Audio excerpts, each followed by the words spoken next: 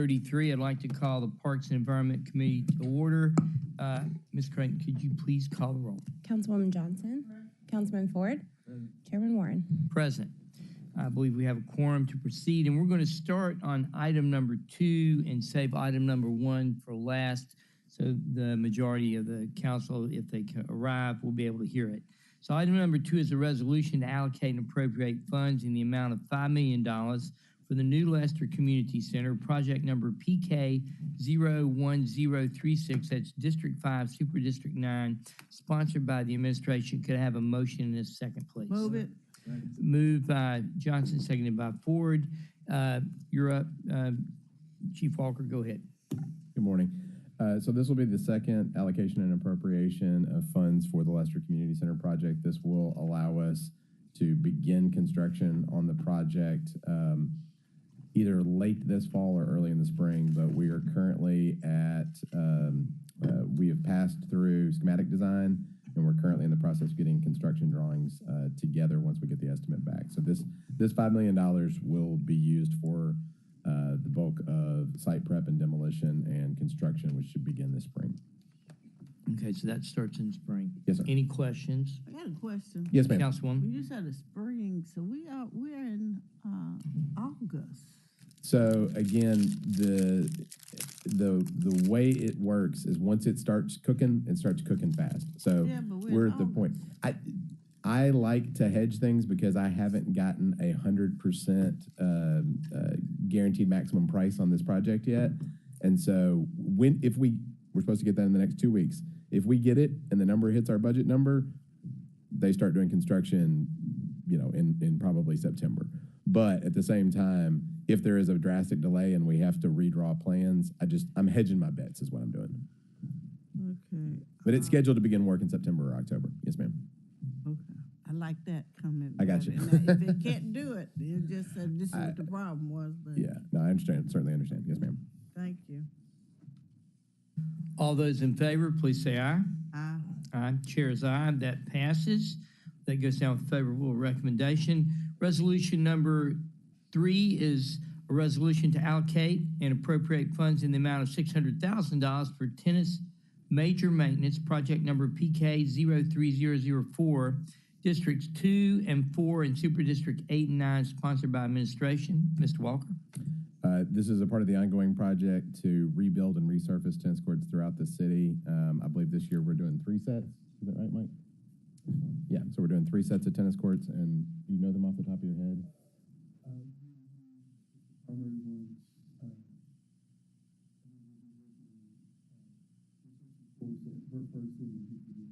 So Glenview, Burt Ferguson, and Hickory Hill will be the courts. What is that a we do. set of tennis courts? How many tennis courts is there? So it varies. Set? It varies. I believe that at Glenview there are 4 courts, and at Burt Ferguson.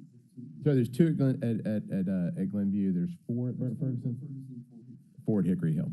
And so again, all of the neighborhood ones are less than 6 courts. If it rose above the point of 6 courts, that's when we made it a regional tennis facility. But yeah, so this is to focus on the neighborhood courts. Thank you. Any questions? All those in favor, please say. Oh, I need a motion in a second. Moved by Ford, second by Johnson. All those in favor? Aye. Opposed? No. Ayes have it. That goes down with favorable recommendation. Number 4 is a resolution to allocate and appropriate funds in the amount of $5 million for Audubon Golf Course redesign and construction, project number PK 06018, Super District 5, District 5, Super District 9, sponsored by administration. Need a motion in a second. Moved by Ford, seconded by Johnson. Mr. Walker.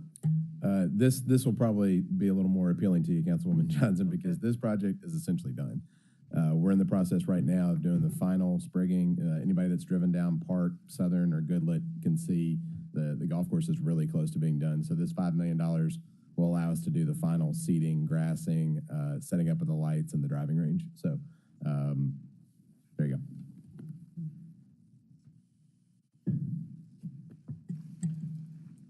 All those in favor, please say aye. Aye. Any opposed? No. Ayes have it. Next item is resolution number 5, to allocate and appropriate funds in the amount of $1,500,000 for Wolf River Greenway Phase 12B, project number PK0727, District 5, Super District 9, sponsored by administration.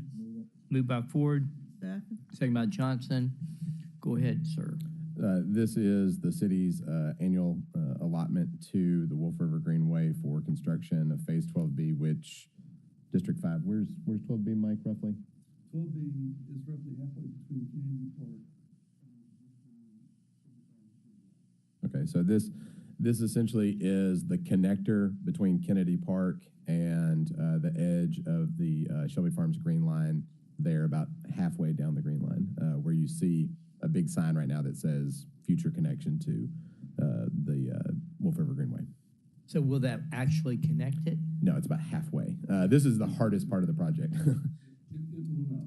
We'll need, once 12B is completed, we'll need to build phase 13 to actually make the connection to the green line. That will run behind the perimeter wall along the river and Malco driving into there. It'll run behind that between there and the river. And so this 12B, when do you expect it to be completed, and when do you think 13 will come in and be completed? You know, 12B will probably take about a year and a half or so close to the river. Time it rains, winter time, usually time. And 13 is just dependent on the funding. We need to finish 12B before we can start 13. So, and by that time, I mean, we may need $2 million.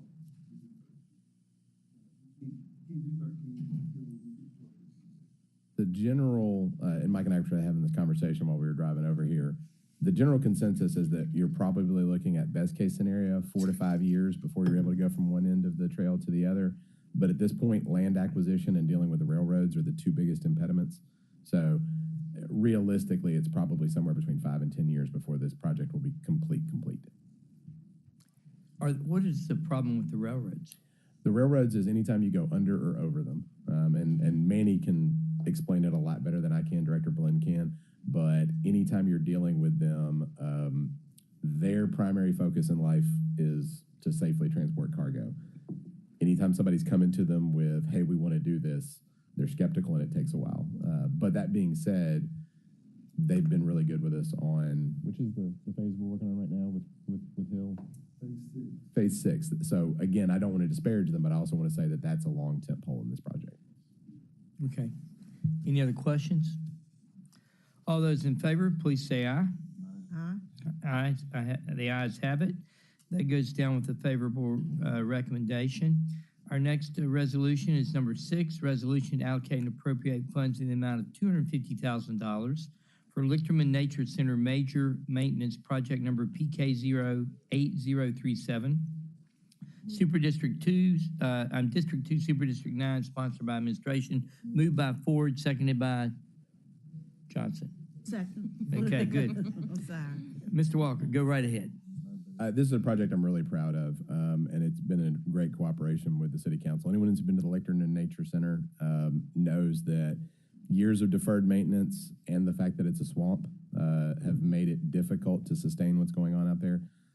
Mike worked with the Museum of Science and History to put together a plan to phase in improvements there to stabilize the boardwalk and stabilize the environment that's out there. And this is one of those improvements that will help make sure it's a sustainable nature center in the city of Memphis. All those in favor, Aye. say aye. Ayes have it. That moves down with favorable recommendation. Item number 7 is a resolution to appropriate funds in the amount of $250,000 for improvements and to address major maintenance issues at the Memphis Zoo. This is project number PK09002, District 5, Super District 9, sponsored by administration. Moved by Ford and seconded by Johnson. Go right ahead, Mr. Walker. Again, this is the city's annual allotment to the Memphis Zoo to deal with issues of deferred maintenance there. Every year they send us a list of projects which well exceeds $250,000, and we let them prioritize how they spend the $250,000. I believe this year their focus is on the farm, the barn, They have some issues over in that area, and I believe that's where the bulk of this is going to go toward. Okay, one of the things that I think we need to think about, maybe figuring out how to get MLGW help us with. There's an area right next to the old forest that looks like a city street. It's got, wires up above, like a typical street landscape. There's a way we could convince MLGW to be able to take those things underground there.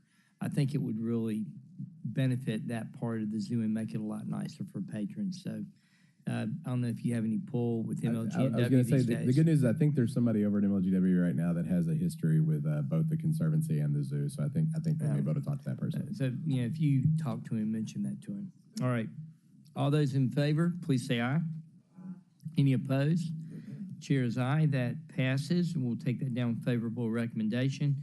Next item is number 8, a resolution to allocate and appropriate funds in the amount of $1,100,000 for the Red Zone Opportunity Zone, project number PKTBD, okay? District 4, Super District 8, sponsored by administration with same night minutes. What is PKTBD? I mean, to be determined? To be determined. But we're going to have same night minutes, and we're still determining it. Fortunately, our CIP czar just walked in, but I believe they're in the process of, by the time you have that done, I believe there'll be a BK created. Look at him, It says Johnny on the spot. PK08038. That's Yes, sir. that project number for the public. And go ahead, Mr. Walker. Moved by Ford, seconded by Johnson. And let the records note that our chair is here, Chairman Jones. I think lots of people are in support of this project. It's the Opportunity Zone over on Park. The city is very excited about, helping Red Zone get into the end zone, as it were. And so this is the city's contribution to that project. Go right ahead. No. I believe it was outlined in the agreement with the city that it's going towards construction on their facility over on Park, just a little down from the Orange Mound Senior Center. Oh, I know exactly what you're talking about. Yeah, I think, we had that in the budget this year was approved. Yeah, I remember that conversation. Thank you. And can you, for Nice. the It's a public, really nice explain what place that if is you one more hadn't been. time? Sure. It is a youth and family nonprofit that focuses on opportunity youth and providing positive outcomes. And he had a smaller facility, and I believe they're 2 or 3 years into this project now. But it's supposed to have athletic facilities, after school, pre-K, summer camp. A lot of the programs that the city needs. Excellent. Any other questions? All those in favor, please say aye. Any opposed? The ayes have it. That moves down with favorable recommendation in same night minutes. Resolution number 9 is a resolution to allocate and appropriate funds in an amount of $500,000 for Botanic Garden infrastructure project number A08039, District 5, Super District 9, sponsored by administration. Moved by Ford, seconded by Johnson. Mr. Walker. For those of you who may be unfamiliar, the Botanic Gardens is currently in the process of a large capital campaign. I believe they're calling it At Home at Southern and Cherry, I believe is the name of it. But essentially the main driver of it is going to be a large educational greenhouse on the property. We've already talked with their educational team about finding opportunities for our summer camp students to go over there and participate after school. They're a great partner, and we're really excited to see them do this latest phase of their expansion over the Botanic Gardens.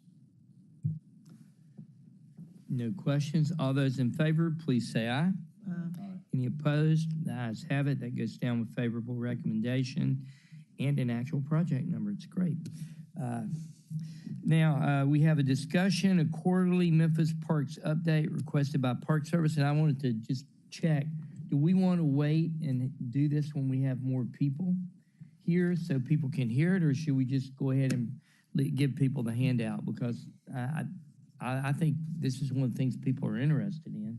I think it would be helpful to have it with more people. I do too. I mean, I thank you for doing it, but I want people to hear this.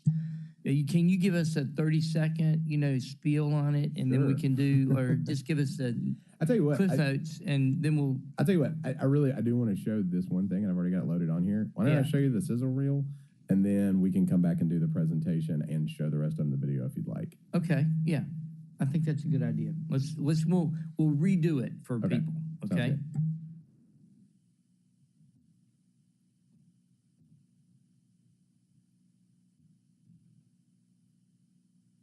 Okay. Anybody know how to make the sound come through?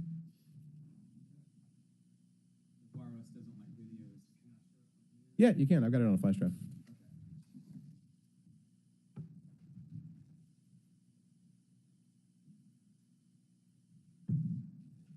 There you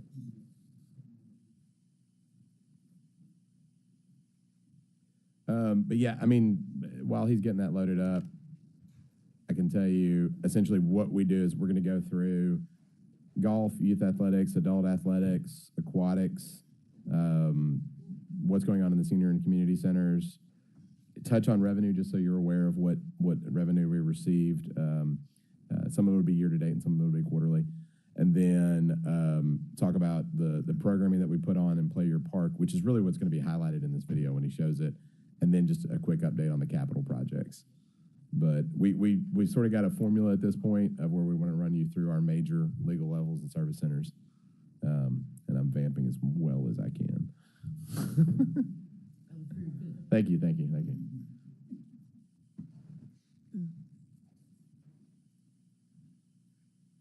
But yeah, when you see this video, I will point out it's kind of cool.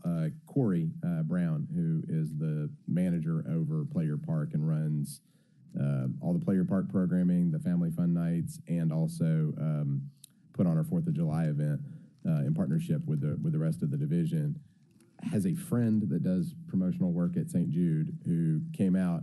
And at first I had no idea what he was doing because he's just walking around with a video camera. And I thought he was just, whatever. And then they post on social media a really great video from our first event, which was at Orange Mound. And then I kept seeing him at every event. And so I asked Adriana to get with him and put together just a quick 3-minute highlight of what we did this summer with council's partnership.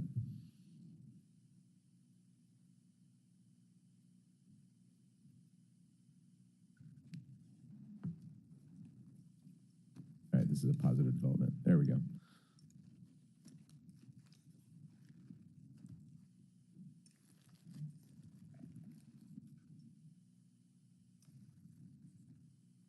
First and oldest community.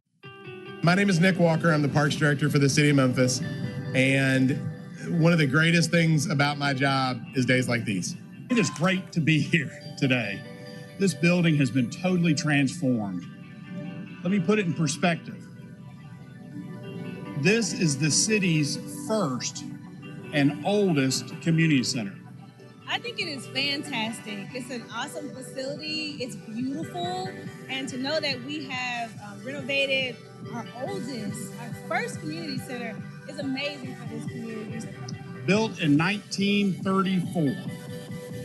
In partnership with the City Council, we came up with a program called Accelerate Memphis, where we're investing $200 million all over this city. And that's what did this work here. And we restored Gaston to its original beauty. I'm seeing all the young kids in there taking advantage of this beautiful, beautiful facility. And then seeing the community that supports those children come out for this ribbon cutting is awe-inspiring.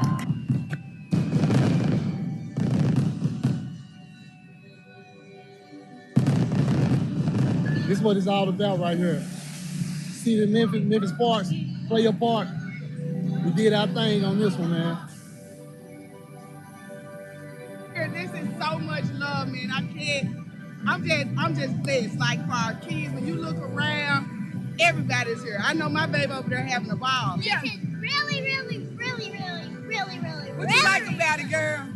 The whole water park. But this right here, this is what it's about, to show the kids safe fun, and it's free. So shout out to everybody that's doing this, and we getting this thing started off right. So come on out here. She said what she said. Okay, we back at it. Family Fun Friday. This Friday we're at House Park. As you can see, it's Spike and Geek. We got the cooler station. We got the bubble cars. We got skate behind me. We got all the kids having a good time. I really think it's a fun event for real. All this going on, it's great for the community. As you can see, all the people came out. So don't miss out this Friday. See you there.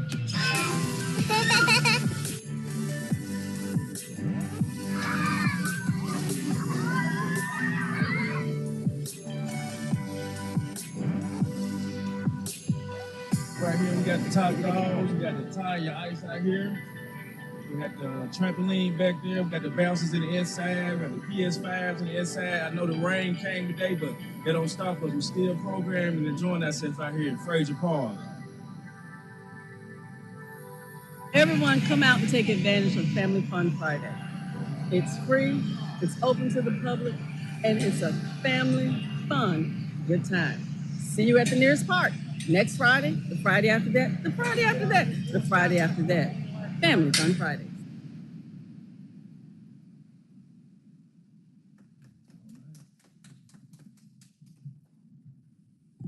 So yeah, I want to point out that, again, we were grateful for our partnership with y'all. I believe one of y'all was very outspoken about making sure we did it every Friday night. Hence the shout out at the end there.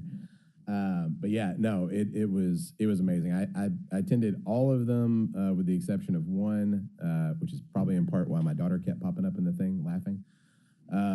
But it's incredible. And again, I would encourage everybody. I think it's at this point it's in the canon. We're doing it every summer that we can. And it obviously is very meaningful to the communities that participate in it. So thank y'all. And so you rotated parks to do this. So it's a different park every Friday. Yeah, we started in Orange Mound and we ended in Overton. Excellent. Any other questions for today? If not, this committee is adjourned. Thank you, Mr. Walker. We'll bring that.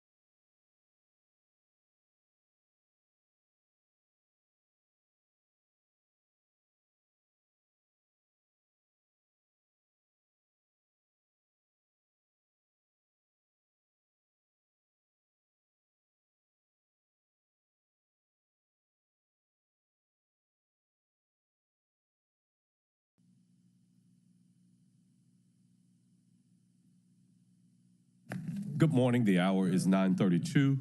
I would like to call to order the meeting of the Memphis City Council's Public Safety and Homeland Security Committee. Ms. Crichton, would you please call the roll? Councilman Warren. Present. Councilman Smiley. Oh, I'm here. Councilman Ford. Councilwoman Johnson. And Chairman Jones. Present. Colleagues, we have 4 items on the agenda. However, I see that item number 4 has been held. So we'll start with item number 1. Item number 1 is a resolution to accept, allocate, and appropriate funds in the amount of $24,500 from the Tennessee Emergency Management Agency's Hazardous Material Emergency Preparedness, HMEP, to be used for training and equipment. This is all council districts sponsored by the administration. Is there anyone to speak on this item? Okay, it has been moved by Councilman Ford. Is there a second? Second. Second by Councilwoman Johnson. Good morning, sir. Good morning, sir. Battalion Chief John Barry O'Neill. I'm here for Director Sweat. Okay, could you hit the mic and speak into the mic so we can have it on the record? I'm Battalion Chief John Barry O'Neill Jr. I'm the Chief Special Operations for the Memphis Fire Department. I'm here for Director Sweat. Okay, good morning. So if you could just give us an overview of what this is. Yes, sir. This grant is for training equipment and training classes for our special operations, our hazardous materials technicians that we have on the fire department. It will include a simulator of a gasoline tanker that you would typically see on the highway to respond to spills, and then atmospheric monitoring equipment that we would use for checking for hazardous materials in an area. Okay, great.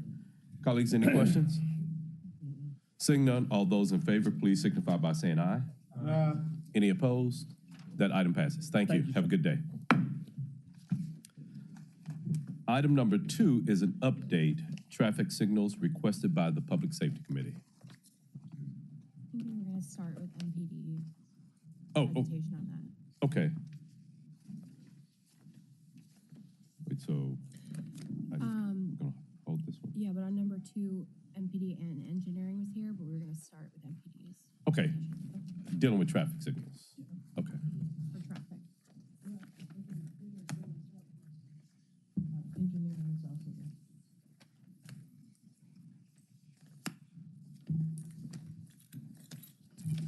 Good morning, Good CJ morning. Davis, 170 North Main Street.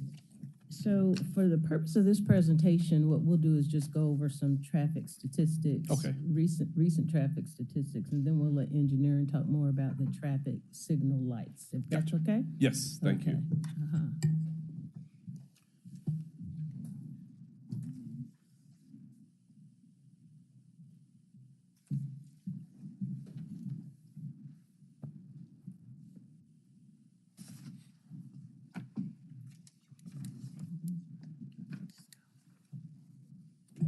So good morning, Steve Chandler, 170 North Main, Memphis Police Department. As Chief said, this was basically in request to some of the questions we had last time. Gotcha.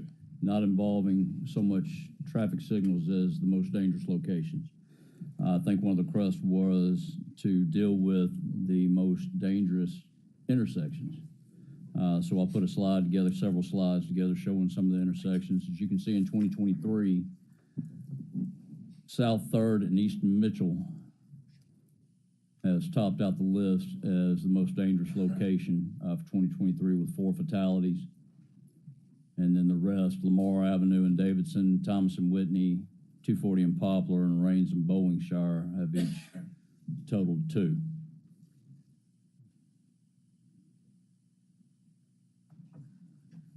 Moving to the next slide, this is with fatality, fatal pedestrian. I didn't put the exact intersections because oftentimes we find that the fatalities occur mid-street.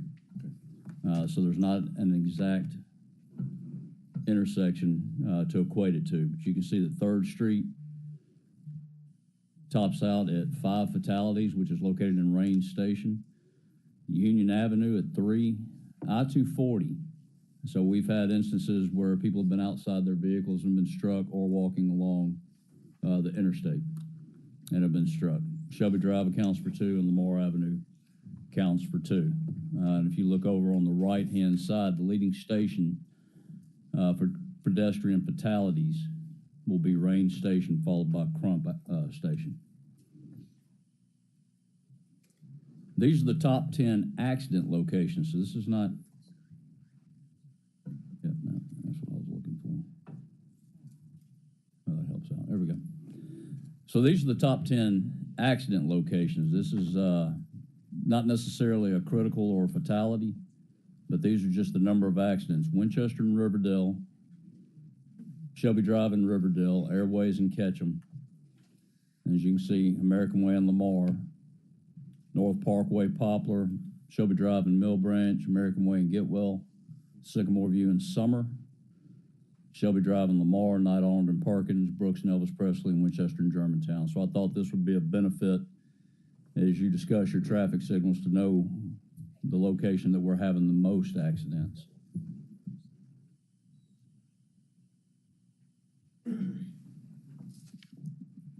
Now, there was a question about productivity, whether the PSTs assisted us at all. So if you look in the first column, it says weekly stat. That's a snapshot of what our PSTs do on a weekly basis, and obviously year to date. Weekly stat, that's 420 calls that uniformed personnel, commissioned personnel, did not have to respond to that were handled by the PSTs. Out of that, there were 27 injury crashes that they handled during this particular week, 211 property damage crashes. They handled 58 abandoned vehicles that assisted 2 motorists. They were used at 129 traffic control locations and towed 106 vehicles. So you can see that they offload some of the work that is would normally take a uniformed commissioned personnel and allows them to respond to more serious crimes. So they are definitely a benefit. It is a program we would like to grow, encourage more young people to become a part of. But I wanted to include that snapshot because that question was asked. Tennessee Highway Patrol. So again, as we're talking about dangerous intersections, dangerous roads, we want to include this operation that we have in conjunction with the Tennessee Highway Patrol, where they have agreed to supply troopers to operate here in the Memphis-Shelby County area. So there were 2 initiatives. The first one from January to February of 23, they called Taking Back the Loop, where they focused on the interstate. March to July, the current operation is Operation Grizzly. They still do interstate, but more so they're concentrating on our surface roads to help deal with out-of-control driving and hopefully reduce some of the accidents that we're here to talk about. This is their productivity month by month. I'd like to point out that in July they had the highest of enforcement contacts, 4,083. If you move down to the 4th, you'll see the number of warnings that they give. So that's absent any citation. That's just merely pulling somebody over and advising. Non-moving citations are usually attributed to safety violations. And of course, moving violations are speeding, disregarding red lights, things of that nature. They have made some arrests.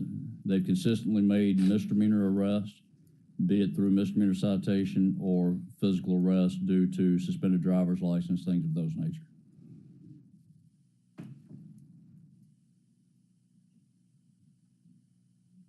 And as always, we encourage you, if you know somebody that is looking for a outstanding profession, to please join the Memphis Police Department.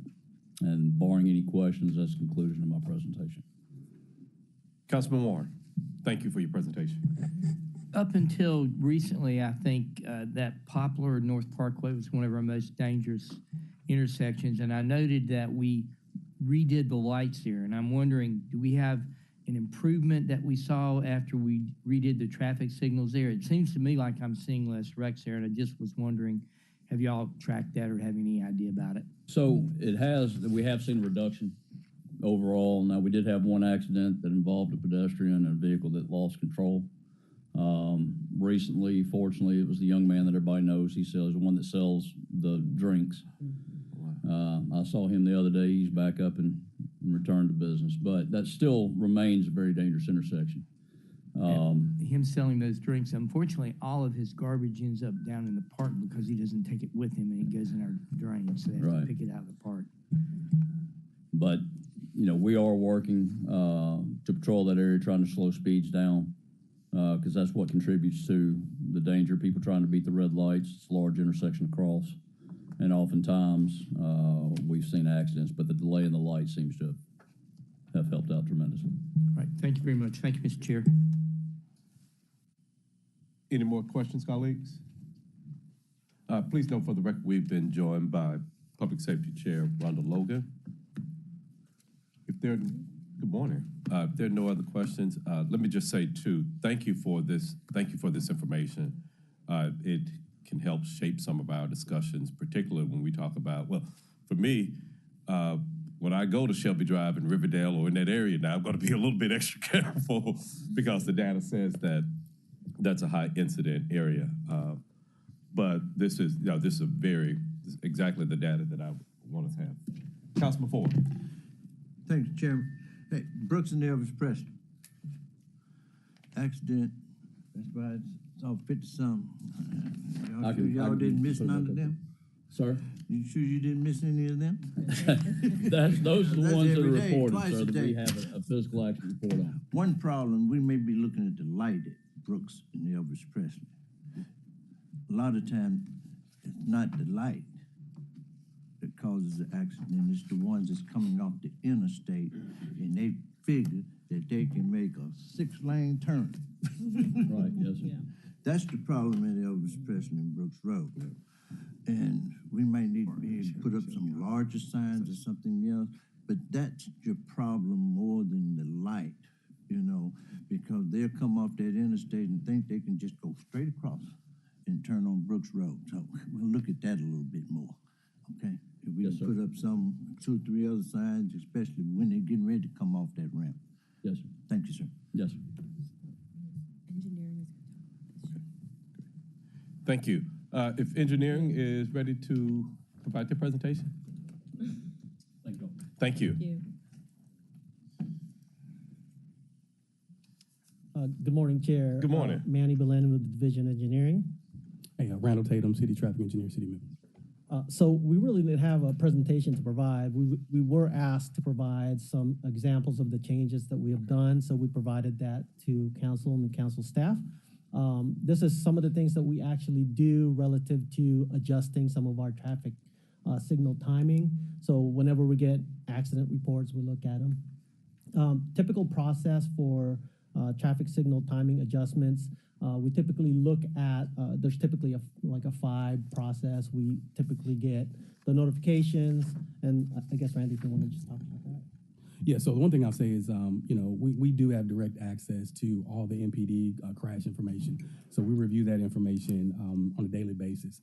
We actually review a list of the top crash locations in the city of Memphis every year, and we go through that list in great detail. We look at every crash report.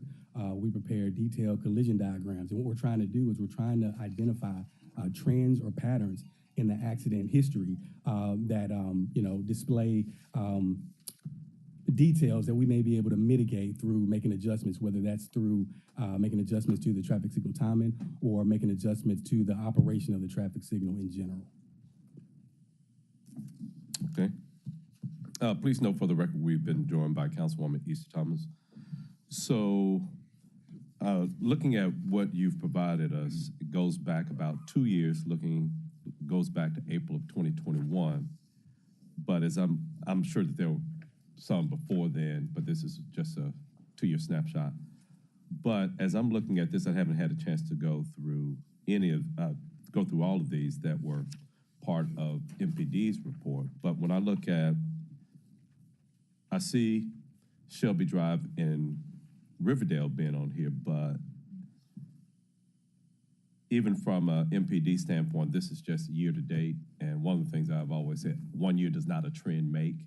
So I would imagine, though, that if we could have this data too, looking at, I guess what engineering has done is, like you said, you've looked at it and adjusted for those trends. So would we see perhaps going back past 2021, some of these other high incident areas addressed? Yes, sir, I believe so, absolutely. And just to speak to the Shelby Drive in Riverdale, as we mentioned there, when we reviewed our information at that location, we noticed that we had a serious problem for vehicles making northbound and southbound left turns at the intersection. So what we ended up doing is we made adjustments there to convert the left turn phasing to where it's protected only. We can only make a left turn on a green arrow, and we do think that has had a tremendous impact on safety. There may still be a high number of incidents, but the types of collisions that are happening there should be reduced, where it should be a safer intersection overall, more so today than it was before that adjustment. Okay. And so I guess what would be helpful, and presumably this is your first time seeing this information that MPD provided. So if we could sort of have just maybe an update of these particular intersections and see what has been done at those, if they've been addressed, to look at some of those issues. Okay, great. Councilwoman Johnson. Thank you, Chair. I think it should be noted that I had asked that they go back and research the past year to see where they had reviewed different traffic incidents. And they did report to me this past year long, I think it was 70-some changes or adjustments they had already made this previous year based on data they had received as a result of those incidents occurring. So great. They're doing it because I just didn't imagine they would have 75. Yeah, yeah. Okay. And I would only ask one other thing here is we actually look at traffic signal overall because we have to look at it from a land use perspective. If there's new roadway developments, if there's new changes in land use, then typically those need to change accordingly. So those timing has to be adjusted based on neighborhood developments and what have you. Okay, great. And those are typically done 3 to 5 years. Those are good engineering practices being done. Okay. Well, if there are no other questions on that item, I want to say thank you, gentlemen, and we can move on to, looks like item number 3. Okay. So have a note here that Councilman Carlisle, who requested item number 3 to be on the agenda, would like to hold that for 2 weeks. And so item number 4 has been held as well. So that's all that we have on the agenda. Is there any other business to come before Public Safety Committee? Wow. Seeing none, this committee meeting is adjourned. Sam,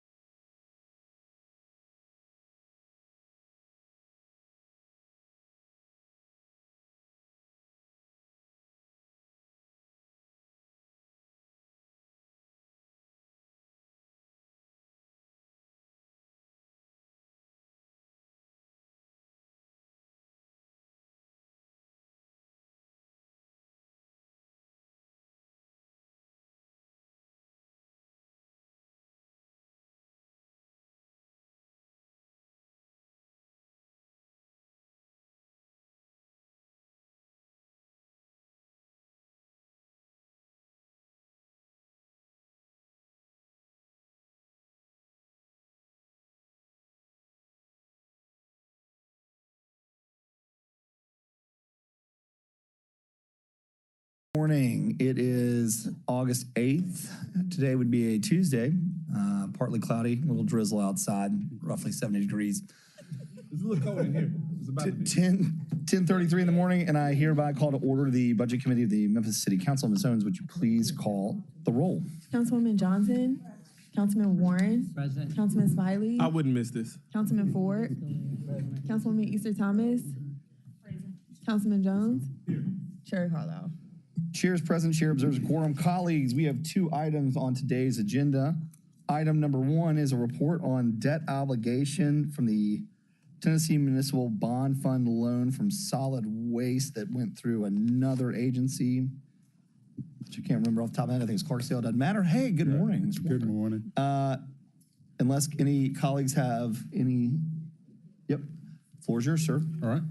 Andre Walker, Deputy CFO, 125 North Main Street. This report provides council of the final results of the loan agreement that was approved by council back in June. Looking at the report, let's go to the first page, box number 2. Loan amount is $6.8 million. Interest rate of 3.9% as provided in box number 3. Drop down to box number 6.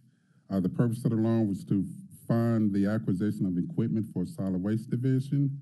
Number 7, the loan is a general obligation debt of the city. However, it's payable using revenue from the solid waste division. Number 8, we got the loan through the Tennessee Municipal Bond Fund loan program.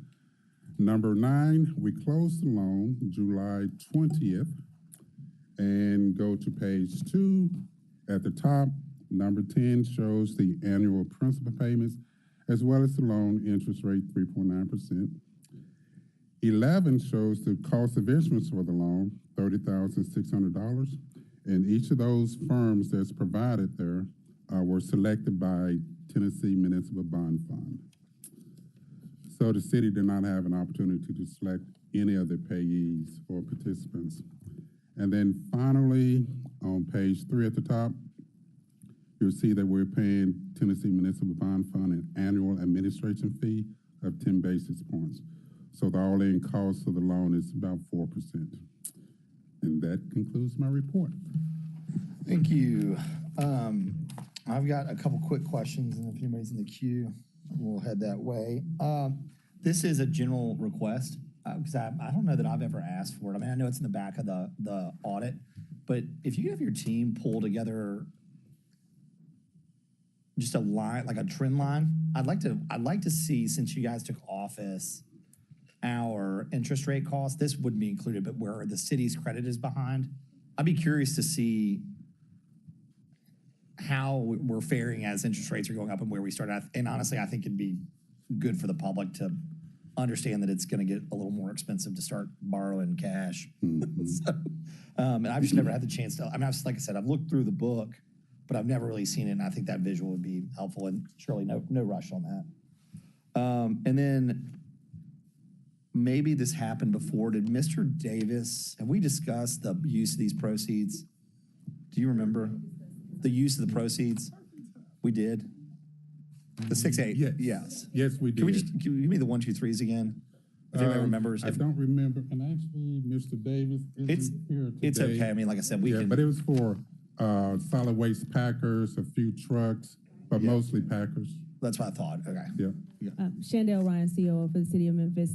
Yes, they're on a regular program to buy vehicles every year so that they can time out old vehicles and bring on new vehicles. So it would be packers and mostly packers, really. Perfect. All right. Councilman Warren.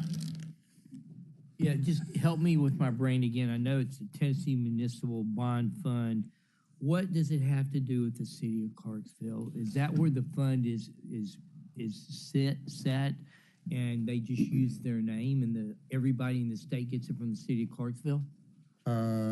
Yes, sort of. So that sort of part is what confuses me. Go ahead. It is somewhat confusing, but Tennessee Municipal Bond Fund does not have authority to issue debt. So they use the City of Clarksville Public Billing Authority to issue debt on behalf of the Tennessee Municipal Bond Fund.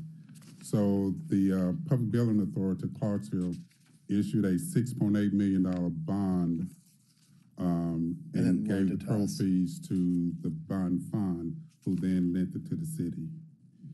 So Did they do it for the entire state? The city of Clarksville does it for the entire state? Yes, through the Tennessee Municipal Bond Fund, yes, they do it for the entire state, for the entire program. Did they make money on that? Yeah, that was my, the 0.1%. Yes, I'm just wondering, why are they doing it, why are we not doing it? If that's the case. The Clarksville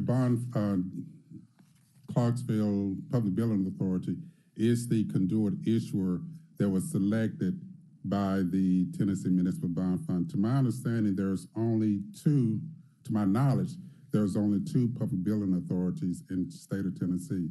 There's the Clarksville, and there may be others, but I'm only aware of the Clarksville and the one that the city has.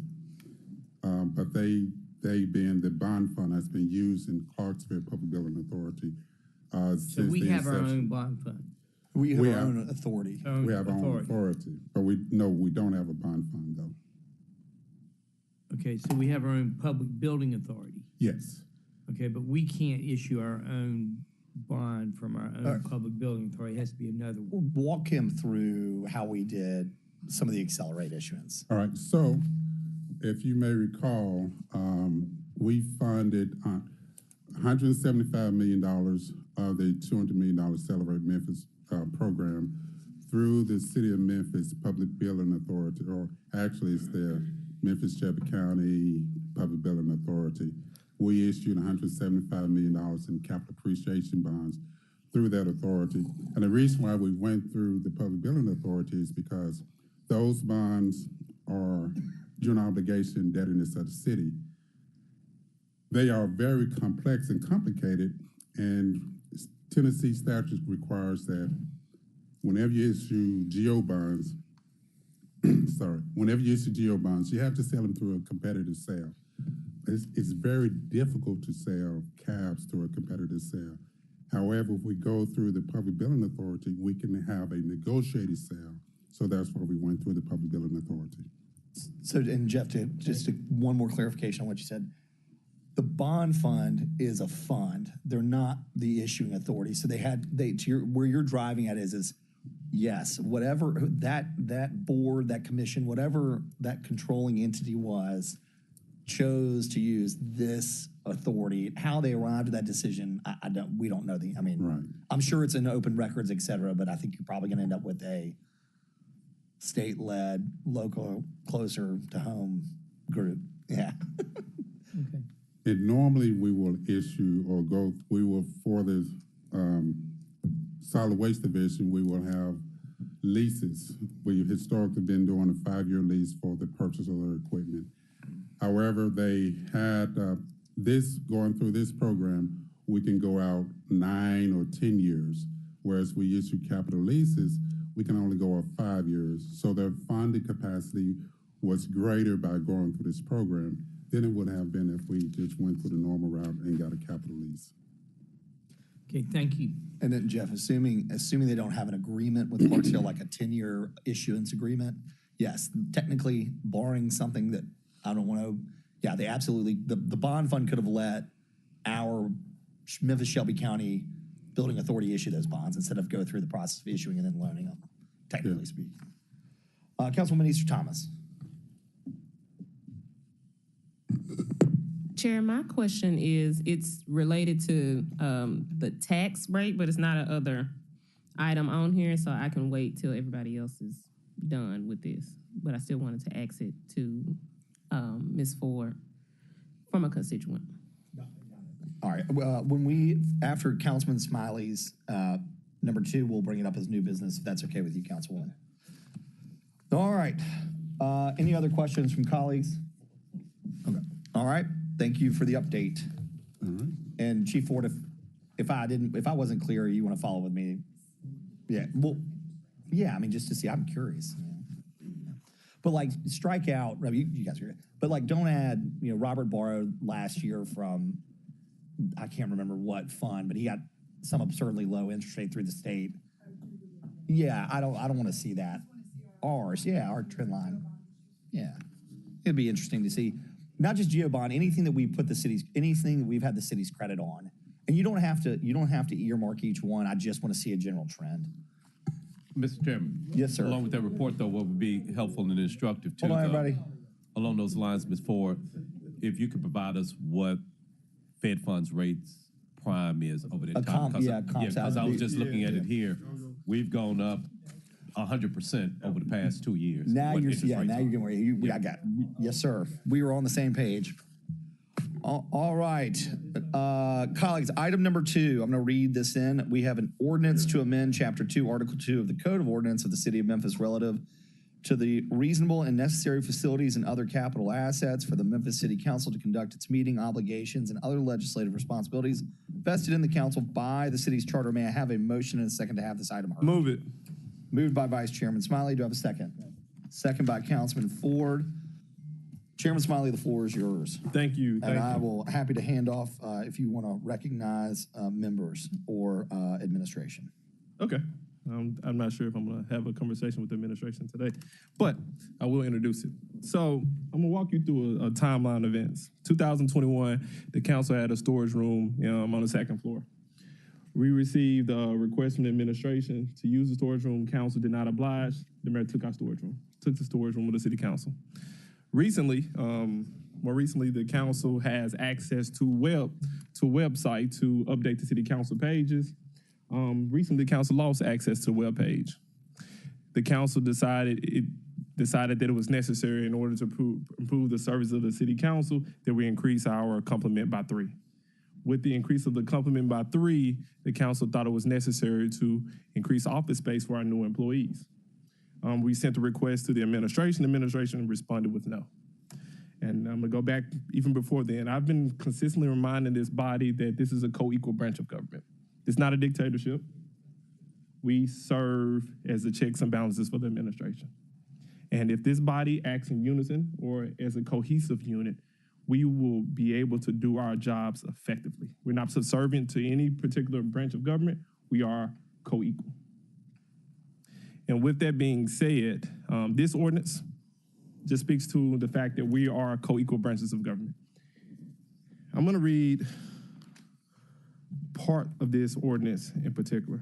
I think it's appropriate for the members to understand where we are. I'm probably going to read it now, actually. Whereas the Memphis City Council adopted Ordinance 5219 effective October 16, 2007, over the veto of then Mayor Willie Harrington to ensure a separation of powers between the executive and legislative branches of government, pursuant to the council's broad legislative authority under the city's charter to establish rules and regulations to govern the affairs of the council, including the creation, appointment, and regulations of its own staff. Ordinance 5219 established the Memphis City Council shall create, appoint, and regulate its own staff. Ordinance 5219 created the following classifications of staff employees: council attorney, council administrator, assistant council administrator, and other positions as determined necessary by the council chairman. Pursuant to the council's broad legislative authority under the city's charter, the council has by resolution approved a staff restructure plan for the council, pursuant to which city's legislative authorized staff complement was increased from 28 to 31 full-time positions to add legislative analyst and assistant council attorney and the office and grants administrator. The council has determined that its current facilities are not reasonably adequate to accommodate the increase in its new staff complement, and that its website and external communication with citizens of the city needs to be improved. Whereas in order to ensure a separation of powers between the executive and legislative branches of the city government, as contemplated by the Tennessee Constitution, the council desires to amend Chapter 2, Article 2 of the Code of Ordinance of the City of Memphis to establish and affirm the council's authority to appropriate city funds and resources to provide the appropriate staff, facilities, and assets that it deems necessary to adequately and efficiently perform the legislative functions vested in by the city's charter. And it goes on to talk about, the process for the Memphis City Council to deem certain things necessary. And like most things on our body, the chair, the vice chair, and the budget chair will make the determination what is necessary for the legislative division to carry out the functions of our duties. And then it allows us to appropriate or use whatever city facilities we deem necessary going forward. And that's essentially it. I think it's a strong way for us to establish separation of powers, and also to carry out our functions without having to ask for anything. This body, if we deem it necessary, we should we should be able to do what we deem necessary to actually fulfill our duties. We shouldn't be asking for permission. We have to stand firm. And also, I want to move it down today for a vote, same 9 minutes. Are there any objections well, we'll get there. Are there any objections to adding it tonight to the consent agenda for first reading from any council members? All right. So when we wrap up, obviously we'll take a vote whether to send it down with a positive recommendation, but it'll be added to tonight's consent. Because there's no fiscal note, so it'll be straight on the consent agenda. You'd like to recognize, all right. Mr. Wade, good morning, sir. Floor is yours.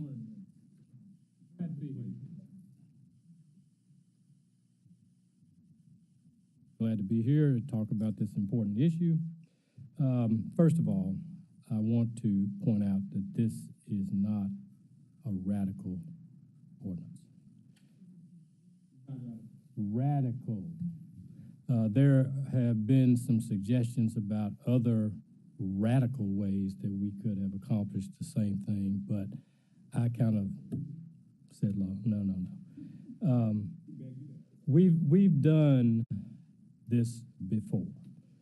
In 2007, 13 years ago, I never thought we'd be doing this again, but this is the complement to what was done in 07. 07, we had an issue with the then mayor who believed that some of your employees were acting radical and indicated that they wanted to see him gone. That meant that that mayor and any mayor, if that was their belief, could dismiss your entire staff. But I learned something in 1998 when I was city council attorney, and we tried to have a charter amendment to have approval, joint approval of contracts with the then mayor, Dick Hackett. Dick Hackett used his war chest and defeated it.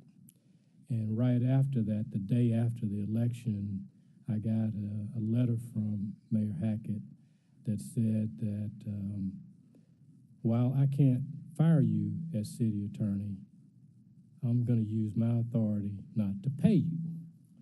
And at that point, I said, no ticky, no laundry. I'm out, okay? Harrington was elected. We came in. They reappointed me at that point. And with James Ford's help, he was the chairman at that time. He made sure that I was fully compensated for all of the money that I was not paid by Dick Hackett. But then we had an issue with Harrington. And then we decided that we would adopt an ordinance to preserve our separation of powers as it related to our staff. Yes, you were. And that passed, and then the mayor vetoed it, and it was overridden unanimously by this council. It became an ordinance, and under the charter, the mayor has an obligation to see that all ordinances and charter provisions are duly observed and enforced by his administration. We go fast forward to 2019, in which we increased or changed the description of our complement by ordinance. That ordinance was passed and signed by present mayor Jim Strickland. So for 13 years, there's been no disagreement among the various branches of government that we have separation of powers in city government, and the legislative branch in Section 1 has separate duties and responsibilities. The executive in Section 4 has separate duties and responsibilities. So when this current controversy arose, I was asked to help come forward, and I thought what we would do is have this ordinance that would complement the staff one, and then make the complete picture that we have the authority to exercise our discretion to decide what facilities we want. Otherwise, as with staff, the executive could put us all in a shoebox and ask you to operate that way. But also, since we've had term limits, we've had new ideas, new blood, and, you may decide that you want satellite offices, you may want to do other things that's beyond what we have traditionally done, and I'm not saying that that's a good idea, but that's something that you would explore, and you ought to have the ability to do that. Now, when I discussed this with Councilman Carlisle, he was kind of, well, this is radical because you're taking the power away from the mayor. And I said, no, we're not. He is the executive. He executes. We pass the laws. We are not taking his contracting power authority, but his contracting power is somewhat limited when you exercise your authority on staff and facilities. So we aren't trying to interfere with engineering, public works, parks, anybody else. It's only with the legislative division and what's within your purview. We're not going outside that. We make the decisions. We ask the executive to execute those decisions. That's what this ordinance does. It completes the picture that we now have on the books as to facilities and now complements the employee. So with that, I don't know what else I can say. That this basically is an enabling ordinance. It allows you to, as you do have the authority now, to amend all budgets. I mean, there was some suggestion, why don't we just take 3% out of everybody's materials budget and allocate it to new facilities for us? I mean, I think that would probably be very, very radical and probably distasteful to a lot of division directors. But you do have the authority to do that. You have the authority to reduce the mayor's materials budget, his communication budgets. And so, I don't think we need to do that. I think this body needs to have establish its authority and be reasonable in how you execute it. What would have to happen next is a resolution amending the capital and or operations budget to provide the funding, not only for architectural services to determine how you would create the new space, but probably to appropriate some space that's pertinent to your offices now. And so that will be something that could be discussed down the road, but this only allows you the authority to go forward. And it creates the force of law in city government going forward, not only for this administration, but future administrations. And so, I think the case law is clear that the Tennessee Constitution recognizes separation of powers between the General Assembly and the governor, and the case law has extended that to municipal governments because we are an arm of the state, so that Constitution applies to us. The courts have recognized that, and the Tennessee Attorney General has recognized that as well. So I don't think we're going way outside of our lane in doing this. So that's kind of where we are. All right. I've got Councilman Warren and then is that it? Do we have, yeah. All right, Warren, then we'll. I guess my question is, as we're looking at this, first question to Councilman or to Attorney Wade. Attorney Wade, is this something you think we necessarily need to do to set a precedent, or is it something that we need to do just to be able to expand right now because we're not sure administration is going to get us the rooms? I think it goes to the immediate issue, but it also goes to future issues about how you may want to position yourself in the community. I think the communications piece is vital to you in how you communicate with your constituents, and how you position yourself in the community to be more accessible may require you to alter the way that you deploy capital assets.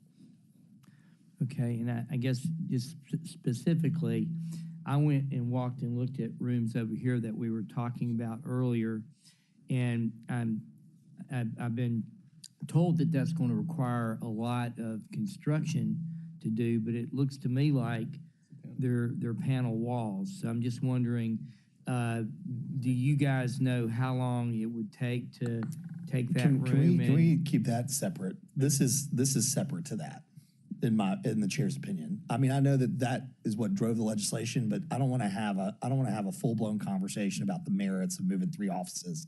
This, in my opinion, is a much higher and broader initiative than the immediate trigger for what caused this. This is about, as Mr. Wade just more eloquently than I'm going to be able to talk about, the separation of powers and the authority of the council within the charter, within case law, and in his opinion, to be able to exercise this duty under the charter. So I'm happy to have that discussion. I'd rather have that conversation as a separate discussion, or either in this committee or in general services, than spend the next 25 minutes talking about the merits of modular walls and the cost and all that stuff, if you don't mind. I was saying probably they could have answered that by the time you said this. But it triggers. But hold on, Jeff. Yeah, it triggers 80 questions because you're talking about a construction project. Like I don't want to get into an off the wall. I will give you credit for knowing more about construction than I do. Yeah, I mean, hence you have to hire an architect. I mean, you got to do all that stuff. And this is not what this is related to that, but this is bigger than that, in my opinion. Mr. Chairman, let me just. I neglected to say one thing. Yes, sir. There may be a difference of opinion between the administration and the council about, one, whether you needed the 3 positions, and 2, whether you need space for them. Those are not legal questions. Those are political questions. And as with the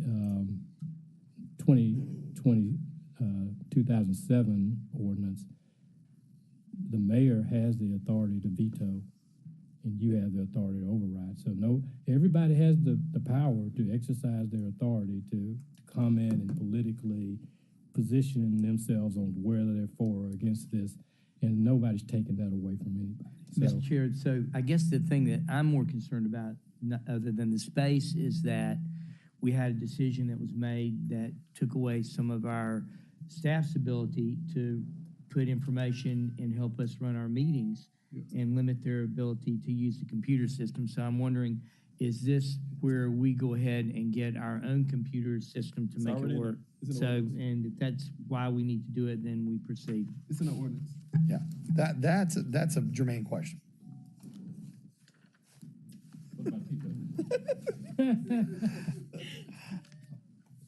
So, again, while Councilman Smiley is talking, I'm going to go ahead and allow, if Councilman Warren, if you don't mind, I'm going to allow the administration, out of respect to our deputy chief and chief operating officer, an opportunity to talk about this. I would, to the same thing, and I apologize, Councilman Warren, if I came off a little harsh there, but if we can keep this to this ordinance and not get into Antonio Adams, Deputy Chief Operating Officer and Director of General Services, not to get into the granular issues, to acknowledge, the administration acknowledges the council's ability to, and their will, which has been exercised, to amend the mayor's budget and to expand the positions.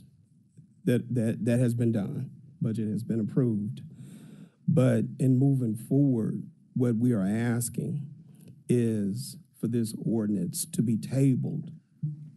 To Councilman Warren's point, there are operational and funding issues that will impact the overall budget. Minor, but the overall budget that we need to work out so that in subsequent movements that we understand how, if this ordinance is passed, how it operates beyond this council, this administration. So we're asking to work collaboratively, before this is passed to work together. So I'm asking to table this, work together before you present this, because again, as Council Wade mentioned, there will be a subsequent resolution requiring funding for expansion or construction, either in this building or either subsequent buildings. There will be construction, there will be funds expended. And so to that end, we will have to work that through. There will need to be operational issues that we will have to address. So we'll have to deal with that, and we should deal with that on the front end and not deal with that on the back end. That's all I'm asking. Chief Ryan, did you have any comments? Thank you for the opportunity to speak. I would love to have just some individual conversations to address some of the things that were said earlier. I agree with you about relitigating it on the mic. I just want to make myself available to have conversations about that. There are many things that I would like to say about the computer access or the website access, and just the space issue in general. But I feel like those conversations I would love to have directly with, especially you, Councilman Smiley, since this is your ordinance. So I'm going to make myself available after this. Councilman Smiley, the floor is yours. This is my issue. This council exercises authority in the middle of June. So this council exercises authority in the middle of June. At that point in time, the council put the administration on notice that we're going to need space. And from June until this current day, the administration has sat there and said, no, continue to tell this body no. Now, when this council decided that it's going to act as a unit, a cohesive unit, and say, you know what, we're tired of being told no so that we can carry out our functions, the administration changes position. And now the administration comes before this body and tells this body, don't exercise your authority, table it. We have Meredith or Liza, when's the third reading when we go downstairs today? It'll be September. So it'll be the last meeting in September. The last meeting in September. The last meeting in September. So first meeting in September. So the administration, with all of its capable employees, cannot go through the budget, cannot come up with the solution prior to the last meeting in September. I don't buy that argument. It's literally disrespectful to every member up here who understands how talented Shirley Furrow is, how talented Antonio Adams is, and how bright you are. It's disrespectful to us. We know what y'all are capable of doing, so don't come to us saying that slow down, let us figure it out. Y'all already have it figured out. Y'all just don't want this body to do anything. You do not want our body to protect our staff, to give our staffs adequate facilities. Y'all already have the answer to us. Y'all can tell us right now what it's going to cost to fix that. Y'all can tell us how much money it's going to cost for us to expand our district. Y'all already know. So right now, y'all are, in the words of my nephew, y'all are playing in our face. So don't play in our face. We're going to go downstairs today, and then hopefully by the first meeting of September, y'all will have an answer, and then we can talk. But right now, y'all are playing, and it's disrespectful. Disrespectful to the current council members. It's disrespectful to former council member Jill Strickland. It's disrespectful to the new council members who's going to take these seats. Co-equal branches of government. And we're going to be clear from now on out. Thank you, Vice Chairman Smiley. I've got Chairman Jones and Councilman Morgan in the queue. Chairman, the floor is yours. Thank you, Mr. Chairman. I think about this particular space that we occupy now and what it took to go from the small committee room to this. Ms. Adams, operationally, the challenges of expanding this, and I'm not the engineer, I'm not the facilities expert on this, seems to be greater than what has been proposed here. And so I always believe we should do legislation agnostically, regardless of who council members are, regardless of who the mayor is, that should guide us. And so the merits of this is, should the council, in part of the interviews that we've been having to replace staff, everybody, we've been asking about 5 years. Because 5 years, besides Councilwoman Swearingen Washington, nobody would be on this council again. So in 5 years, would this legislation be good for whomever occupies District 1, 2, 3, 4, 5, 6, 7, 8, 1, 2, 3, 9, 1, 2, 3. So we have to look at what's being proposed before us now and say, okay, well, what and future councils can come in and undo this if that's their will. But I would just say, colleagues, we have to vote on this from the standpoint of, even if we take us, if you would, out of this, would we want future councils, and if future councils want to undo this, then let them do it. Thank you, Mr. Chairman. That's fine. Yeah. Well, let me recognize Councilman Morgan. Let me get Councilman Morgan, and then we'll. Thank you, Mr. Chair. Yeah, look, I'm a reasonable guy. If y'all have reasons and arguments to make as to why this shouldn't pass, it sounds like there's some things that y'all don't quite want to say on the record. Let's set up the time and have the discussion. But there's absolutely no reason for this to be held today. Let's work under the deadline of realizing we have 3 readings and make use of that time. And we're all running out of it, I guess, in terms of the next 5 months left. And I think we're going to work a little bit better under deadlines, and we can do so in a friendly way. So why don't you all take the opportunity of this month to try to present y'all's case to the council. But today we've got to move forward with this. Mr. Chairman, if I may add too. Yeah. And still, colleagues too, as I talked about, we're in the process of interviewing. So we're going to be adding new staff members very soon. And I'm sure that Ms. Wright doesn't necessarily want to have a desk mate with her sitting in the same office or any other, but that's We have to buy those really expensive $150,000 partner's desk, that Mayor Strickland had at his law office. So operationally, that's what we're facing too. So again, thank you, Mr. Chairman. So again, as Chief Ryan identified, we could talk individually and articulate specific issues. I think, Chair, you brought up this space.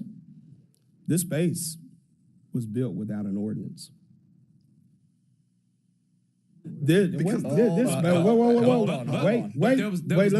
me finish. Let me finish. I was this is the council meeting, though. I understand. But the point is that there was no resistance to this space at the time. And I understand, but this space, there was a lot of consideration in this space because there was a serious operational interruption with this space. There was serious budget overruns with this space. And all I'm asking is the time for us to talk before this is passed. You never heard me say this is not going to pass. I asked for time because, again, you can pass it without consideration of a lot of other things. Just asking you to work through the issues before you pass something, and then we have to go back. This is the space that we should consider. Budget overruns, operational impact that can impact citizen services. That's all I'm asking. So this is my general position. I kind of alluded to it earlier. This ordinance is completely unrelated to any specific project. It grants the council the authority as it's written. Project specific, which is what you're talking about, and I think so. What you're really asking for is pass this ordinance, but please hang tight on the resolution, because this ordinance is above and beyond any one administration, and that's my very simple position is, and respectfully to this administration, yes, from where I'm sitting, and I'm just going to throw an arbitrary percentage, 90% of the time, 85, 90, 95% of the time, we have cooperated well. Where the issue runs into is a matter of priority and time and bandwidth. there have been times where other things arise and it's a large entity and you guys are pulled in 80,000 different directions. What impacts our constituent services is when that stuff lags on our side. This basically says, hey, we have the ability and authority to determine what we need in order to perform our duties under the charter. And I would tell you that it's been my experience with Mayor Strickland that even with this ordinance in place, the best thing to do is always try and mutually cooperate. But if that doesn't happen, the council has to have the ability to say that we agree to disagree, but we're going to exercise our powers, much like Mayor Strickland has when he has refused to sign funding resolutions for whatever reasons. He's entitled to that authority. We are entitled to ours. You have my commitment through the end of the Mayor Strickland's term that, and to the next mayor, we will always try to cooperate because that's in the best interest of citizens. But this ordinance is unrelated to the resolution to follow, which seems to be the immediate near-term concern and the IT issues. So I agree with Councilman Morgan. I see no reasons why this should move forward. And hopefully, in best case scenario, the council never has to exercise its authority under this ordinance, but it should be there as a protection for us. And it'd be very hard to convince anybody on this body that we should give up or delay an opportunity to memorialize our authority. I think it's as simple as that. But you have, and I guess I'll wrap up with the last thing saying is, with all due respect to Mayor Strickland, his time here is coming to an end. And so to continue to delay through and then to potentially have to pass off this project, which still could, depending on architects and mobilization, may go through 2 administrations. I don't know. But I know that this protects our authority and rights. And so that's why I'm supportive of the ordinance. I am happy to have any meeting to talk about timing, cost, necessity, other alternatives, but we need a cooperating partner that makes it a priority. We certainly don't want to be slow walked. But that, again, has to do with the resolution that's unrelated to this ordinance. Granted, the ordinance gives the resolution its teeth. So that's kind of where I'm at. And Chairman Smiley, if you'll I'm gonna wrap it up. So first, I want to thank the council for standing strong. I think this body isn't nearly as effective unless we act with some sense of unity. So one, thank you for standing unified on this particular issue, because it's not about anyone that's in this particular seat. It's about the integrity of this office. Also, to you got many titles: director, deputy chief. I don't know what your title is, Mr. Adams. I would love for you to come to my committee at 1:30 to kind of address some of the more issue-specific concerns that Councilman Carlisle has, Councilman Warren has, and I know that Councilman Morgan has them as well, and I do as well. Yes. So 1:30 is going to be added as a special item number 2 in my committee, I believe. Thank you, Vice Chairman Smiley. I've got Councilman Ford in the queue, and then once Councilman Ford has completed his remarks and the questions, we'll take a vote. Thank you, Chair. Director Adam? Yes, sir. I know you can do it, okay? Yes, sir. We do have a new administration that's going to be coming in. I'm afraid of that administration already. I'm just being, hey, let's be for real now. Yes, sir. I'm afraid of what's going to be. We have a great administration here and everything else. We need to do these things before this new administration that I'm not the only one afraid of. Yes, sir. There's a lot of us afraid of this new administration that's going to come in, okay? We just don't know. But we put it in y'all's hands, hey, to make these different things happen. Whereas, hey, whatever comes in, we can deal with it, especially the council. We're going to have a kind of new council, too, coming in, and we got to kind of lead them on, too. You kind of get a little afraid of that, okay? So we don't know, but I mean, I'm being for real, y'all, okay? Yeah, I served 20-something years ago. 20-something years ago, and I was in this. I was part of it. I was brother, so what was going on? That's why, please kind of make it happen. We need to pass this today. You got 3 readings on it. Hey, get on top of it. Know you can make it happen. You remind me of someone else that used to be here that wore all these different hats. He always would say he couldn't, but he did. Okay, he made things happen. I'm being honest. And a lot of y'all, I don't want to say the name, but y'all know who I'm talking about. Okay, they really made things happen. Okay, and all of y'all together, I think we can. Because like I said, I'm really afraid that this new administration going to be coming in because we don't know what's happening. You know, the reason why I'm saying that, this city has been at a standstill for a long time. We should be like Atlanta. Atlanta used to be a little hick town.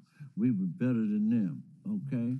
But you know, they got beyond a lot of different things and it took off and they ain't stopped since. But here, hey, we at a standstill and it's a shame. That's why people leave here. They come here like our fire department, our police department, they get all our training. And goodbye. We don't need none of that, okay? That's what I'm saying. Hey, and we got to do a lot of different things, but I know you can do it. So let's do it, and then let's get this on the move. Starting today, and we got 3 readings, and then, hey, as we go along, hey, well, we all can work it together. I think we can do that. Thank you. And I'll add one last comment. We want to cooperate, and we want this to be a smooth process. I don't see Ms. Fouché in here, but I hope that as your desire to have these conversations offline, I don't see the mayor in the room either, but I'm sure he's going to be briefed on this conversation. I'll be watching his correspondence over the next few Fridays to make sure that we're all on the same page. All right. Colleagues, with that being said, we'll take a voice vote to send this downstairs with a favorable recommendation on tonight's consent agenda for first reading. All those in favor signify by saying aye. Aye. Any opposed? Seeing none, this is unanimous to go downstairs with a positive recommendation. It's Councilwoman, yes. Further business? Yeah. Is there any new or old business to add? Yeah. Councilman Morgan. So just a comment, and Mr. Wade, this is for you, and Chief Ford. This is something I brought up during budget season that this last conversation has reminded me of. And it's, I think, the need for, into the future for the city council and city government to separate out Memphis Animal Services budget from the executive budget. Currently, they are combined. They have the same materials and supplies line item. They have the same personnel line item. And that for transparency, that we ought to have those separate out. Does that need to be done by resolution to amend the budget or by ordinance to create? Okay. I suspect you're directing your request to Chief Ford to come forward with a resolution to separate those things. Correct. If we need to write that resolution or you, I think that's the intent and will to move forward with that and to have some discussion. And again, I think it would be doing future. This is probably something that should have been done 8 years ago, but it'd be doing future councils a favor. Thank you, Mr. Chair. I just wanted to, start those discussions and the work in the next 2 weeks and present something. Thank you. Attorney Wade, I think you're set. Chief Ford, I have a question that Easter Thomas was going to ask on behalf of Logan. I think both had obligations, so I'm gonna do my best. And if staff, you kind of just have your phone really quick. Perfect. Oh goodness, I just zoomed up. Whoa, no, I'm just kidding. This is from one of Councilwoman Logan's constituents, so bear with me. It's regarding tax bills and their mail. Good morning. I just received my tax statement for the city taxes in the mail yesterday, 8/7. Payment is due 8/31. I was informed by the tax department that statements were late because the city council didn't vote on the tax rate timely.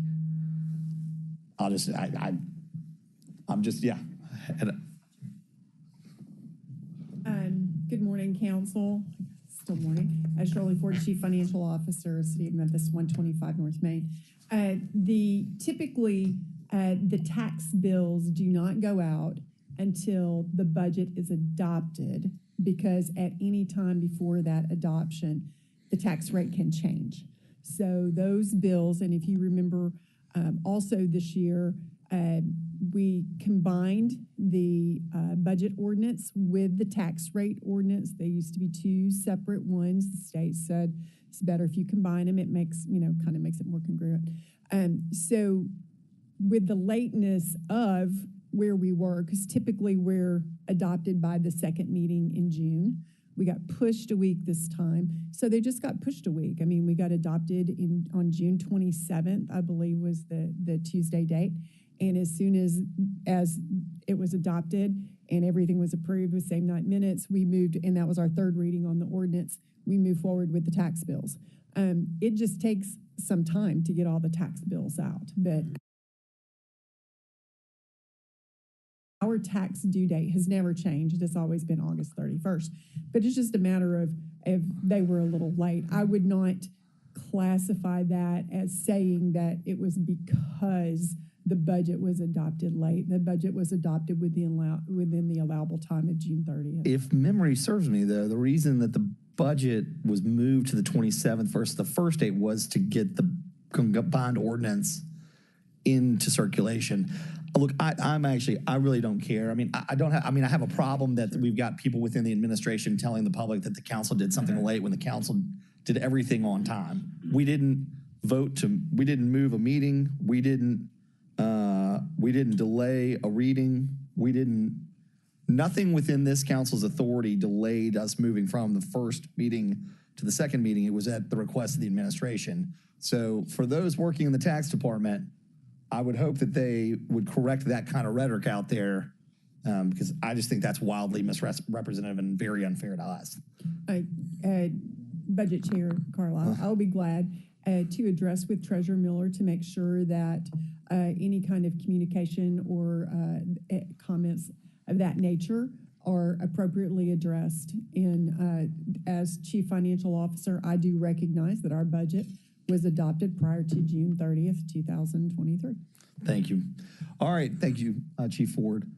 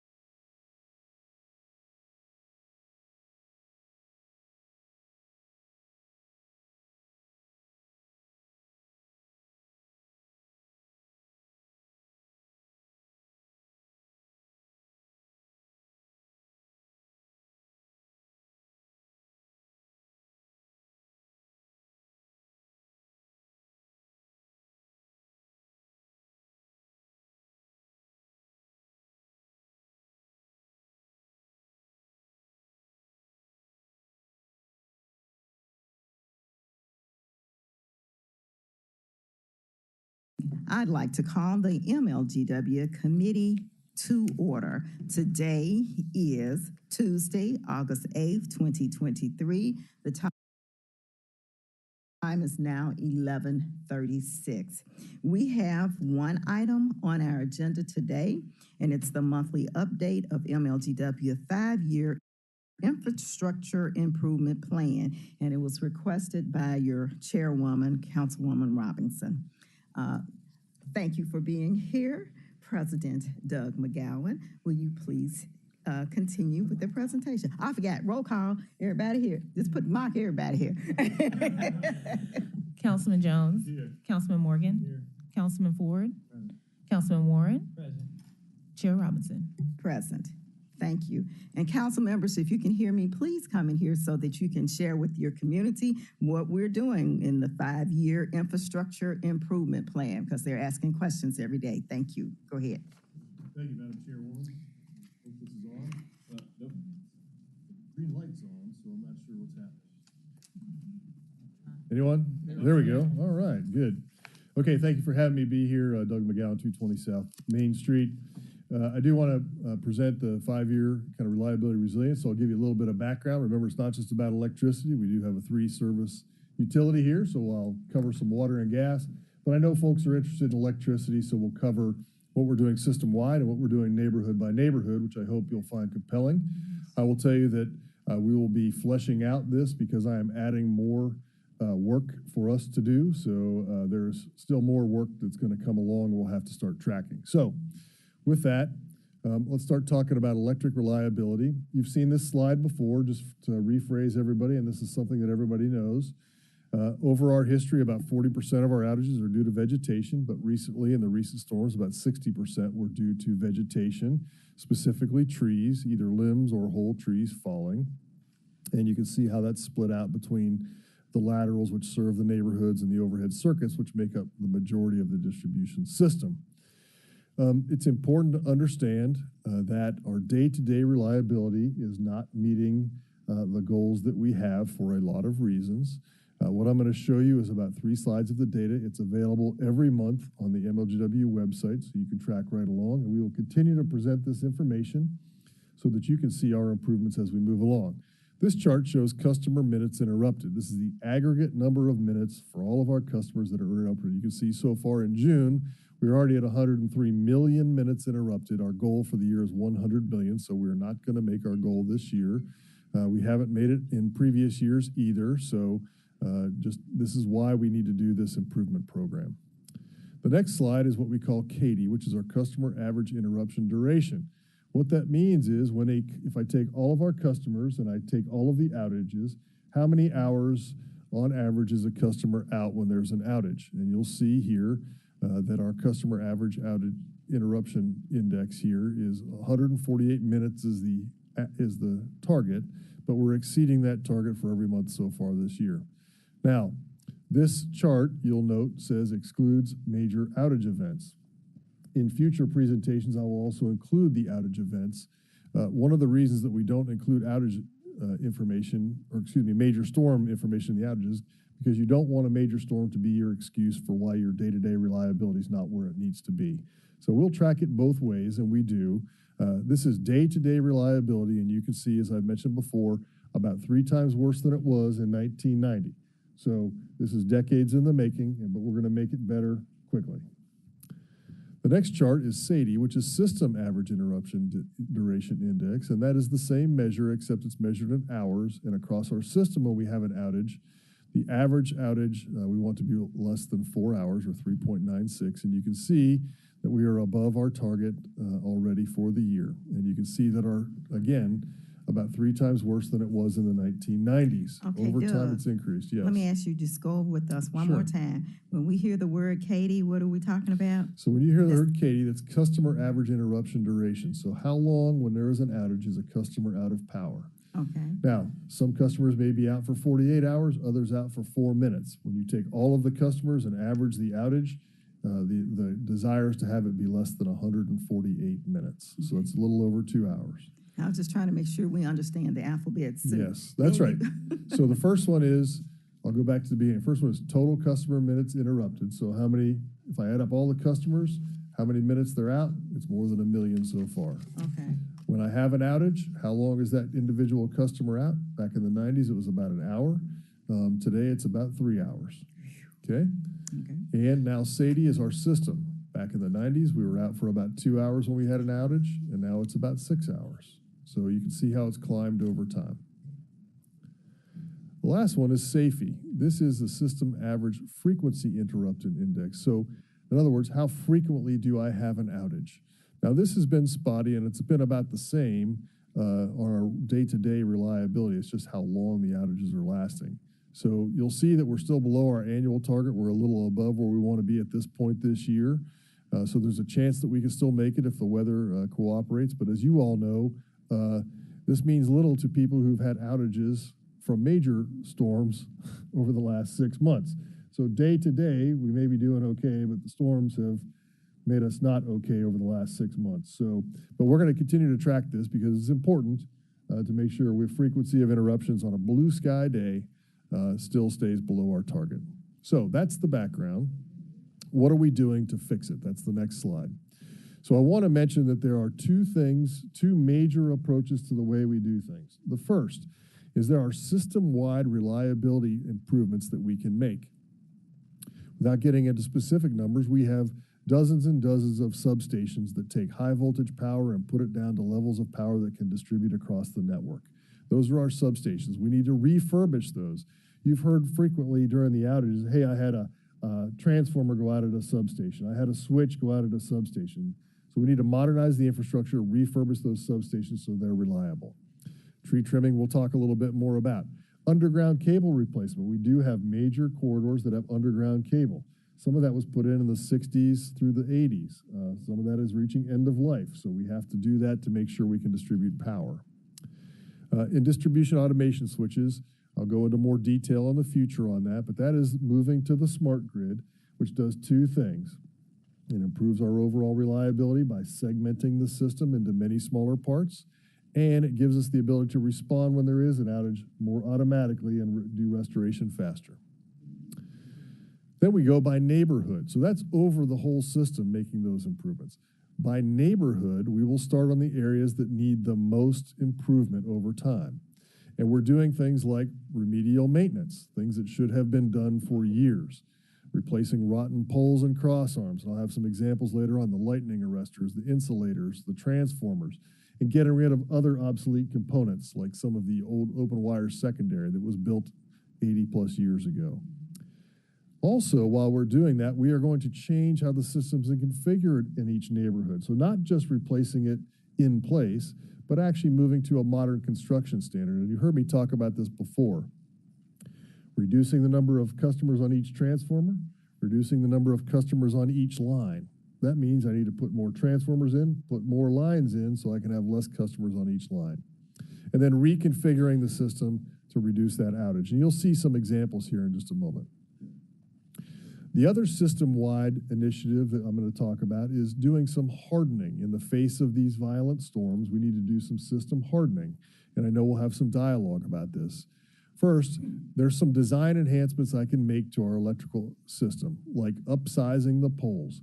If the design standard calls for one size of a pole, I can put a larger pole in that's deeper in the ground, bigger in diameter, gives us more resilience. I can look at the material that the pole's made of to give us potentially some more strength in the face of high winds. Also, Dr. Warren knows this, animal mitigation is very important to make sure that we don't have, we have everything from coyotes to possums to squirrels that will get into the electrical system, short things out and cause substantial damage.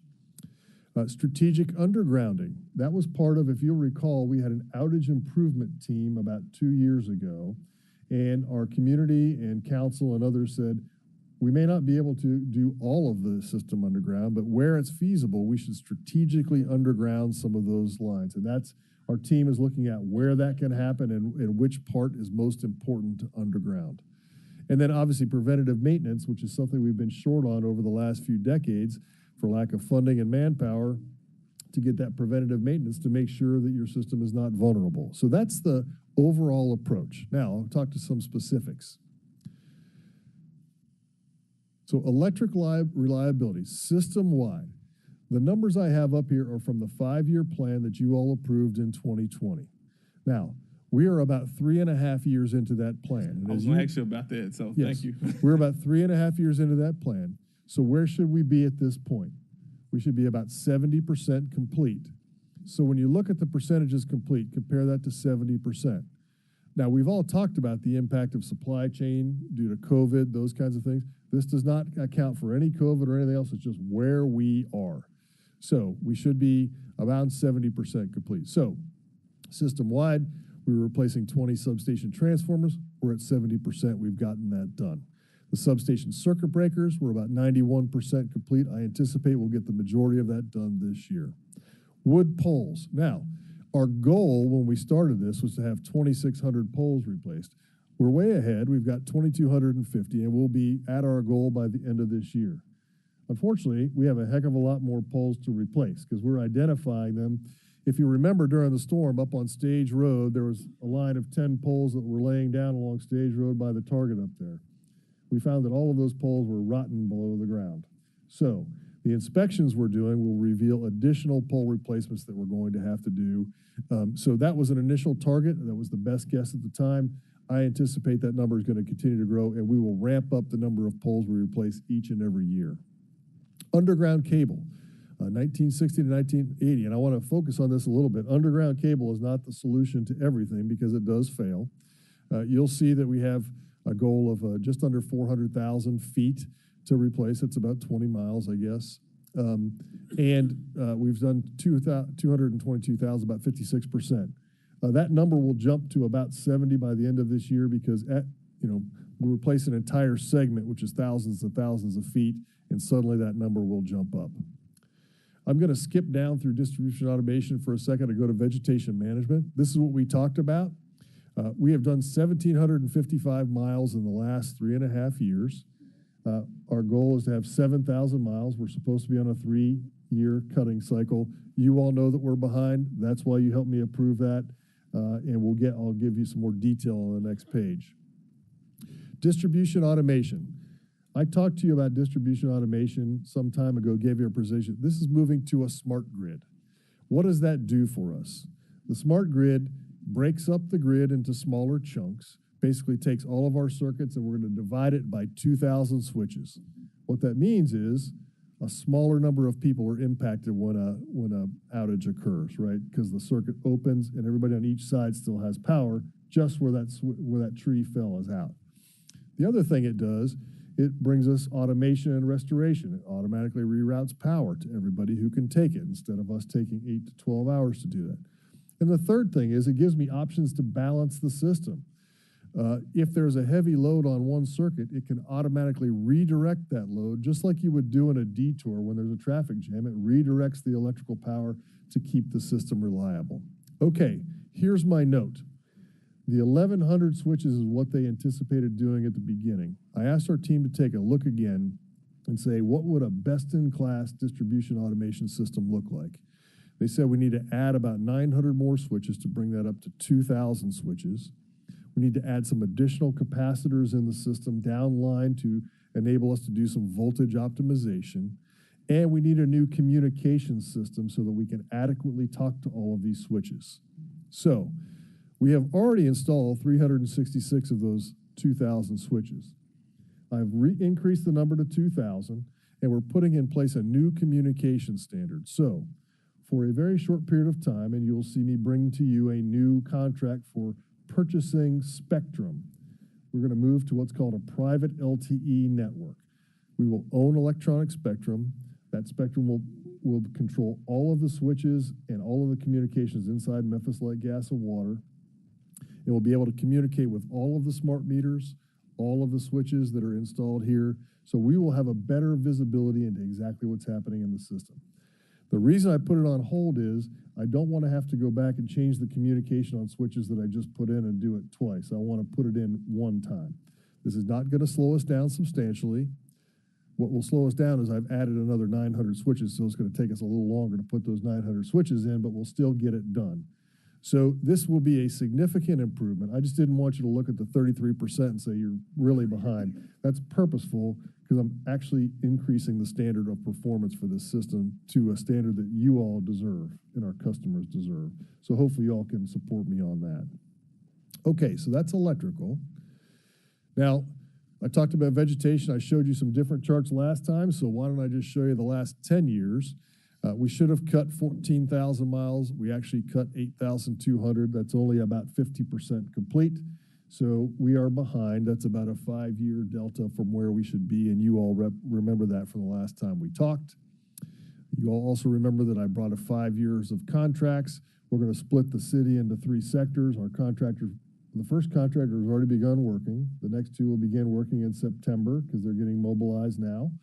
And we'll be tracking that progress with you and showing you how much they've done starting in September. So next month, I'll bring you a report on how much they've done.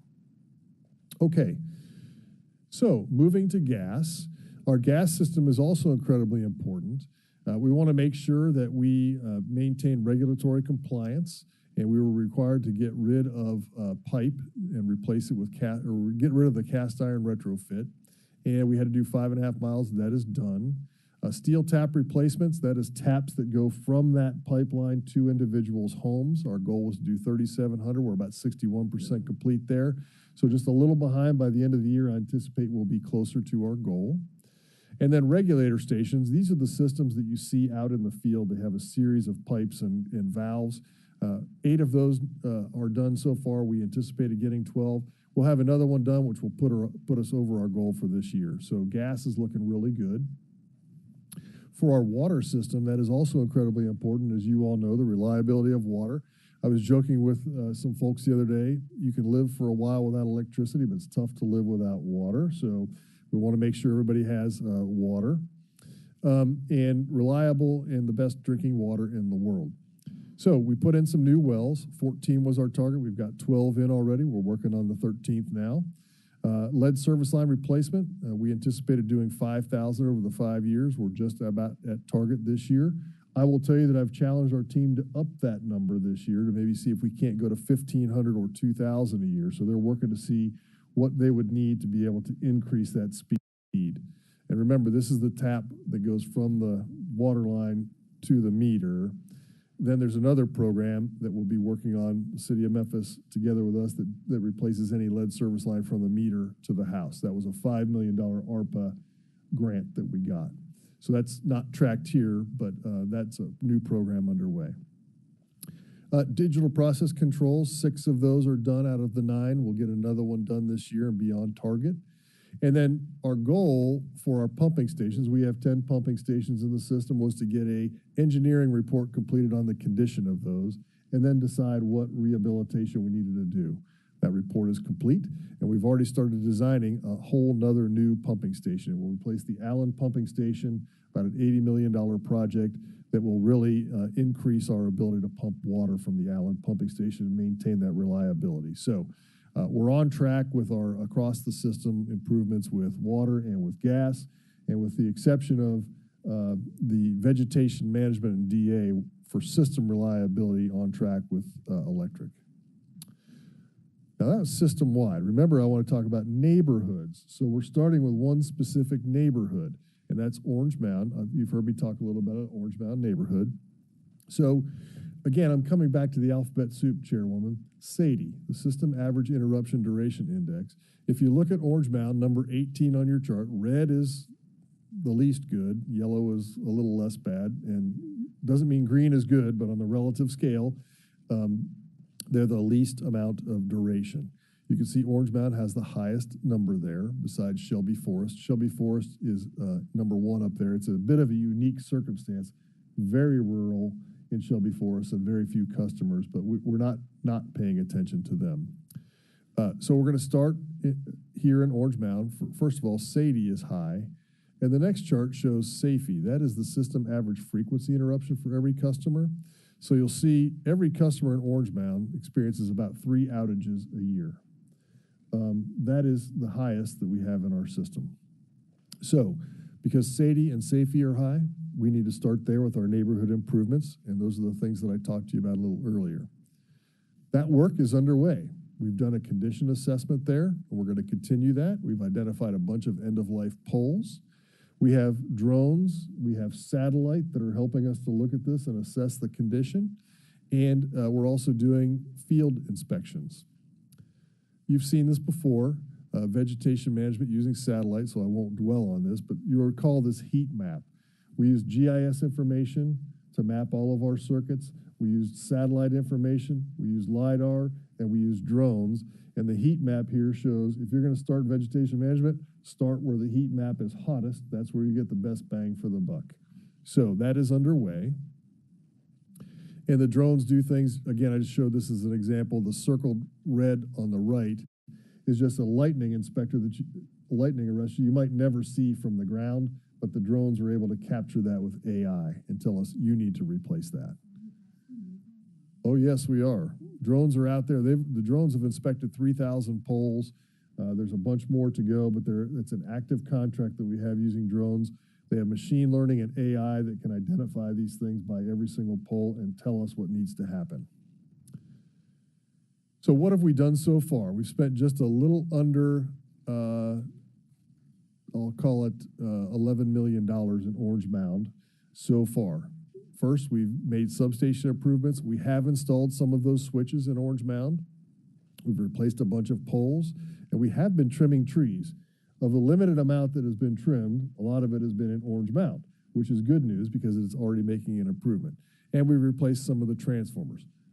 Now, Chairwoman, this is the kind of detailed information that we're going to have for every neighborhood. So when I talk about neighborhood improvements, tree trimming, there's 195 miles in Orange Mound that need to be cleared. We've done 141. I have about 54 left to do. When I do that, Orange Mound will be on a 3-year cycle. They will be back within a 3-year cycle. You saw I inspected 3,000 poles with drones. I have about 9,000 left to do. The 3,000 was our pilot. We're ready to launch the drones against the other 9,000 poles so that we can get all of them inspected. We've done 6 circuits in the area. We have 21 left to do. The remedial maintenance you see there, 1,887. When those drones flew when we inspected the circuits and we inspected those poles, it identified 1,887 things that we need to fix. Okay, so the good news is we know what's broken and we know what we need to fix. XD pole replacements, that's just an end-of-life pole. So we've already replaced 384 of the 425 we know are bad. We have to put 41 more in. PCBs, shorthand for an old transformer, pre-1980. So we have about 149 we have to fix. We replaced 117, sorry about that. About 32 left to go. The automated switches, this is the distribution automation. We started there early. We know there's 130 we have to put in. We've put 90 in. We have 40 left to go. The substation that serves Orange Mound, we have completed 4 of those updates. So the circuit breakers there, we have 5 left to go. And the transformers in the substation, we're working on those 2 transformers that feed Orange Mound. Now, the last 2 I want to spend a moment on. When I talk about bringing it to a modern standard, redesigned taps, what does that mean? Remember I said the lateral line that goes down your street sometimes has too many customers on it. It can have 80 to 100 customers. We really only want 20 customers on every one of those taps. So what this means is we're going to put new lines down streets and put fewer customers on each one. So we know in Orange Mound we have to install 137 new lines in order to have less customers per line. And then on each line, you'll see we have to put 1,325 transformers. So that means on every one of those new lines, there's about 10 transformers that have to go in. And that allows us to take the number of customers on each transformer from 15 or 20 down to 4.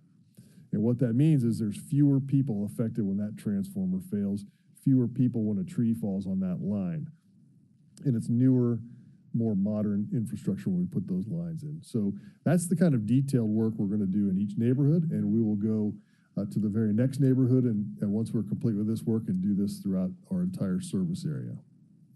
So the last thing I'll say, you heard me say this before, it's going to get better. This is the process that we're going to move through. We will track all of this information for you. We'll present it to you. You saw in basic terms, the drones are going to help us figure out what's out there and what's broken.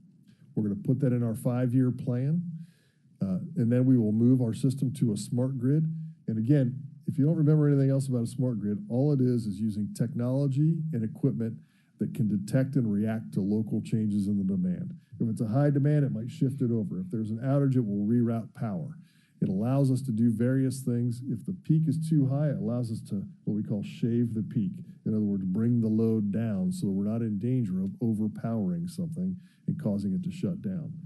And then obviously MLGW 2045, this is what we know we're doing here for the next 3 to 5 years. So what do we need to do to be prepared for the future? And that's what MLGW 2045 is. So with that, I will stop. Hopefully I'm sorry, I took one more minute too long, sorry.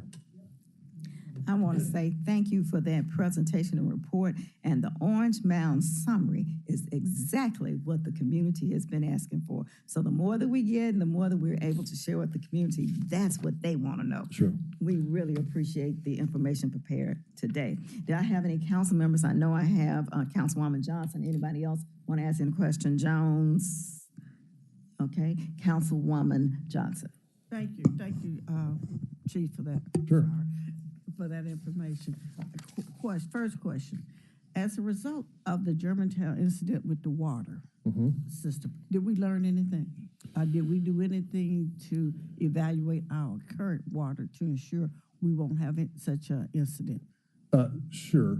Theirs was a proximity of their emergency generator to their reservoir, and there was a leak in their emergency generator. As I understand, a leak from their emergency generator, the fuel tank, and it was proximity to the reservoir. So we examined all of ours. We have backup generation, and that is not a risk for us with our reservoirs because our reservoirs are separate and distinct from that, and our generators are not in proximity to that. So what happened there was a tree had fallen on the power line that goes to that Germantown, the Southern Avenue pumping station, which disabled their power. Their backup generator came on, and I believe in the refueling process is when that leak occurred. And so for us, we view that as a very low risk for us because of the way that our reservoirs at our pumping stations are aligned, and they are separate from our emergency generators. They're physically separate, and there's an earthen mound that separates them, and they're encased in concrete as well. Okay, as long as you checked on it. Yes, ma'am. Now, you gave us quite a few numbers up there in regards to what has been done percentage-wise. What type of audit do you do of the work or evaluation to go back to ensure those numbers are correct that you're providing to us? So we do have an audit department that we have two things. I have my operations department is the one that does the work. Right. The finance department goes back, and there's a finance, part of my finance department is dedicated to auditing to make sure that we're paying bills that. I'm talking about actually going out there looking at the Okay, work. yeah. So then there's inspectors and quality assurance inspectors that make sure that work is actually done. Your point is is very valid. It's relatively easy to check a substation to make sure the circuit breaker's been done. It's pretty easy to check some of the larger pieces of equipment and to go out and see that the distribution automation switch has been put in. As we move into the Orange Mound neighborhood and the other neighborhoods when you're talking about cross arms and poles, there's going to have to be a QA check of people that come behind the work. The good news is we're going to have a dedicated team that will do that work, and they will just start and finish. They'll start on one circuit in Orange Mound, and they will finish all of the work, and then we can come behind them to validate that work has been done. So, Okay. Now, last time you were here, I also asked you to look at your type of poles. Yes. And the construction, and I hear that you're still going to put back all these wooden poles. Well, wooden poles are the standard today, but you saw that I also said as a part of our resilience effort, we are going to look at both the size and the material. Right. So I'm not settled today on any one particular material, but I have asked based in part on what you requested for us to take a look at are the poles adequate to the purpose? There's a class 1 through 5 wooden pole. They come in sizes from 30 to 55 feet. So, if there is a particular susceptibility where there is a very, we have the biggest wooden pole we can ever possibly get, and we still think it's susceptible, then we should look to a different option. either selective undergrounding or moving to a different material like a steel pole or something like that. So, I just started doing some reading on it. Yep. It would make more sense to go to another format if it wins. Sure. So these poles are just like trees. They fall, whereas they said the concrete ones and the heavier plastic components, they do not bend and give as quickly with the wind. So that is something that you'll notice I added to this was the resilience component, and our team is actually working on that right now to see what is our new design standard for this to make it more resilient in the future. So your point is very well taken. This is something that we are taking on actively to determine what is the appropriate construction type, size, and material. last question. Costs and staff. Do you have the staff to do the job, and how much more is this going to cost us? So all of the improvements that you see here were funded as a part of the Way Forward plan. Okay. The things that I am adding will be a part of our budget going forward. Okay. So you will, annually we have about $200 million of capital that we're putting in. We've applied for already, we've received about $50 million from the federal government. We have another $100 million to help us with this grid reliability, which will pay for all of the improvements in Orange Mountain and beyond. And then, as you know, if there is a requirement for us to do something to get more funding, we will bring that to you. But right now, the things I'm talking about are largely funded. The piece I'm working on is that advanced distribution management system. That is something that is going to be the game changer for this community. And so our team is working on to see, is that within budget, or are we going to have to get some more money in order to do that? And what way would we do that? So right now, since I've added a lot to this, we want to make sure we have the budget to get it done. And I'll come to you if I believe that I need some more funding to do it. And I had one other quick question. With the utilities going off, I got so many calls from seniors. Does the Memphis Light Gas and Water provide any type of generators, assistance? I know Councilman Robinson even talked about that at one time, said maybe we need to come up for generators for extreme circumstances. We do not currently provide any generators. We provide a registration service for people who need them, and the fire department delivers. In the Office of Emergency Management delivers generators for people who need them for medical necessity and those kinds of things. So there is a registry of people. There are life support folks who absolutely need electricity, and they are given generators to make sure that their life support system works. There are other people with needs that may be registered with the local fire department that can be checked on and or have a generator delivered. So there's the beginnings of a process there. Okay, that's really good to know, because I didn't know, and these individuals definitely need to be registered. So Okay, very good. We'll contact the fire department. Thank you for all that information. And I just want to share that there is an application process at MLGW, and they have to have a letter from their doctor. Right. Okay. Chairman Jones. Thank you. Thank you for the presentation, Ms. McGowan. Sure. My first question, you talked about this is the planned electric reliability related projects. 2,600 poles, the 5-year target, 2,600, 2,250 have been replaced on 86 and a half. Sure. How many total poles do we currently have? Well, we're attached to 200,000 poles. Okay, gotcha, okay. Not all of those are MLGW poles, though. There's probably about 30,000 of other providers that we're attached to, just like they're attached to ours, the AT&Ts, those kinds of poles. I don't want to miss anybody, but there are others that but roughly 200,000 attachments. And so one of the things that I've asked our team as a result of the neighborhood work, I know there's 19,000 poles in Orange Mound. Give me a rough estimate of what we believe our replacement rate should be. The 2,200 was what they thought, or 20, whatever the number was I told you earlier, was what we anticipated we needed to do. Based on the recent storms and the lack of resilience for some of those poles, I've asked them to take a look and say, what should our rate of replacement be every year?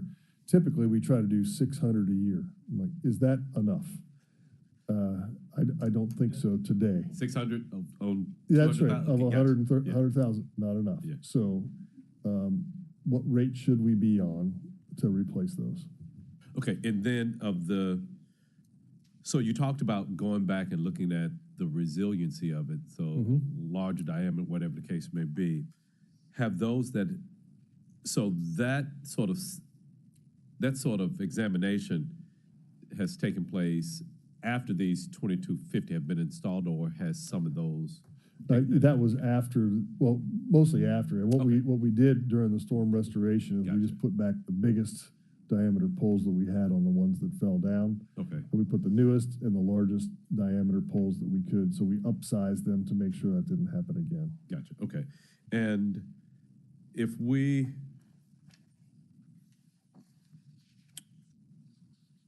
where was I going with that? Forgot where I was going with that, but still looking at the distribution automation. Yes.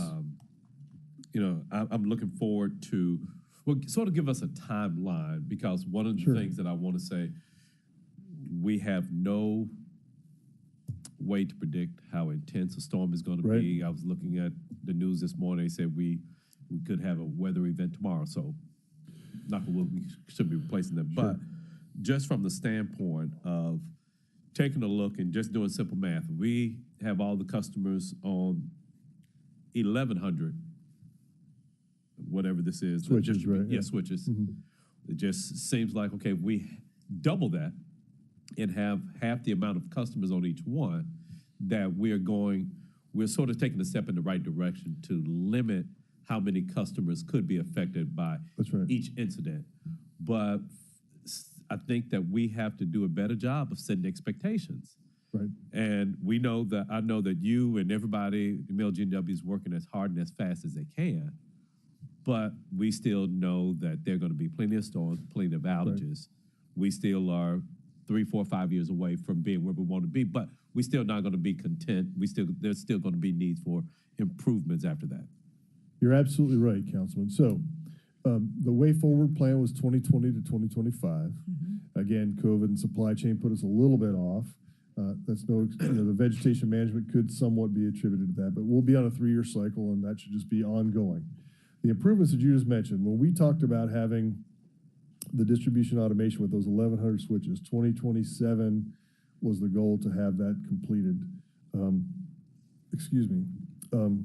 We think adding the 2,000 adds about a year to that. Okay. So, because it also comes with a new, I'll call it the computer controls, the SCADA system that has to be upgraded to make sure that we can manage all of this. So there's some back of the house there too that has to happen. But this is not 10 years in the future or 20. This is like, we're going to execute this as fast as we possibly can, to the extent that we have the capacity to do so. We will bring on contracted enterprises to help us. And again, when we reach the limits of our fiscal ability to execute, we will seek every grant that we can before we have to ask our ratepayers for any more money. But that, we all understand where we are, and should that become necessary, I will bring it to you to say, here's what the case is. And we've seen lots of studies. I talked about this last time about the strategic undergrounding. The estimate is $9 billion to put it all underground, about 3 to 4 to put the major thoroughfares under, and what that does to your individual bill. And we know that there's been a survey about the willingness of people to pay a little bit more for a lot better reliability. And so I'll bring you that data as well, and we can have a dialogue about how much we're willing to pay for how much improvement. But with what we have today, you're going to see significant improvement. The two things that will drive the most improvement, Councilman, to your point, is the vegetation management and the distribution automation. Those are the two big kickers that will really drive a lot of day-to-day reliability, and they will also help us significantly with storms. Okay. And this is something that I just thought about too. I didn't think about it when you presented the tree cutting contracts. And I'm sort of going back to everything that we approved. So, and I forget what the amount was. Let's just say that it was. Well, no, not the individual contracts, but the whole infrastructure.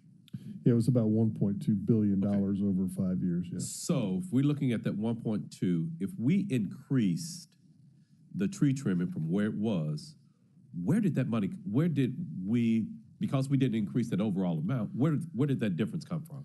Well, so that there was some under execution in there. As you know, we didn't spend, originally there was $100 million for tree trimming. We only spent 25 million of that. So in our operating and capital budget, we're going to absorb the increase for the tree trimming because of some under execution in previous years. So we had in the way forward plan additional funding for tree trimming. Okay. Plus our under execution of previous years.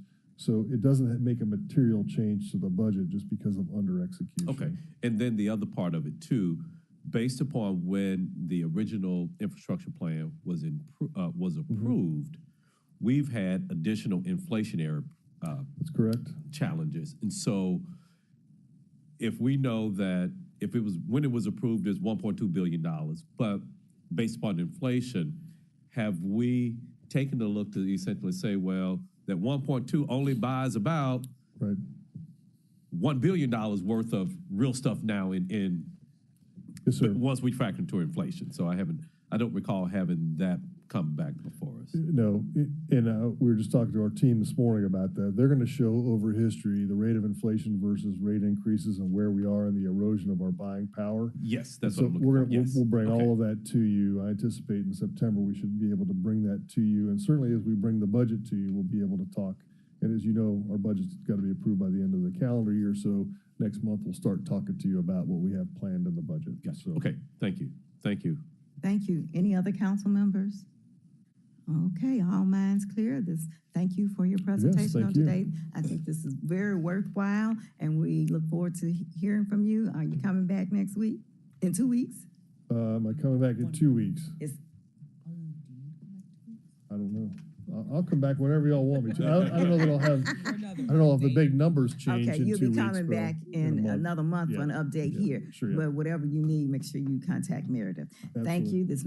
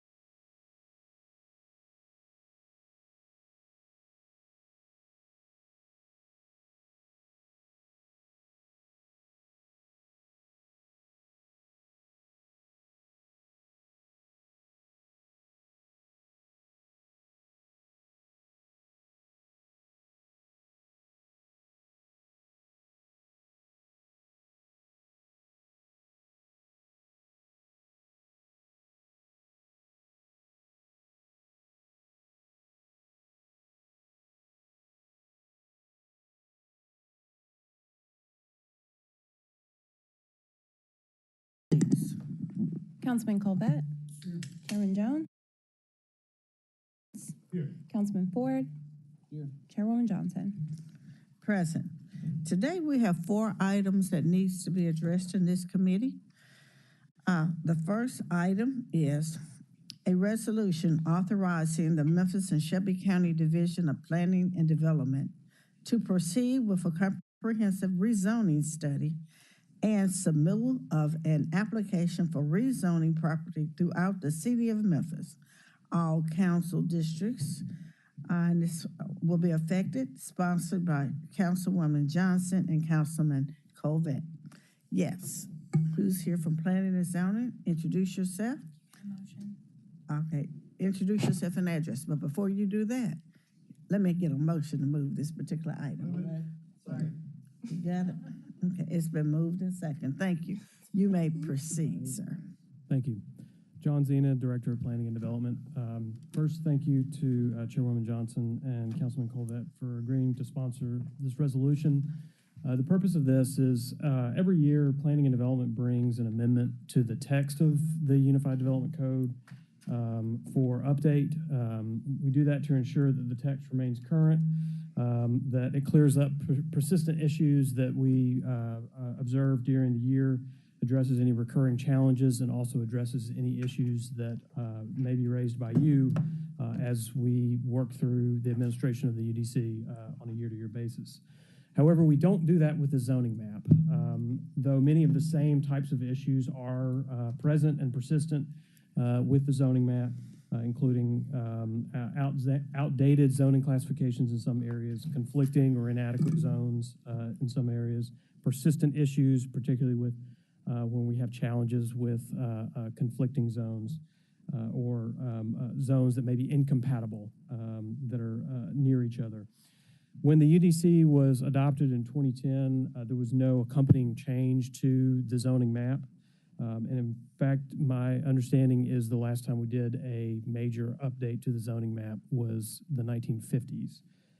When we adopted the comprehensive plan in 2019, this gave us a tool to begin making map changes. We did that to limited effect following 3 moratoria that the council passed. But as we approach the next review of the Unified Development Code, we'd like to include the map as a part of our review, but doing so requires an investment of time and money, but it also, looking at the map requires the approval of this body according to the Unified Development Code. So the purpose of this resolution is to allow planning and development to begin a public process that would allow us to look at the map. We would do so working with you. One of the things that Chairwoman Johnson asked for is that for at least one meeting in each of the single-member districts that we work with the council representative, which we will do. In fact, we're planning on having a few dozen meetings over the course of probably 12 to 18 months, and we will work with the council members, all of them, on that. And then the resolution also says before we file any change, we will come back to council, provide an update of our study, the results of the public process, before anything does get proposed for changes. But with that, I'm happy to answer any questions about this resolution.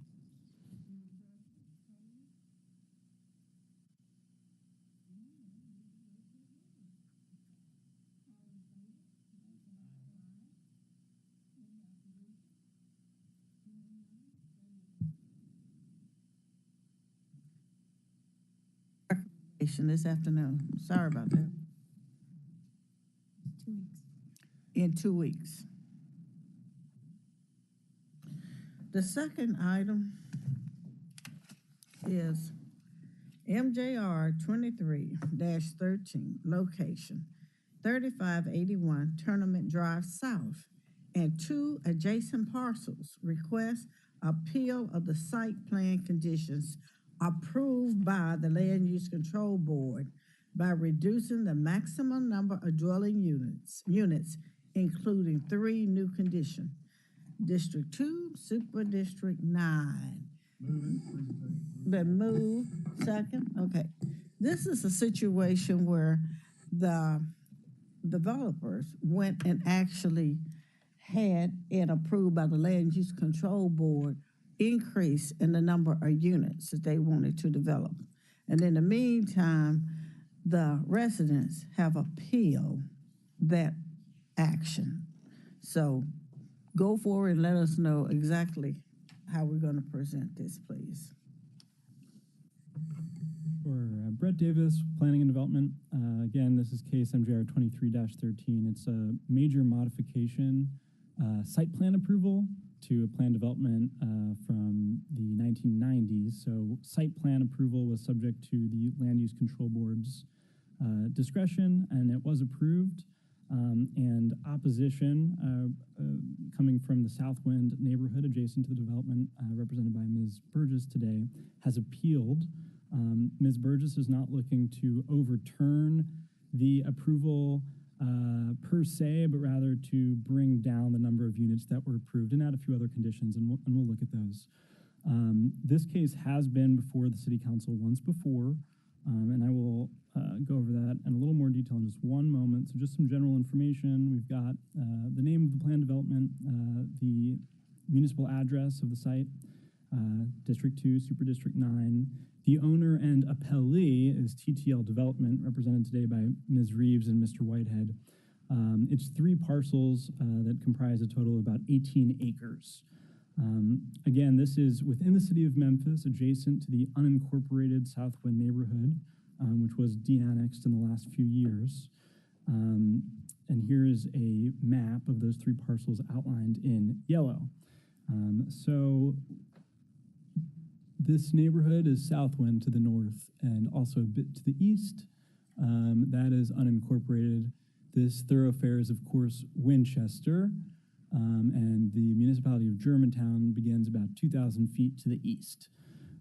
So everything in this area has been developed by PD, essentially. So the land use map is a little more instructive on what's going on here. These parcels here comprise the planned development as a whole. So we've got an office building in one corner, and these 3 sites were originally approved for office use. We've also got a memory care facility shaded in brown for multifamily residential in the southeast corner of the PD. So that's what's going on within this PD. The yellow is single-family residential and a golf course in green. And Southwind, got a church to the east, a warehouse a little bit further down to the west, and a good deal of apartment uses along the other side of Winchester as well. Here is... freezing up on me. That's okay, so I'll just keep talking. The reason this came before City Council once before was to allow the use. That was also an approval subject to the Land Use Control Board's discretion.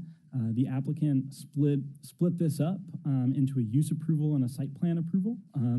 So although a conceptual site plan was included in the former proposal before City Council, that was not considered binding, and it was not reviewed by staff at the time. Thank you. I'll repeat that, yeah. There, it's working again. Thank you. Okay, so here is the outline plan that was recorded in 95, re-recorded in, there we go. Okay, so again, this was approved for office uses originally. The appellee today, TTL Development, came before the Land Use Control Board requesting a use approval to allow apartments. The Land Use Control Board rejected that, and it was appealed by the applicant at the time to City Council, and the City Council approved the use.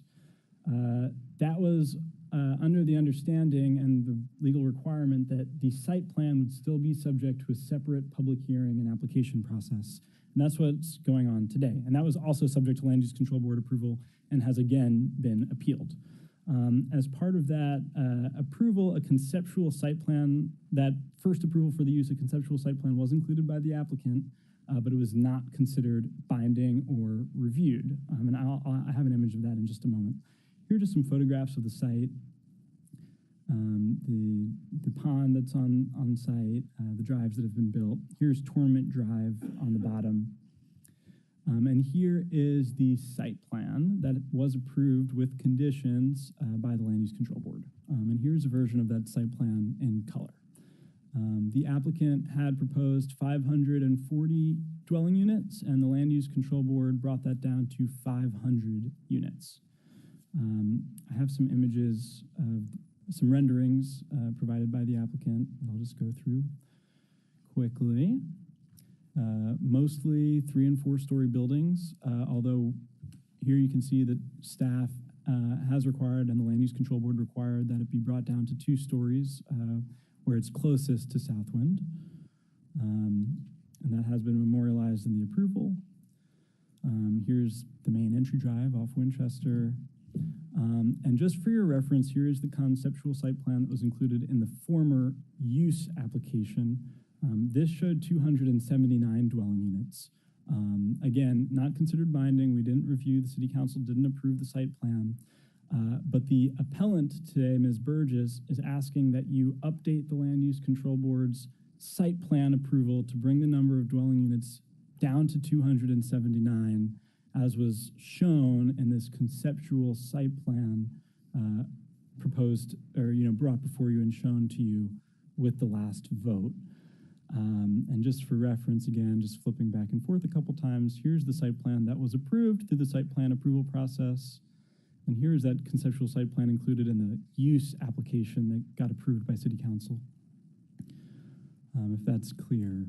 And then we've got a lot of text on this page, so just some conclusions. At the top, the applicant, TTL Development, asked for site plan approval of a 540 dwelling unit apartment complex. The Land Use Control Board approved it at 500 units and also included some other conditions, such as that there be no parking between buildings and public streets. And we've got those 4 conditions approved by the Land Use Control Board in the middle of this slide. So again, it has that dwelling unit maximum and requirements, especially about the location of parking. And the goal of that would be to bring more green space between the buildings and Tournament Drive over here, which is a secondary entrance and exit to Southwind. The appellant's main request, okay, it just broke again, that the appellant's main request is to bring the number of units down to 500, down to the 269, I think, 279 number that I mentioned earlier, and add a few other conditions that are really, I think, probably less important than the total number of units, but they include moving an emergency access driveway on Tournament Drive further south, and 1 or 2 other things that I'm happy to talk with you, but they're about finalizing, memorializing again that the 2-story buildings remain 2 stories, et cetera. And that concludes my presentation, but I'm available for any questions. Thank you.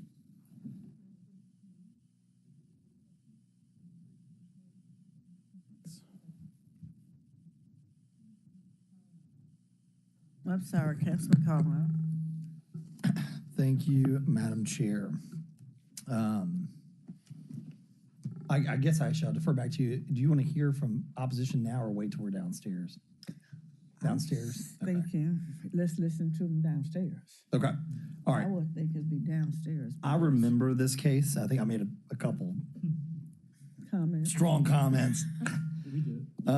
We did.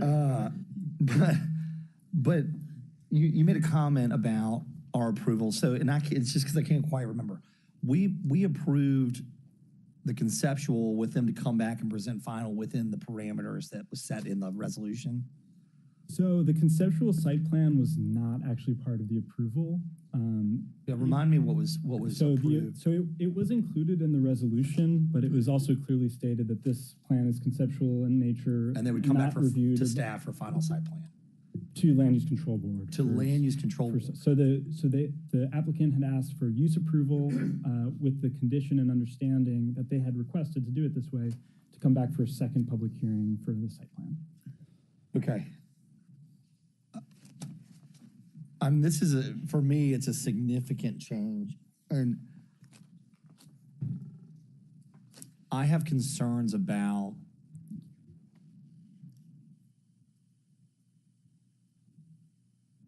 significant concerns about the density on the property in general. I was relatively comfortable with the 287 to 300 units based on the unit mix, and because, like, to the point, you've got 500 dwelling units. I could theoretically build 500 three-bedroom units, theoretically speaking.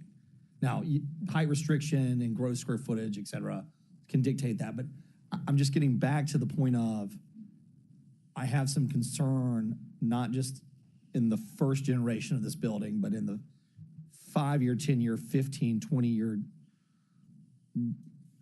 horizon of these assets and what has historically happened in and around the city. The condition of the asset, the amount of bodies in the asset, and its relationship when you talk about noise, comfort, traffic, et cetera, right? We talked about the green space and all of the things, and honestly, I'm probably going to ask for it to be held, and I'll defer to some degree to the district rep, but mainly because I'd like to go back and watch the discussion from last time so I can refresh myself on kind of what the applicant was saying, what we were saying, what opposition was saying, all of that, because I want to make sure that I understand the starting point of this. And then, of course, I'm sure we'll hear this afternoon from the applicant about their reasons for wanting to increase the density. And I'm sure it's going to come something to the effect of economies of scale. But that's kind of where I'm at. I really want to, I've got to do my homework in order to be more effective in asking questions. But that's kind of where I'm at a starting point. So with that, I'll yield the floor. Okay, thank you. Councilman Corbett? Thank you, Madam Chairman, and thank you, Councilman, because I think you're hitting on the density question. What I would recommend is if we're going to hold it, then can we not spend 5 or 10 minutes and just let's kind of hear the lay of the land? Because my first question of the developer, not necessarily the applicant, the developer, why are we going for 500 units? So if we could agree to that, I don't know that it will answer your questions, but then we can roll on the hold. Also, if it does go to a vote, and this is where I need just some assistance. This has been appealed by Southwind. So, Mr. Chairman, just double checking. A yes vote is for the 270 some odd units. A no vote kicks it to 500. Is that correct? Yes. Is that how we're being asked to vote on this? Yes. Okay, just so the colleagues understand, if it goes downstairs, if we are asked to vote on it tonight, we're being asked that a yes vote, because it's being appealed, is for 270 some odd units. A no vote is for the developer at 500 units. All right, so we got that. So what, Madam Chairman, in the interest of time, can we just set 5 minutes per side? I'd like the developer to come up, tell us exactly why they want the 500 units, why you want to go this direction, and then maybe let the appellate say why this is not the direction you care for it to go. Is that fair enough? Okay, I got a question. Sure. This is in lieu of letting it go downstairs because we're going to hold it at this point in this committee meeting. I think that's where we're going to go with it, but maybe if we can solve it in 10 minutes, maybe. From this committee meeting, or do we have to go downstairs and hold it? You're asking because if it doesn't hold, you'd rather have this happen downstairs today. Is that what? Oh, no, no. We've got people here that are here today, and I'm happy to follow the lead. Right. Yeah, I think this is such a big decision. Let's go ahead and we have people here. Let's go ahead and let them speak, and then. My question was, I do think that there were some individuals that are going to show up at 3:30 as well. Am I correct? Well, Madam Chairman, what I'm thinking is we go 5 and 5, and if we still are that helps educate the council, but if we're not ready to make a decision, we'll hold it and announce as such. I'll defer to the rep from 2. Yes, I'd like the council to get educated on why this 500 units, why we're against it, and then if we're just not ready to make a decision, let's hold it now so that folks for 3:30 cannot spend their gas money getting here. I think that's wise. That was my question. Yes, ma'am. Okay. May I hear from the developers, please? Yes, ma'am. Josh Whitehead with Birch Porter Johnson, 130 North Court. I'm joined by Priyank Shah with the developer and Cindy Reeves with SR Consulting. This property is governed by 3 documents. Number 1, the Unified Development Code, the UDC, which is our zoning ordinance. Number 2, the plan development approved by this body nearly 30 years ago.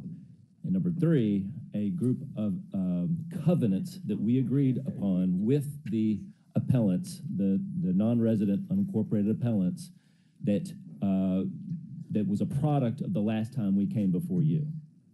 Only one of those 3 documents, the plan development, speaks to density. And we are meeting the density spelled out in that plan development. In fact, we have some density to spare under that calculation.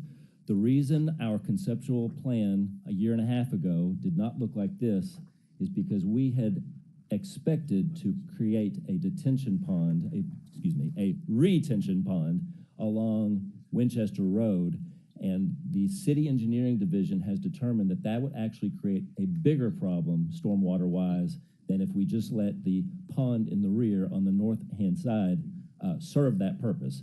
That was designed, that lake on the north side, the existing lake, was designed to accommodate the density that we are proposing. The density that we're proposing along with the 1 office building and the Alzheimer's facility. As to the economies of scale and what has happened in the last year and a half, I'll turn the floor over to Mr. Shaw. Thanks, Josh. So in addition to what Josh mentioned about the detention pond, just to add one thing on, there's currently 3 detention ponds. Madam Chair, will you state your name? Oh, I'm sorry. And address for the record, please. Sure. Priyank Shah, 12406 Hogan's Alley, Chester, Virginia, 23836. So just to add one thing on to what Josh said regarding the detention pond, this PD was designed with 3 lakes to the north that were put in place to actually service the whole PD.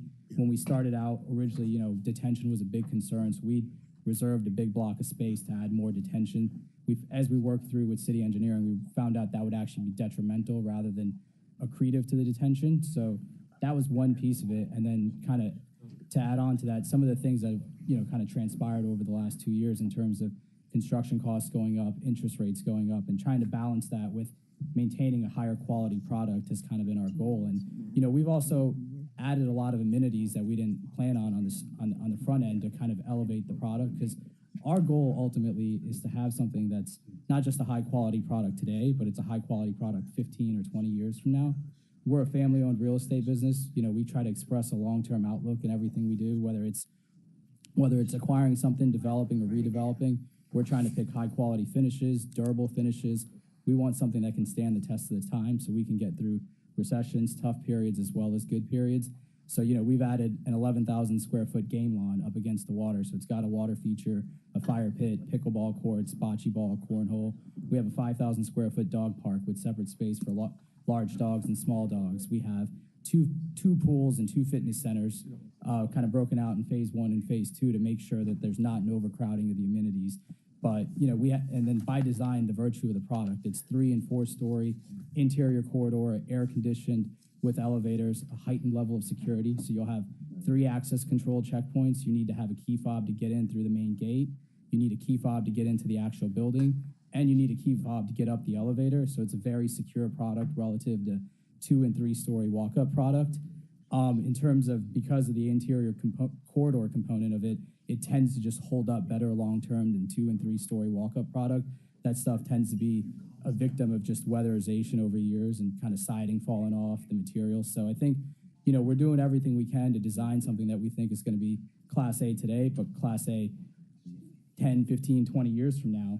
And, we've also kind of continued to have active dialogue with the neighborhoods. We've actually made some modifications to that site plan where we've shrunk Building 7 and pushed it further away from Southwind to create a 200-foot setback from the PD line on the east rather than the 75-foot setback you'll see there. We've pushed that emergency exit only on Tournament Drive further south because they had some concerns about that. So, we're continuing to have active dialogue. We're continuing to update the site plan based off of feedback. And I'll kind of pause there. And one more note in my 20 seconds remaining, our 20 seconds remaining. There is a fiscal note between the appellant's request, the unincorporated non-resident appellant's request, and our request. It's about a $4 million fiscal note over the course of the next 10 years. And if I need to remind Madam Chair, you and the body, the appellants have already produced fiscal notes in the past. Okay. We could add one more thing. The one other thing I'd add is, without getting into all 19 of the conditions in the agreement, one of the key things is we funded $200,000 into an escrow account for the appellants to be able to construct a barrier wall between our property and their neighborhood. So you paid that? Yeah, it's funded and it's sitting in an escrow account, and upon site plan approval, it would be released. Councilman Corbett, are you finished? Yeah, I wanted to hear what the appellant had to say. Okay. Before you start, I need to ask Councilman Jones, do you want to speak before, or would you rather wait? Okay. Please state your name and address, please, both of I'm you. Ann Burgess. I'm at 3496 Wind Garden Code. I'm Lou Wardlaw. I'm an attorney representing the Neighborhood Association, Martin Tate Marr and Marston, 6410 Poplar Avenue. Okay. Thank you so much for your time and listening to us. I'm a little nervous here, so I apologize. I've done a lot of work on this, and I'm a biomedical engineer by training, so a lot of mine has been around the data and the densities. And I will tell you that I was very honest with the developer, that we really felt good about the 279, the contract we put in place, which the contract was for us to remove our opposition last year, which we did indeed do. And there are a couple points there. His assertion just recently saying that ongoing dialogue is ongoing is just simply false. We did have dialogue when they first submitted 560 unit plan, but after about 2 months where they refused to do any changes, we had several requests. They refused to do anything and then proceeded with their submission in 2023-13 with the 560 originally. They did come down to 540, but there is not truly ongoing dialogue right now, which we are very disappointed in. So our concern is their density, when you think of the 17.8 acres that they own, is very close to the downtown max cap on page 308 of the Unified Code, which is a cap of 30.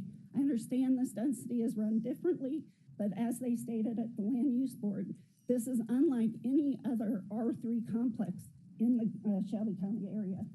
So when we put the contract in place last year, we were operating off the 279 units. They went to land use with 279. They went to a neighborhood meeting with 279 meetings where they sat down and talked to us about it. So our neighborhood, really struggled with going through that. But once we came out, we had some concessions that we recorded with Shelby County based on this 279, knowing it was non-binding. But all these decisions were around that understanding and that plan. So when they presented us the 560 plan in December, we went from 4 buildings to 7 buildings. We went from a density of 15.5 to a density of over 31. We went from about 40% green space to 1 to 2% green space. I've read the Unified Code. I know they've shoved all this in and it meets the code, but it's 2,000 feet from the Germantown city, from Memphis city limit. And this is like a downtown complex right on the edge, on the outskirts of the city. So on the detention pond fact that they talked about quite a bit here a second ago, if you look at the detention pond on the concept, it was actually on a 3.3 parcel of their 3 parcels. If you take that detention pond out, it increases the space available to match the density they presented for the zoning change by about 19%. But they didn't go up on 19% because now they have that space free. They went up almost 50%. And so we really struggled with that in our conversations with them. They talked about luxury. They talked about green space, that it would be park-like, it would be beautiful. That would be part of how it would hold its value. And then we're faced with a plan that is 1 to 2% green space, even with the help from DPD and helping get that even better than their original submission. But this just really felt like the rug was pulled out from under us, and we have worked on other types of scenarios with them to no avail.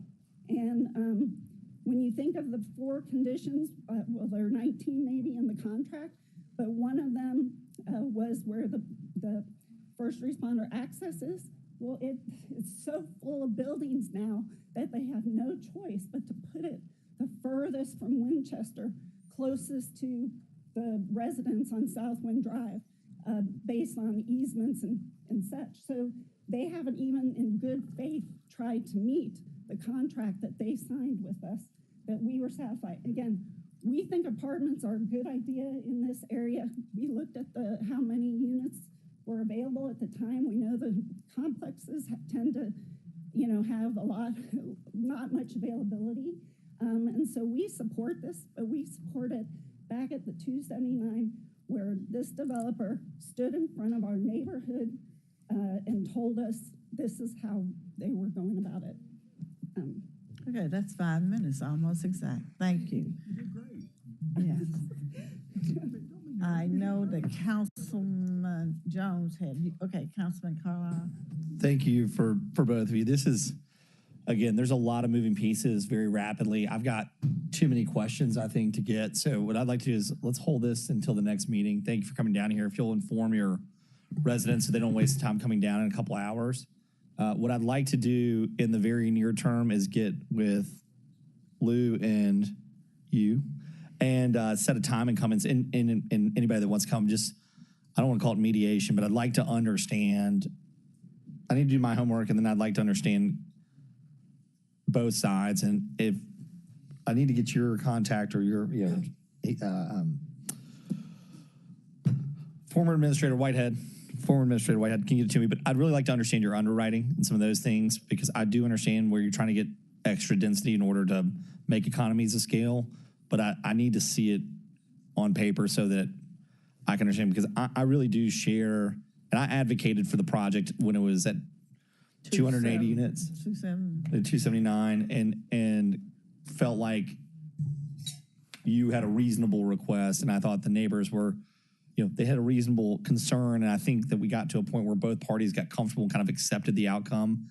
And so basically doubling in size, I think, is worth a little bit more investigation by members of this body that are interested. I know Councilman Colvett is always interested in zoning, but for me, just even as a Super 9 rep, I'd like to understand it from both sides, because I do have concerns about the density and the long-term nature of the property and how it's going to be cared for, et cetera. So I can't get all that done today, and especially not by 3:30, but I will ensure that I make myself available. And if we can't find time between now and 2 weeks, we'll address it then. But I will ensure that I make myself available, that we can get through it and you guys feel comfortable. But Madam Chairman, before I second the hold, I see Chairman Jones is Right, back. I mean, I Did he need want to speak? get to him, right. Chairman Jones, please. Thank you. Colleagues, I'm looking at page 46 in our books here, and I'm just looking at this zoning history, and I'll just read it for those who are viewing and listening. In 2022, the Memphis City Council approved an appeal, major modification to allow the requested use on these 3 parcels. The Land Use Control Board had earlier that year unanimously rejected that request.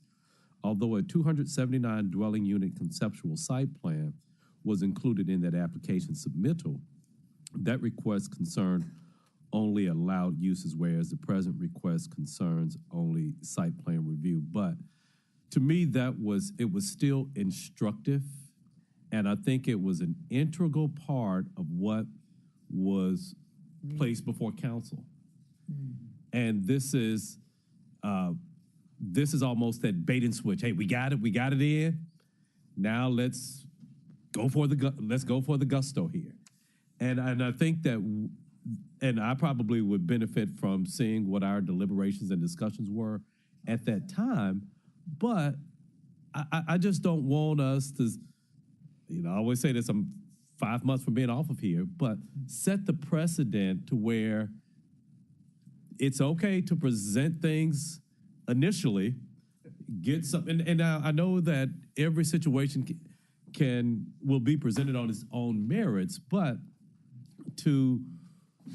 it would have been a totally different discussion in 2022 talking about 540 units versus 279. Now, keep in mind, I'm not sympathetic to those who are not in Memphis anymore because I was the one who voted against the de-annexation. So Worth is nodding his head. So I was very adamant about that. But I just, because this still is in the city limits of Memphis, whomever may come before whatever iteration of the Memphis City Council that will be going forward, I don't want them to think that it's okay to where we assuage the council, and then at some point down the road, we're going to come in and do something a little bit different.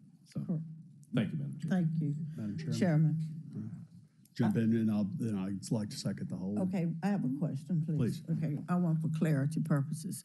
Okay, this evening we have had a public hearing set on this particular subject. So do we need to go downstairs and place a hold on it, or can we do it from here? Do it up here. Up here. You can do it from up here for public hearing that was just done. I think You just announce it downstairs. But I Mr. mean, Backus is saying, considering that he'd been in that department for We hold it, but with all due respect, we hold items during executive session that are already on the agenda all the time. And you just announce the hold at the beginning of the meeting. If there's no objection to that, then it's held. I don't want people unnecessarily coming down here. I'm in agreement. I think they need to know that we're going to hold it. We can hold it here, but we still have to recognize it and hold it this afternoon as well. Okay, let's go forward with the motion. May I speak real quick? Oh, yes. Before I second the hold, and yes, we got to announce it downstairs. Listening to my colleagues, especially this is in my district, it just sounds to me, Cindy, Josh, the burden is on y'all as to the why. The council has, and I'm sensing a great, the burden is on you guys as to why I am doing this, why you're asking us to do this. Fair enough. Also, if there are the council members, love to be brief. Remember, we have to do it individually, but Councilman Carlisle, sounds like you have the ball going forward, but I would like to be kept very much in the loop. Thank you. I second the hold. Have any objection to the hold? For 2 weeks? Not having such, we're gonna have to go forward with another public hearing, so make sure you inform the office to make sure all the notifications are sent out properly. Okay, we're gonna move on. Thank you so much for your participation and coming forward. Thank you for your time. Item number 3, PD 23-11, location 299 Germantown Bend Cove. Request a plan development amendment to allow personal care services, including medical spa and cosmetic tattooing. District 2, Super District 9. May I get a motion to move it? Move by, I think this was Smiley. I need a second. Second by Jones. May I have a presentation, please? Name again. Sure, Brett Davis, Planning and Development. 2 more cases before you today. We'll start with this one. They're both planned developments. This is PD 2023-011. These should be a little easier. This is an amendment to an existing PD, so an amendment has to be approved by City Council. A major modification goes to Land Use Control Board, appealable to City Council. Generally, the only time an amendment is necessary is for an intensification of the uses permitted, and that is what is the case here. The address is 299 Germantown Bend Cove, same districts as last time, 2 and 9. Ms. Finnerson is here as the applicant and property owner. This is in an office park PD, and we'll see some images of those drawings in a moment. And the PD specifically allows 2 uses, office and childcare. Ms. Finnerson is seeking to open up a med spa and also has a tenant that's seeking to open up separately another sort of beauty shop that features cosmetic tattooing. These are both considered personal services, not offices, and that's why they had to come before you today. So this is in Cordova, just off Germantown. This is a drawing of everyone who received notice of the Land Use Control Board hearing. 29 letters were sent, none received. Here's a drawing of those 25 or 6 office lots created in 1981. Pink represents office. The red here, commercial, they're banks, and banks are actually considered offices, and that's why those are there. And that's Shelby Farms Park across the way. Just some images I took of the building. Here it is from the access point on Germantown Bend Cove, the front parking, and here's Germantown Parkway. So again, this is to allow personal care services in addition to the office and child care that are already permitted, and we don't see any issue with this request. We found it consistent with the plan, and we're recommending approval, as did the Land Use Control Board. Thank you. Colleagues, are there any questions? Can I get that moved, Ms. So moved. Moved by Warren, second. John, second. Okay. I only have one question. Is there a signage provisions for that particular neighborhood? Because some of these tattoo signs really get way out. Yes, ma'am. So the plan development, I believe, has conditions related to signage that would remain in full effect. And I do just want to point out, so we're classifying this as tattooing one of the 2 businesses proposed on site. But the sort of tattooing that's going on is like permanent eyebrows and things of that nature. Cosmetic. So the state actually made a determination for their regulations that is considered tattooing. And so we're also considering it tattooing. Okay, that's good. Okay, can we get a vote on this particular item? All in favor? Say aye. Any opposed? You opposed? Oh. Howard? Okay. This item will receive a favorable recommendation when it goes down this afternoon. The next item is PD 23-12, location 2882 Southern Avenue and adjacent west parcel. Request special use permit for 5 lots, planned residential development, District 5, Super District 9. Presentation, please. Name. Sure. Planning and Development, Brett Davis. This is PD 2023-12. This is a residential plan development, a new plan development, not an amendment or modification. Just some background information. We're looking at 2882 Southern. This is within District 5 and Super District 9.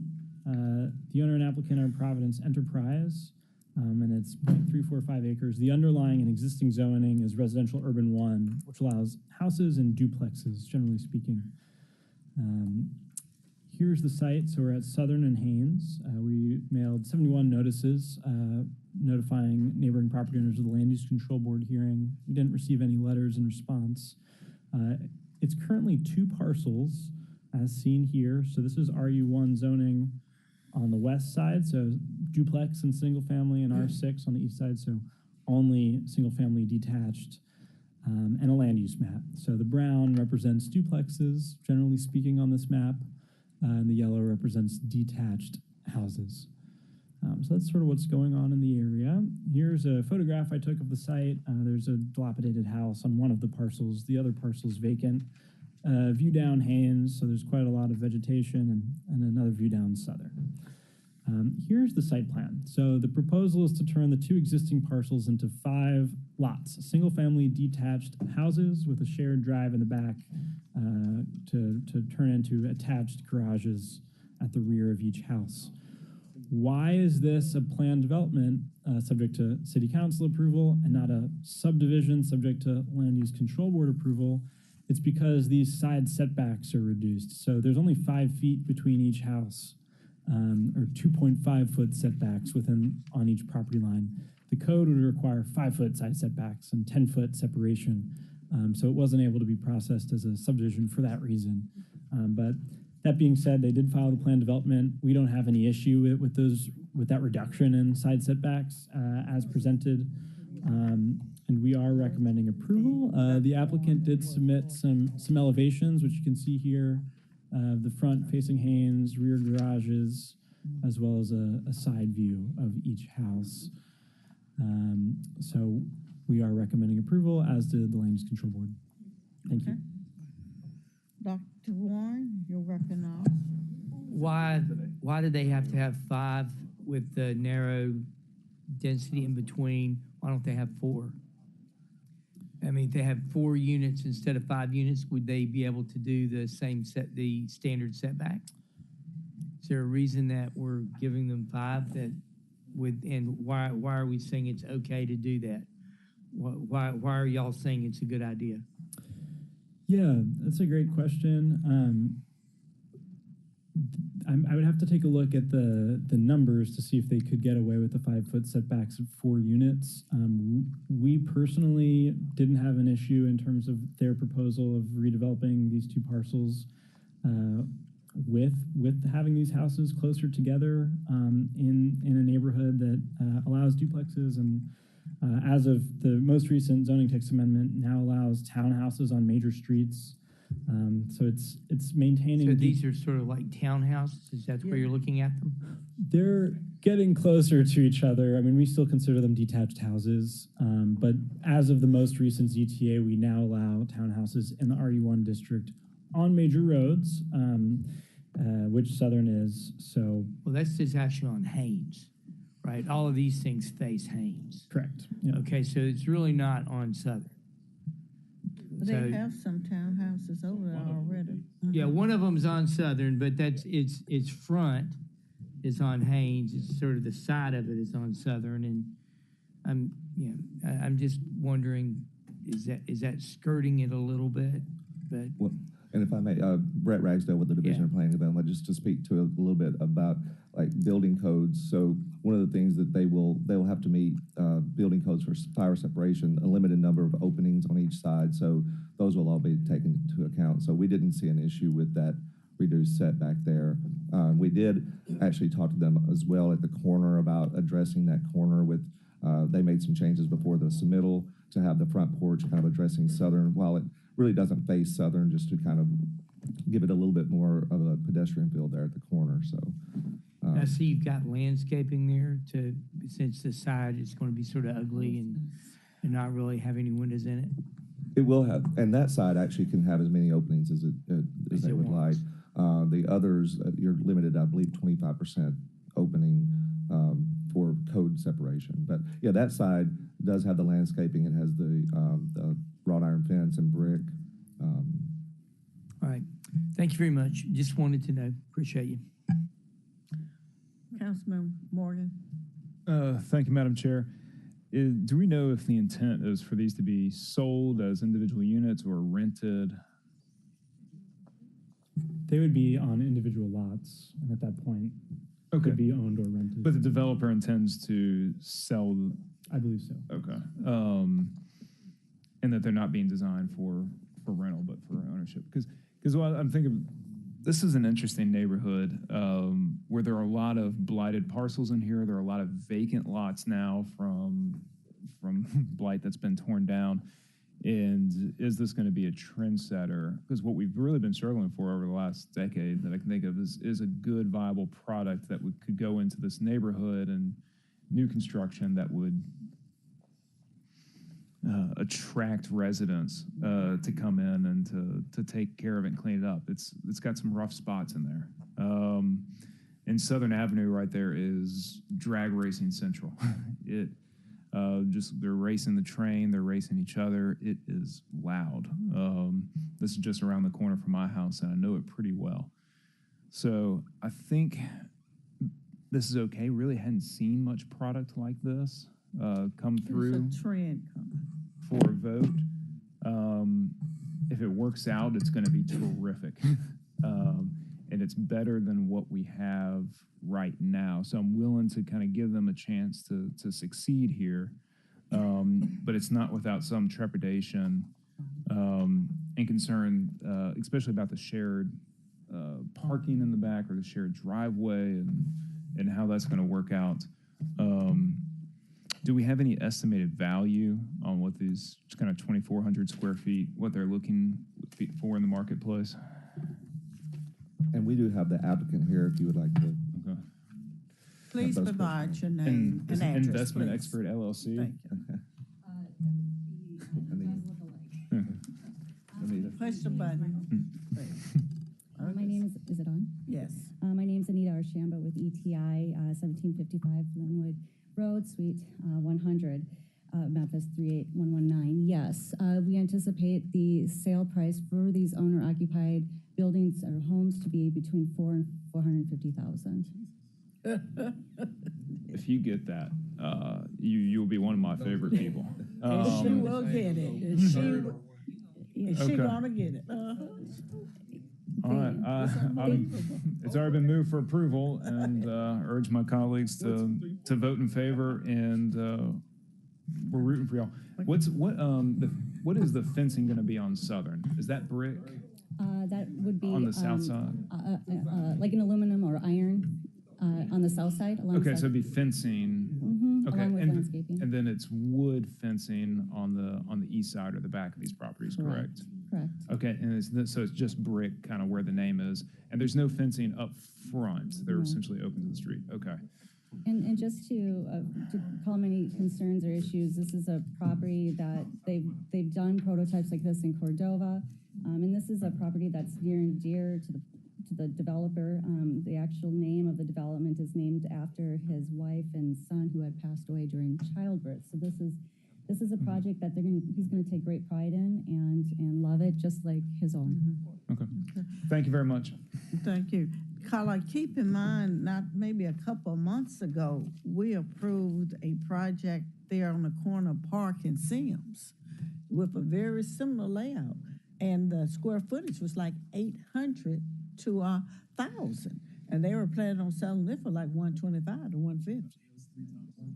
So it's understandable. Okay, let's hear from Dr. Warren again and then Chairman Jones. I think the concern that we have is, maybe it was the 60s or 70s where they were tearing down houses and putting up those 8-unit apartment complexes and things all over Midtown. And we're just wanting to make sure as this goes in, it's not going to be the latest version, but it doesn't sound like it is. So that was where my questions came from. Thank you. Thank you, Dr. Warren. Chairman Jones. Thank you. I'm looking at some of these elevation pictures. The exterior is going to be all brick. Most of it will be brick. There is a little bit of a siding, kind of as detail or accent, but they will be brick. The building itself and the window locations were thoughtfully designed so that if you're looking out the window, you're not going to be looking right into the window of your adjacent. So there was great thought and design put into these homes. Okay. Well, colleagues, you know how I feel about brick. Brick. We have brick structures that are 200 years old. And they'll work. Yes. They last. Thank you. Those are all the questions that I had. Okay. I'm not sure. I don't recall it being moved. So can I get it to be moved? Just moved by Morgan, second by Warren. Thank you. All in favor, respond with aye. Aye. Any opposition? Not hearing any. This will go down with a favorable recommendation. And I thank you. I thank you for coming. I thank you, Planning and Zoning, for your preparation. Thank you. Unless there's some other business that we need to address, this will conclude the Planning and Zoning Committee. Thank you.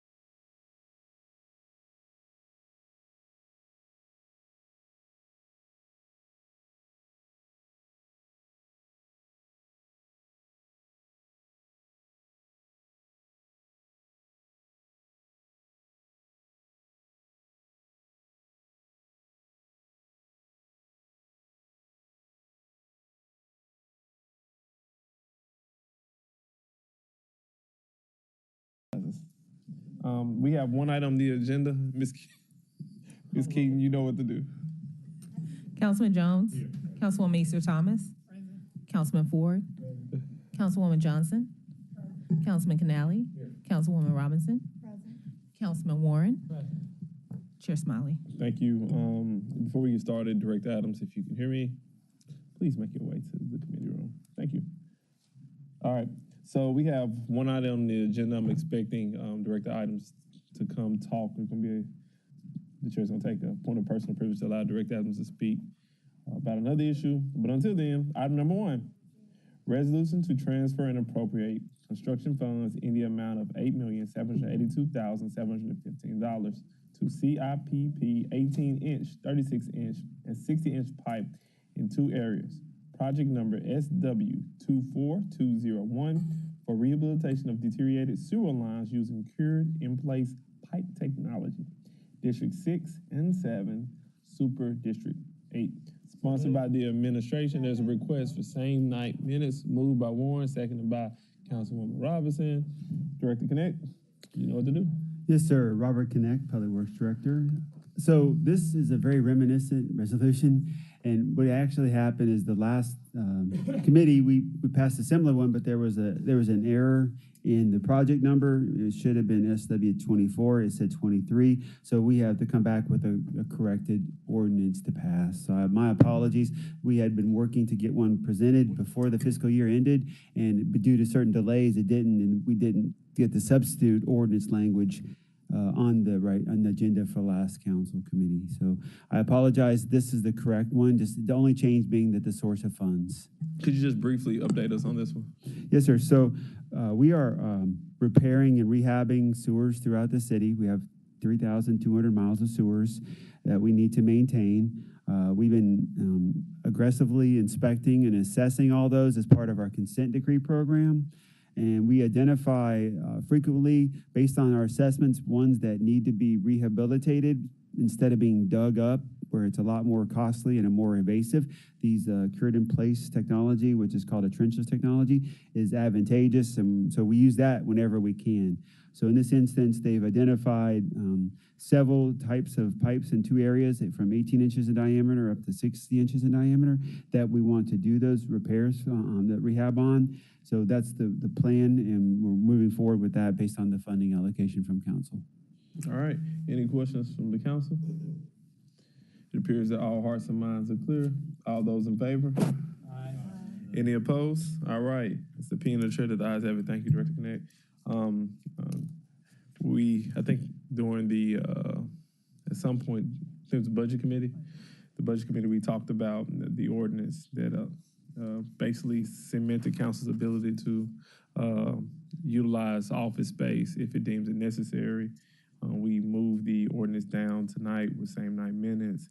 During the course of that, for the first reading, during the course of that conversation, we had a conversation with the administration, talked about how we could work together so that the city council office can have office space, so that our office staff can work in an environment that's conducive for the discretion that our office requires. And Director Adams and Chief Ryan are here to speak to us.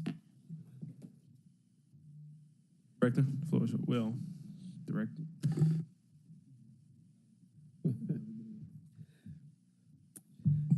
Yes, sir.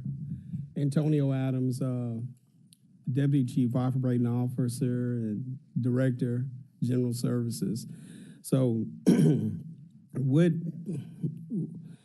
I asked for earlier, just before we move forward in this process, is just for some consideration. And there was mention of this particular room. You know, we talked about this, but let me put this in context. When we built out this room, this nice room, we occupied in this room as well the mapping office. What we did not consider during that time was the continued operation of the mapping office. And if you remember and you recall, there was a spiral staircase that took us down, well, up to another floor. I understand. See, that's what I'm talking about. You don't know about that, but there was an operational impact that actually impeded continued operations of services that we continue to provide. And so what I'm asking is, as we move forward, those are the things that we have to continue to consider as we move forward when we pass certain measures, whether it's an ordinance, resolution, things of that nature. High-level processes from a planning perspective. One, you want a space plan, and that's what we are asking for. It's not a no. What we're asking for is time to space plan and program. So one, what space do you need? Program, which is what's the purpose? And then, of course, the operational impact. Because you all have to continue to operate while you construct. What impact will it be while we're constructing? Then, of course, during construction, will it be on the spaces in which you will be constructing in the subsequent areas? We're talking about this particular building. You have a 60-year-old building with the original mechanical system. You got to test and balance this mechanical system. When we built this area, we modified your area. We took you off of the city, the building's mechanical system. This system, this unit here is exclusive. You're not on the rest of the building's unit. So when you modify the offices, you have to test and balance. So that means we have to heat and cool those offices properly. Then you have to design, which includes IT. You got to order your furniture, so you got lead time, and then you have to construct. When you do all those things, there's going to be time. In your ordinance, it gives you the authority, which you have currently. You've had town hall meetings, wherever you want it. You've had meetings here, and you can continue to do so. But when you commandeer space and you make it your own, it costs, there are operational impacts. I just want us to consider those as we move forward, notwithstanding the administration. Okay, so the this council, administration is just asking for that time to work together to plan and before we proceed. okay, so the That's council, the couple things, I feel like I'm gonna do my job as the vice chair of the council. So we have been more than willing to work with the administration. The administration has to be willing to work with this body. Also, within this well-drafted ordinance, it's not like this body has deemed it necessary to take any space that's been currently utilized to full capacity. If you look at provision, section 1, provision 2, specifically it says appropriate of unused or underutilized office space. And also, this process has been in the works since the middle of June. The administration has been aware of this process. And now, I'm telling you what it looks like from me. I'm speaking as an individual council member. I don't speak for this entire body when I say this. It appears to me that the administration was dragging its feet. And now that the council has done something this council should have been doing since the beginning of time, since this council's been act as unison, the administration telling this body, hold up, let's work together. We're willing to work. That's why there's no funding resolution.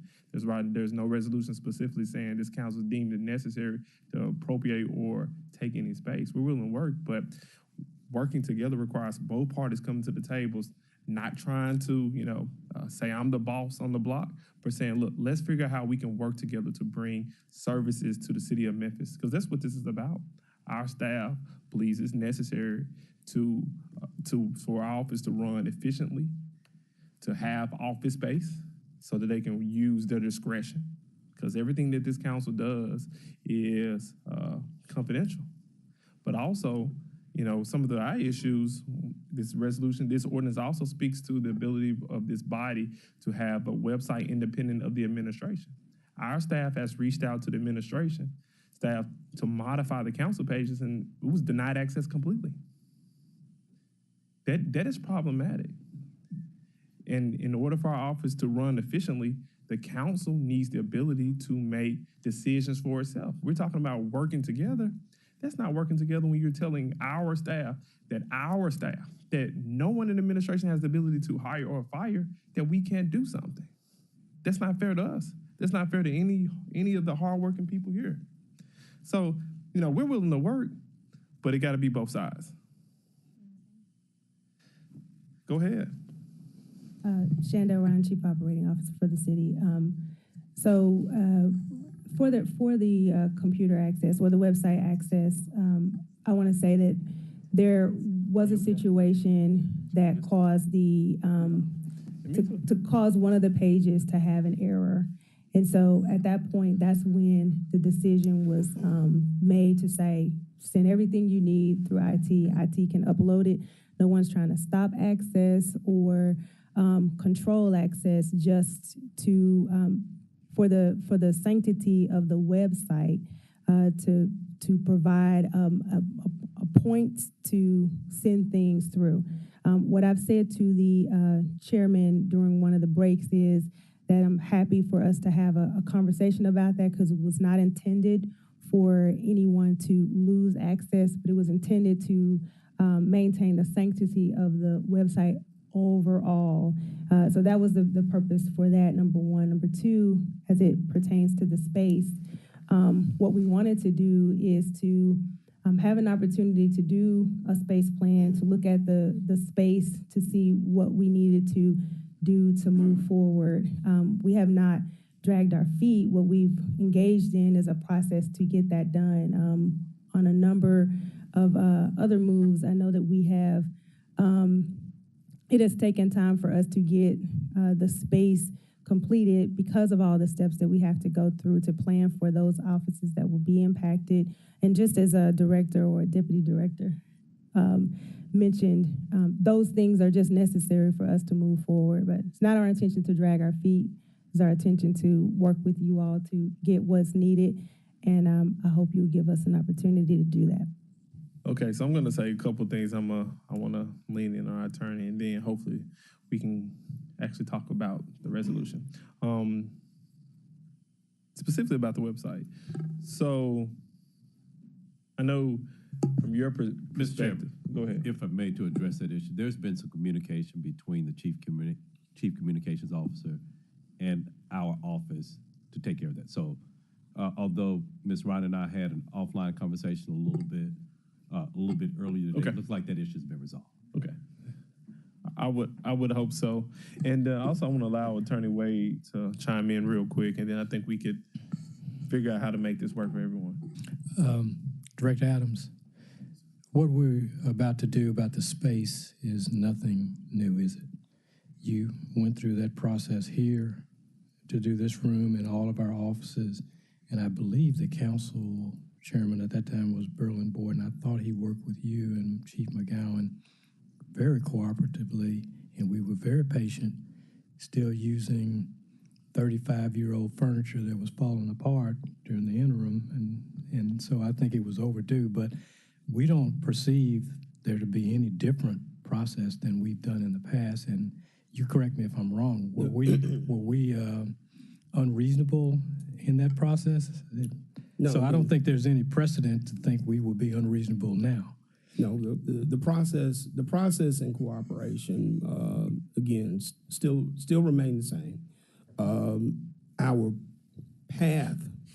pathway was a little different because, again, we talked prior to and we identified funding toward that pathway, and we did so towards the heel of a budget process. So beginning a budget year, I believe we did so. So But as far as working together, no, we've not had an issue.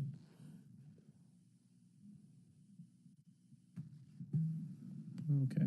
So you asked this body to be patient, and I want to know, what does patience look like from the administration? Because our employees start, I think it's August 28th. Nope, August 28th, but when they're going to be officially in office, September the 5th. So, because we have council members going to be willing to give up their office, I'm going to allow our staff to use my office as well. I know Councilwoman Robinson has, and I know Dr. Warren is willing to staff use our office. But, you know, our body's going to do what we can to allow our staff the space to do work.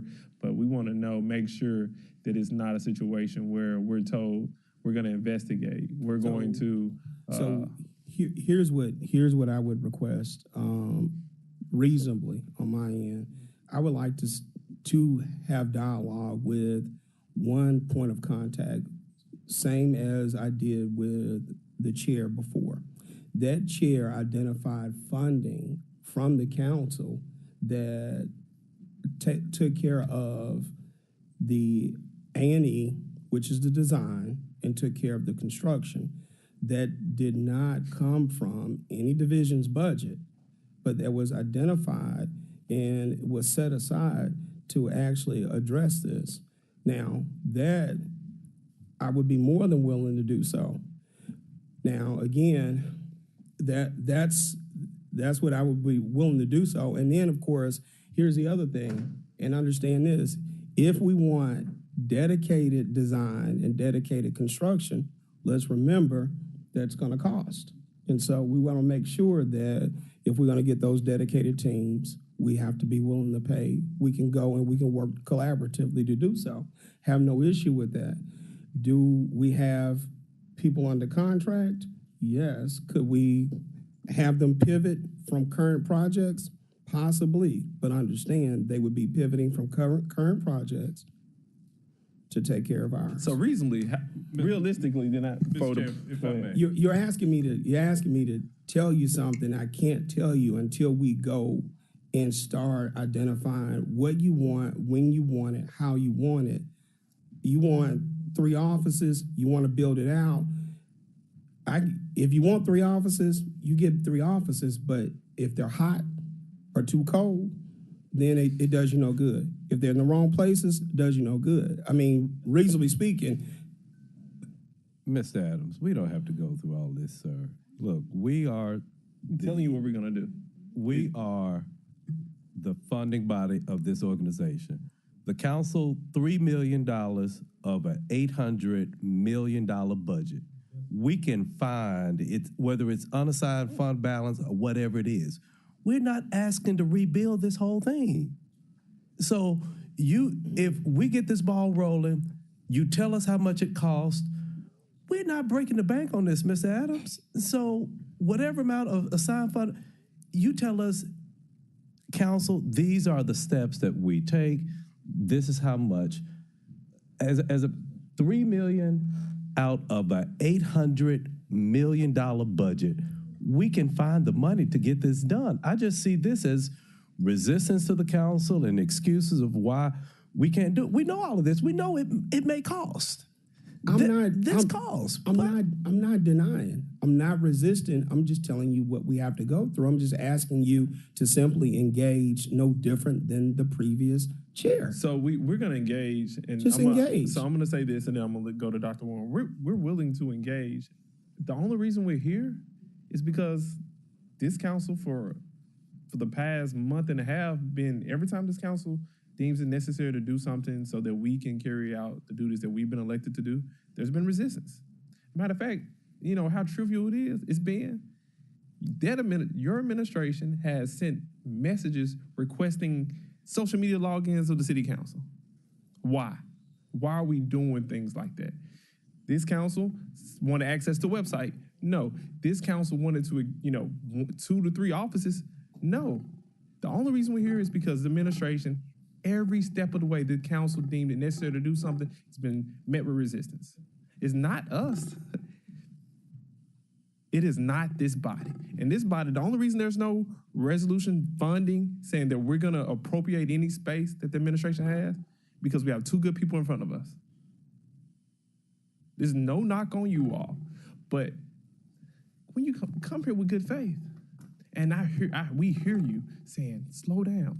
That's why Dr. Warren came and said, look, I'm going to give up my office. That's why Patrice Robinson said, I'm going to give up my office. That's why I'm telling you today, I'm going to give up my office because we want our staff to have places to work so they can work in confidentiality. But meet us halfway. You know, these individuals here, they're very intelligent people. We know this is not going to happen tomorrow, but we want to know it's going to happen. And this is, and I've been saying for the last month and a half, this body does not have to ask for permission for anything. We're not asking for permission. We're saying, work with us, and if you don't work with us, we're going to take it. May I respond? So I don't even, my response is only going to be, my response is only going to be, I wanted to hear, what was the date again that you have staff coming with? So August 28th, they're going to be ready, but they're going to come into this office on September the 5th. I don't even know how, if that's feasible to get it done. But if it's not feasible to get it done, guess what? These members are going to give up their office space to allow our staff to work efficiently. Okay. We just want to know, go to the drawing boards and figure out what a timeline is going to look like. That's all we're talking about, timeline. We understand it's going to take some time. Hear everything you all are saying. I understand that there's a deadline that's coming. Let us come back at another conversation with you on how we're going to move forward. I believe he was just answering the question, about what all the steps are. But regardless of any of that, at the end of the day, we'll have a conversation. We will create a plan of action, and we will move forward and get it executed. And whatever funding, we'll make sure that we highlight that for you all, so we'll know what we need to do and get it done. This is just a conversation about what all those steps look like. And then I also feel compelled to say this: when the administration is engaging with our staff, talk to our staff like you're talking to us. That's all I have to say. That's all I have to say. I don't even want to engage in this anymore. You're not talking about. I'm not talk about anybody. When you talk to our staff and talk to our staff like you're talking to this body. And I really don't want to engage anymore, to be honest. So with that, the Public Service Committee. Could I have one point of contact? We can talk. The point of contact is the gentleman to the left. Gotcha.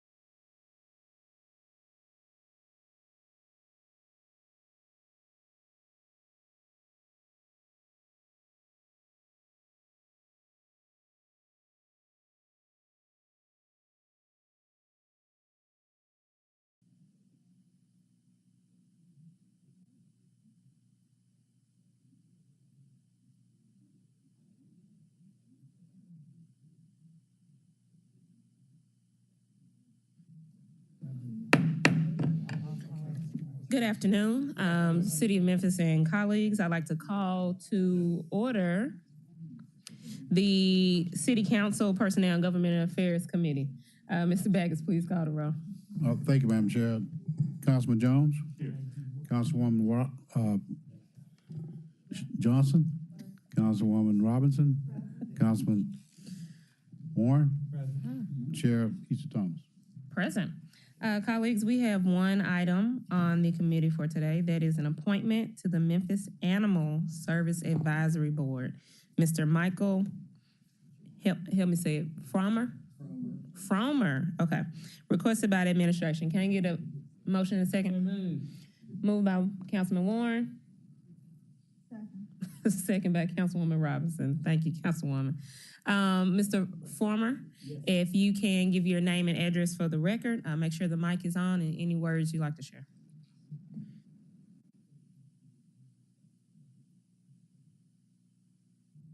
My name is Michael Fromer. I live at 4310 Tuckahoe Road, Memphis, Tennessee, 38117. And I have been asked to serve on the Memphis Animal Services Advisory Board. I'm a pet lover, just lost my dog, so have 2 cats still, but I'm excited about an opportunity to serve the city. Thank you. Thank you, Mr. Fromer. Any colleagues? Okay.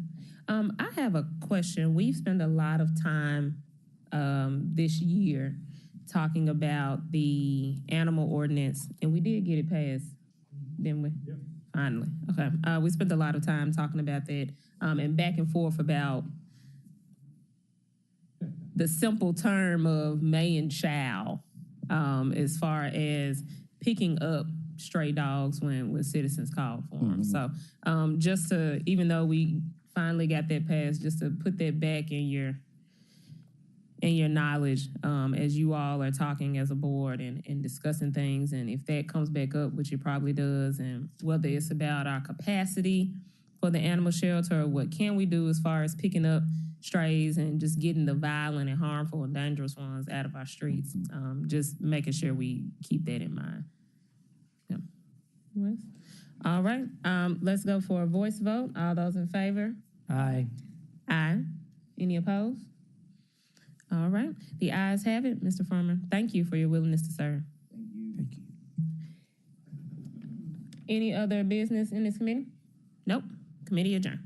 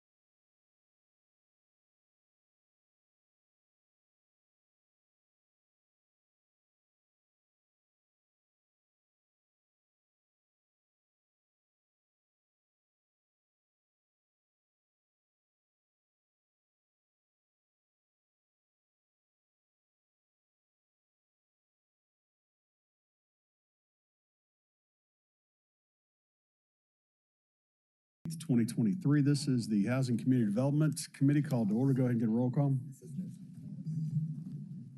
Councilman Jones? Here. Councilman Carlisle? Here. Councilwoman Easter Thomas? Present. Dr. Warren? Present. Councilwoman Robinson? Councilwoman Johnson? And Chair Colbert? I am here.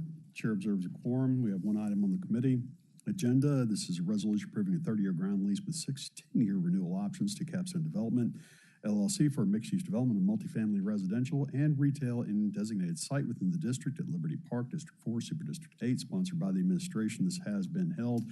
I'm told we have another hold that's being requested by the administration for further study. I hear there's some other folks might be thinking 30, 60 days. 60 days. I hear 60 days. The chairman hears 60 days. Jack, I'd like to hear from the administration on this hold because, just like the administration. Chair did not hear a hold, but in fact is calling up the administration to share with us their thoughts as to why they might ask for a hold. We are seeking a 30-day hold at, sorry about that, Shandell Ryan, Chief Operating Officer, 125 North Main Street. We are seeking a 30-day hold at this time while we work through some of the matters. Question that I have, I know that the last time that this was before us, I personally had some concerns about the long list of conditions. And so will it be coming back with those same amount of conditions? Because colleagues, as I walked my dog down by the fairgrounds this past weekend. Bikers, thousands of people there.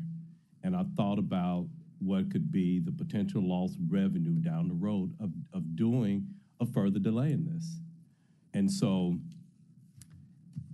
I can't recall any other development where we're putting such with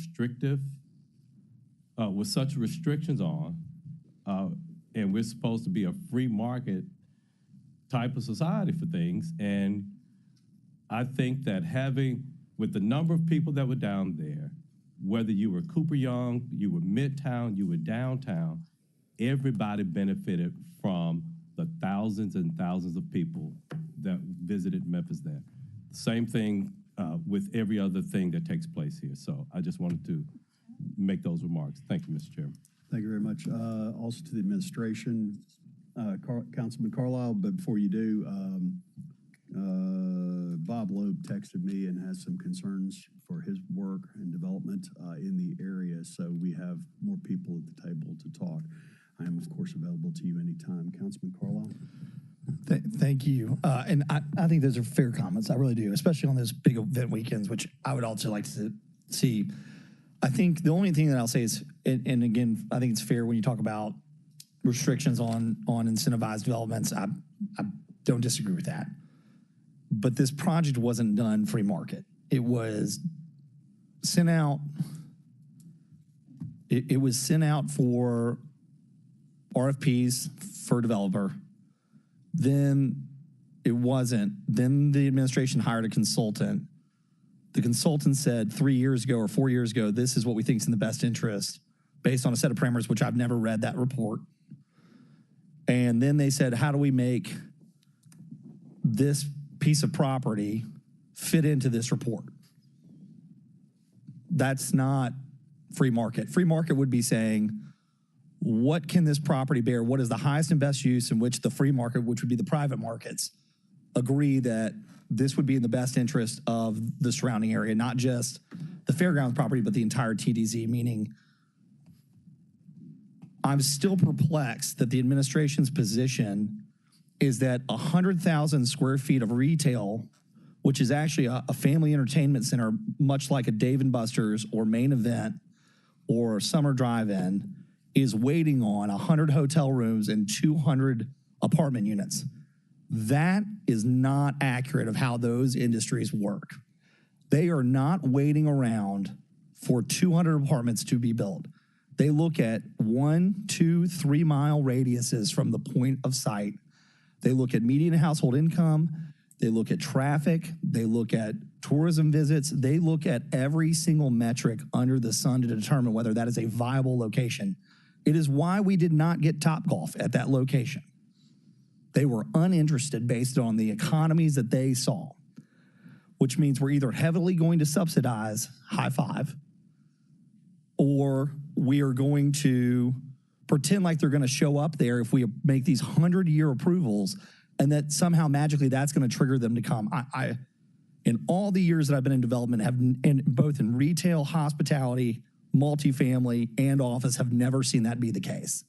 So I just don't understand how we are still trying to fit this square peg in a round hole like this is going to save what was a huge bet without the private market coming along. We made a $100 million bet on a sports center, and now we're saying that the council, and this is where we're being positioned as a council, if we don't approve this, I guarantee you the next email out is going to be the council has put us in harm's way of our $3.86 million debt obligation because they didn't approve 200 apartments, which is wildly misleading to the public. And I'm sitting on an LOI. I could sign 35 LOIs today. All are non-binding. There is no commitment of that 100,000 square foot family operator coming. We made a bet on the sports center and the private markets have not come along to support the sales tax revenue that was hoped to have incurred to support the bonds. I would be willing to bet you that if you opened it back up, that entire piece of property, and said, what can the private markets bear? They are not going to suggest a 100,000 square foot family entertainment center. And so then the question goes, well, how do you get the increment? Very simply, to Councilman Jones's point, I think apartments are good. I think the hotel development is a smart idea. But I guarantee you it is probably a larger density of apartments and hotels that support the surrounding businesses in Cooper Young and Overton Square, not 12,000 square feet, which I'll give you an example that's tangible. The Chiska apartment buildings have 2 restaurants in them. That is roughly 10 to 12,000 square feet right there. That is the amount of retail, 2 restaurants, full service restaurants. If we are linchpinning $3.86 million of debt service on 2 restaurants, we are in deep trouble. So I am unwilling to move forward on a 100-year deal right now. I do not think the structure and setup of what we're proposing for the fairgrounds is in the best interest long-term, and I'll use Peabody Place as a prime example for how that's failed before for the city. And if you want to see, go by Main Event on Summer or I-40 and see how it's doing as a family event center today as well. So for me, I think Chairman Jones is fair in saying that the delays shouldn't continue. I don't think it's fair to the developer himself, but I think that the development and these other pieces, what we're trying to sell the public that's occurring, are not accurate. And I don't think it's the highest and best use for the property. And I'll say this again, tangential to all of these lease approvals and getting the lease documents are the development agreements, which do not come before council and are not matters of public record until they're executed and signed and usually FOIA'd. So I'm fine to continue going down this road. I think Chairman Jones is totally right and entitled to not want to delay it, but I disagree that this has been a fair free market exercise because we hired a consultant, gave them a set of parameters, and now we're trying to figure out how to slam that into the set of the parameters that the consultant was given and that the development team and the developer was trying to meet. Meaning, you know, I forget the gentleman's name for it. It's Capstone. Capstone. Is that, I said that right? Capstone said, look, I got it. You guys want 200 rooms, hotels, and 200 apartments. I'll build that for you. Could have built 400 apartments. Could have built student housing. You got U of M, Rhodes College, CBU. Could have built a mix of both. There are all sorts of things that the private markets, and by the way, we just had a developer here out in Southwind who said he needs to go from 279 to 500 because the market's changed. How is that not possible for the fairgrounds? So it's all of those things for me make this deal very uncomfortable to commit to that kind of long-term deal. So I yield the floor, Mr. Chairman. Thank you, Councilman. Note for the record, Councilman Ford and Councilman Morgan have joined us. I have Council Lady Easter Thomas, Councilman Warren, and then back to Councilman Jones. So, MET, you're recognized. Thank you, Chair. We've had a lot of holds on this, and we've had a lot of discussions and opinions given, but for the assistance of myself and probably others who are watching or listening, I'm going to need a full layman's term breakdown on why we keep having a hold on this and what's the issue at hand. If there is a leasing option for a developer, what are the reasons on why we're not getting to a yes on this? If it's for what Councilman Carlisle says is, and I couldn't really piece it, but if they're not molding into what we need, why is there not an opportunity for discussion with this developer? I don't know whether the answer is going to come from you, Chandel, or anybody on this body, but I'm just confused on why we're holding. So I would just like for somebody to have an explanation on what's going on. So the request at the last meeting there were conversations from the community that we were attempting to have. We had some, and then we were attempting to have others. So we had set some meetings to make that happen. And the thought at the time was to bring back both leases, the apartments and the hotel. But the hotel lease was not fully completed. Is the hotel and the apartment the same developer? They're the same developer, yes, that's correct. So as we were working through the hotel deal, we're still working through the arrangement for that. And so that's why I requested to hold this matter while we work through the details of that. During this time, delay kills deals. I'm not saying that it's killed at this point. What I'm saying is that, the market shifts, and so we're still having conversations on bringing that item forward together.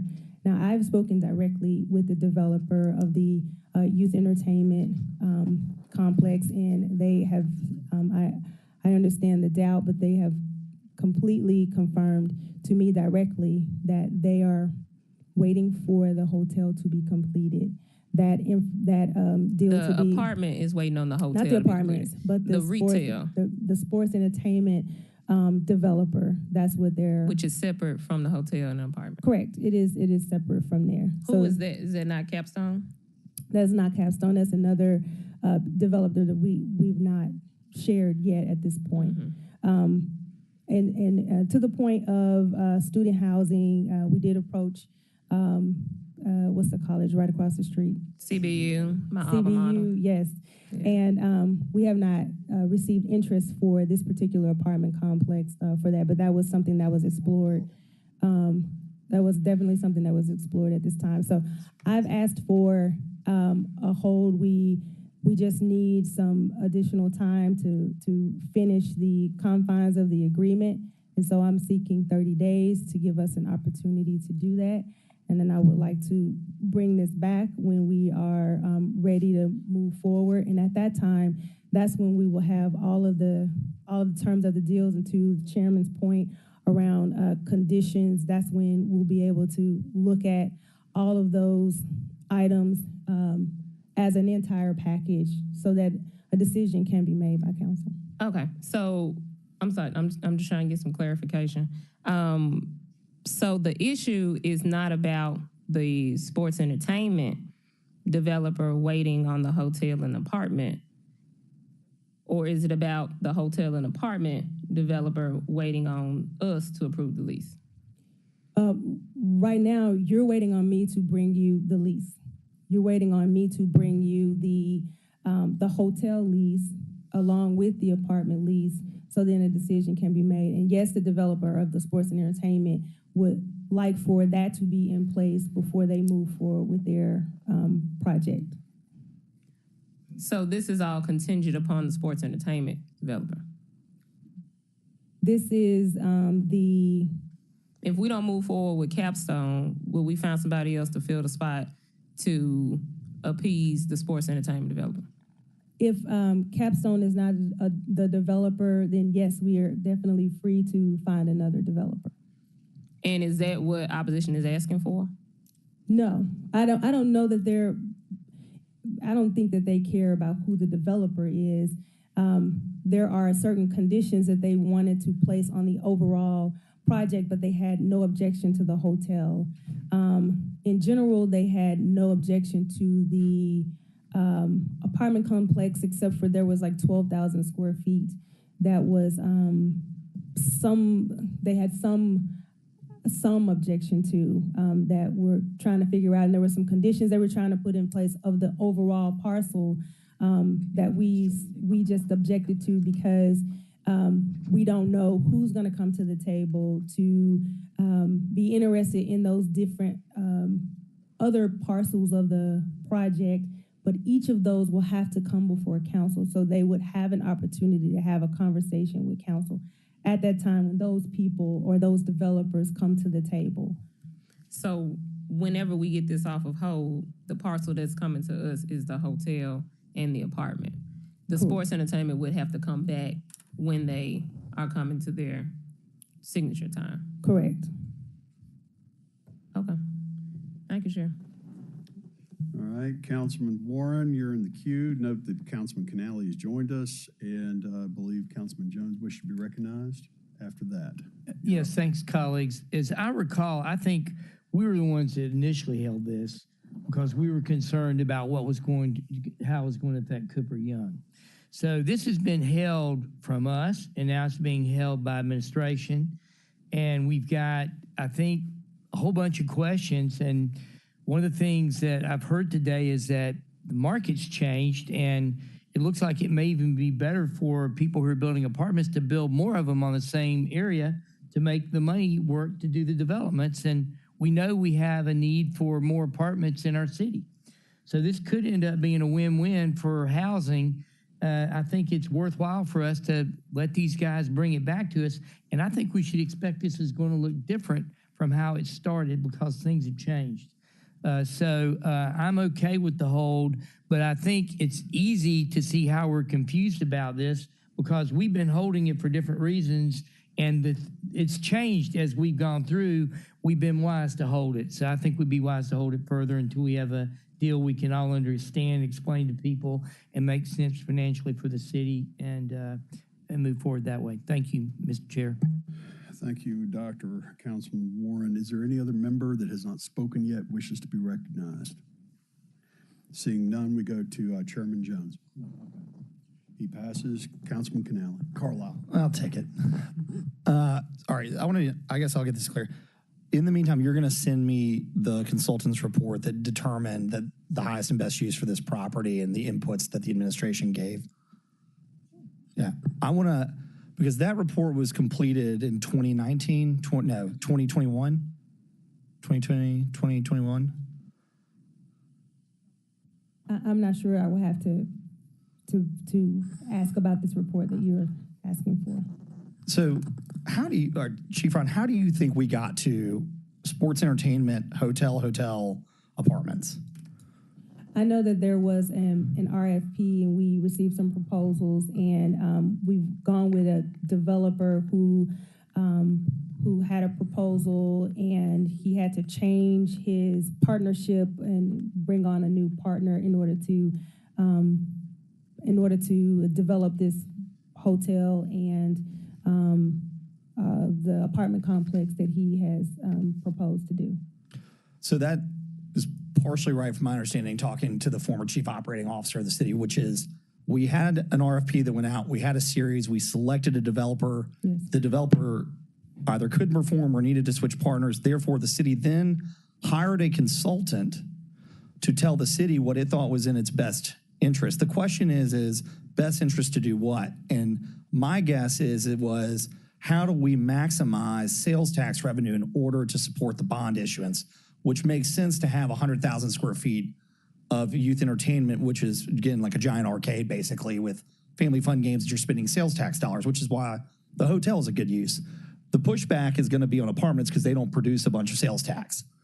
My theory or thesis would be is if you create more density in the area with bodies, they're still going to disperse throughout the community and spend money within the TDZ zone, which is significant in and of itself. The concern from Cooper Young at Overton Square and Broad Avenue, which is fair, is that we're subsidizing competition for them, which I get their point. Where I'm going back to is we continually are trying to fit. I have significant reservations that a youth sports, not even sports, an entertainment thing of 100,000 square feet is a long-term viable use at the fairgrounds based on past performance around the entirety of the city. I'll be interested to see what subsidy they're offered in order to do that. What I do not like, I'd almost challenge this developer that says that they'll come forward once we approve a 100-unit hotel, which is basically a Hampton Inn, that all of a sudden is going to trigger their underwriting ability to build 100,000 square feet of retail space. I've never seen that in my entire career around the country, but it'll be a first for everything. I mean, we went through this too, by the way, on Union Avenue. We sold the Union Avenue property for $3.2 million, saying it's the best thing we're going to get. The hotel was going to go, and I said, as long as we don't let a fast food joint on the front parcel where they would get their entire investment back through a triple net sale lease back. And the irony of the whole thing is the first thing they did 2 years later was come back and say that they want to put a Whataburger there to sell it out so that they can pay to build the hotel. This is a very similar situation of we, the DMC and the city of Memphis, never actually took this property back out to market and allowed the private markets to say what is the highest and best use for this thing. We have continually tracked on the consultant's plan and continually try to figure out a way to make that singular thing work over a period of now 4 years, which I don't understand, which is why I'd love to see the consultant's report. And again, I would love to see a commitment in writing from the entertainment developer that says if we approve the 100, and not an LOI, a binding agreement with some significant deposit that says that if we approve a 100-year deal, that they're going to enter to and agree to that deal along with the development agreement so that this council and the public knows how much subsidy is going into the dirt underneath. Because the thing that I'm still trying to figure out is there's tons of earthwork going over there. I see giant culverts being put in. I see infrastructure being put in. That's all on the taxpayer dime. I'm curious to know what is it being designed to? What if this council says no to each and every one of those uses? Have we just spent $13 million in infrastructure without a deal in place?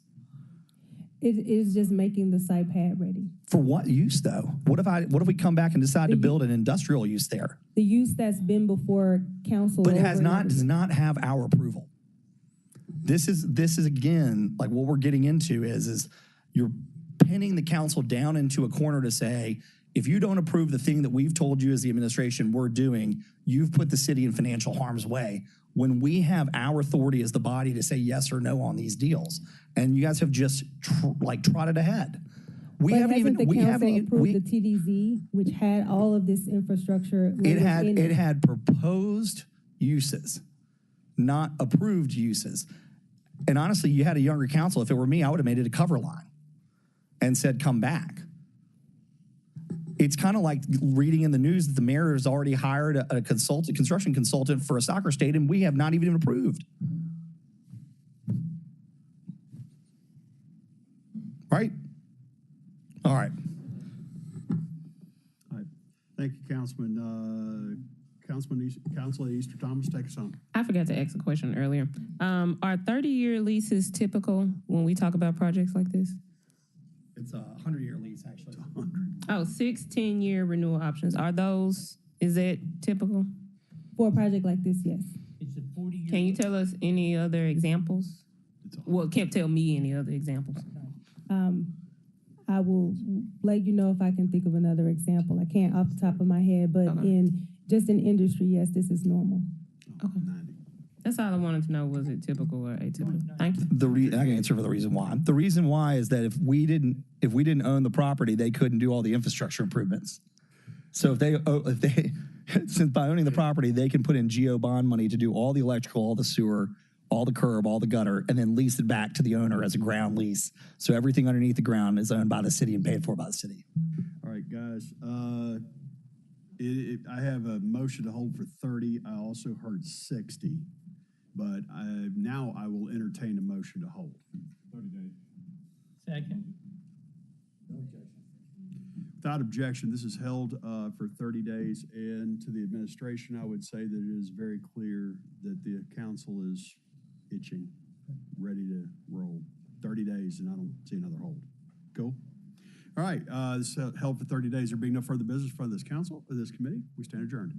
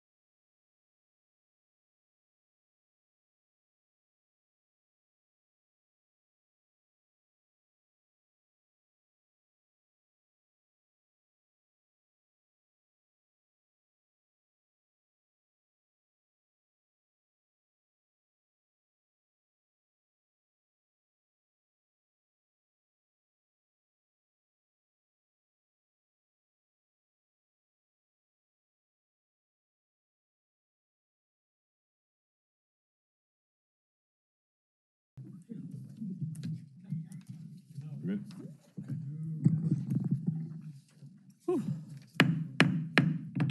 Good afternoon. The hour is 3:01. I would like to call to order the meeting of the Memphis City Council's executive session. Ms. Owens, would you please conduct a roll call? Councilman Morgan. Here. Councilwoman Easter Thomas. Present. Councilman Warren. Present. Councilwoman Robinson. Councilman Canali. Councilwoman Johnson. Chair Jones. Present.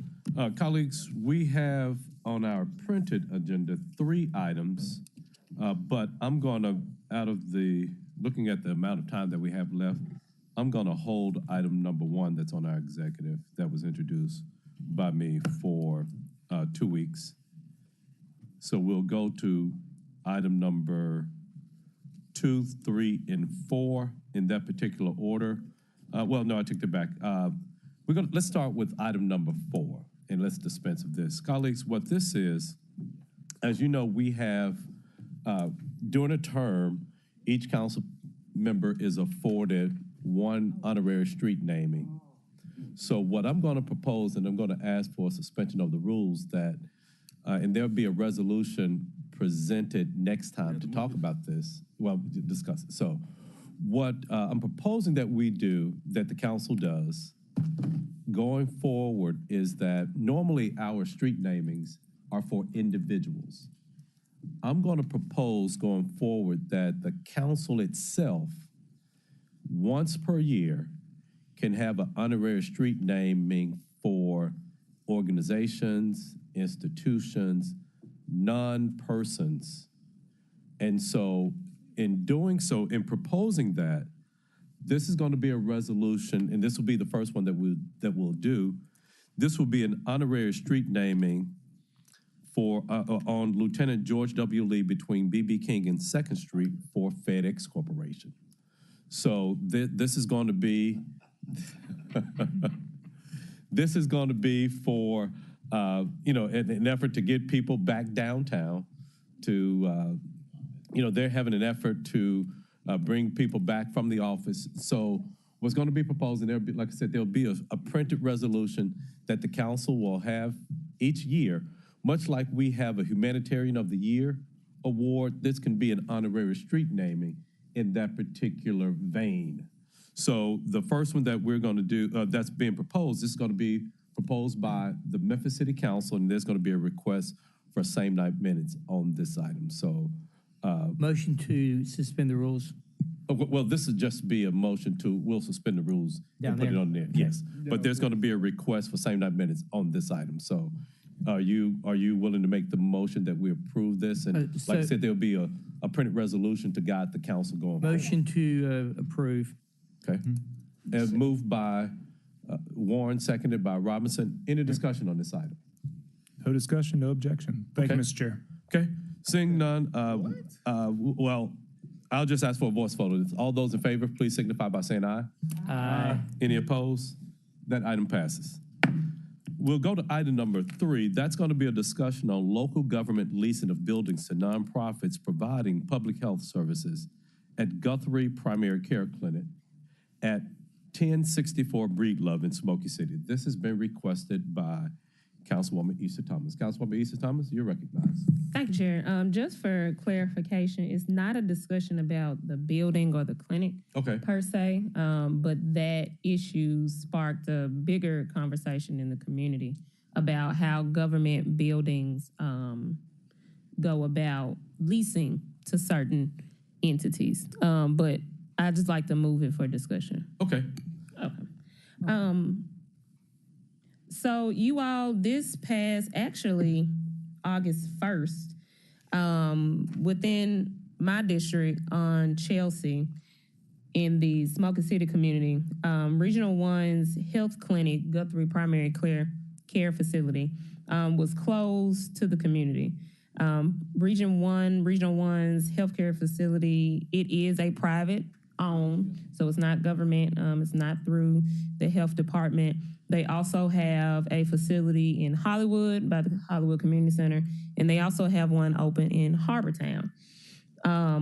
So community members approached all of their electeds in the county and the city. So I myself am Commissioner Lowry and also Commissioner Brooks, even though she isn't down there in that area.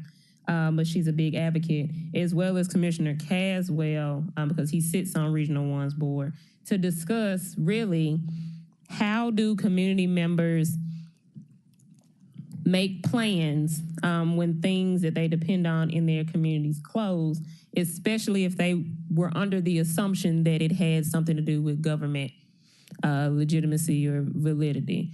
And so a while ago, I don't know how long ago, but that certain building was owned by the county.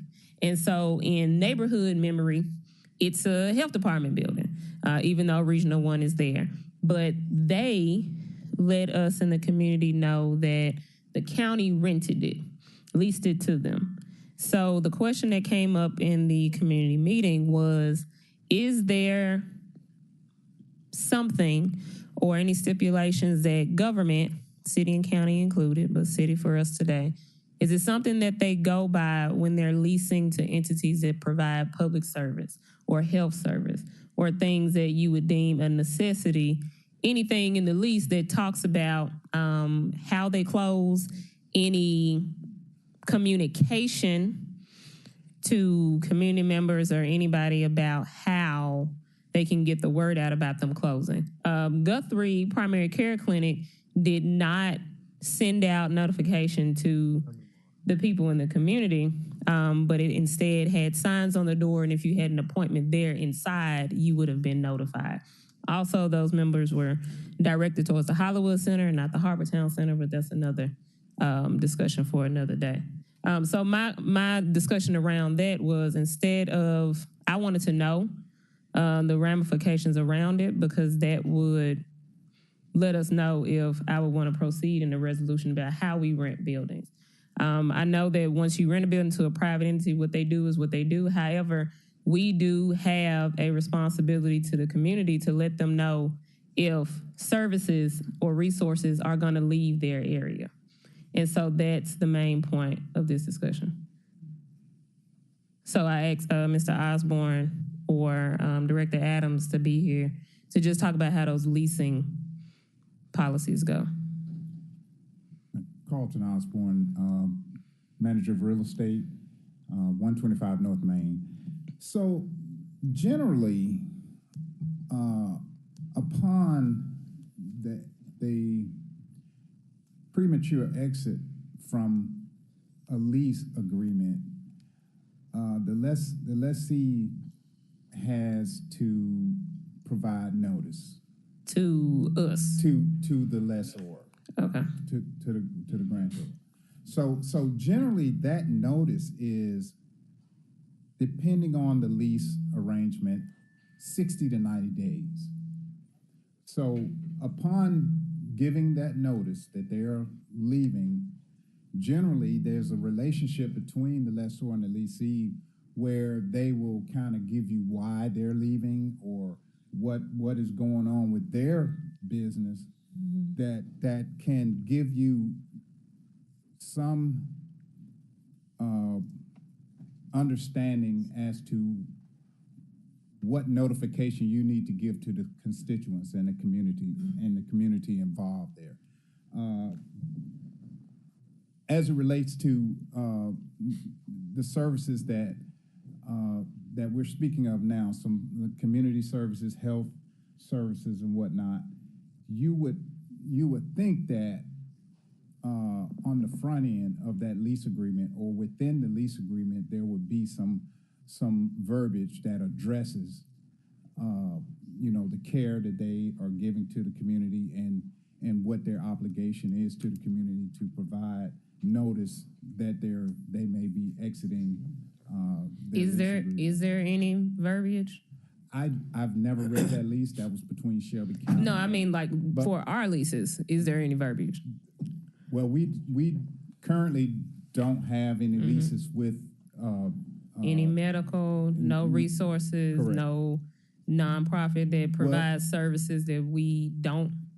Nonprofits that provide services we do, but not those crucial services like medical services. So, like for example, we leased out our community center to MAM.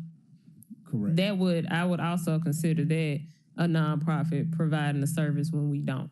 Okay. So is there any verbiage with organizations such as that? I don't recall in reviewing that lease that it did, but that's a good point, and we will. Because if that was the case, that would have saved us a whole lot of headache a month ago. That's right, and we will begin to, and we're dynamic in that respect. Once we see something, then we begin to act upon it.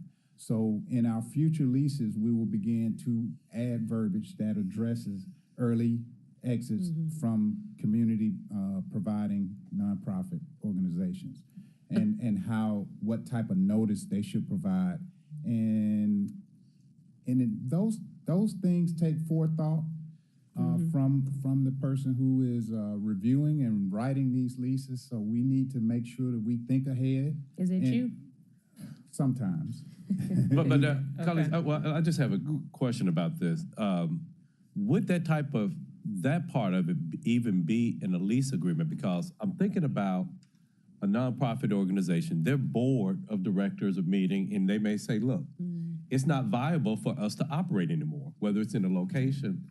And so, this is my first time hearing about this, but I'm just thinking about the practicality and moving forward with this.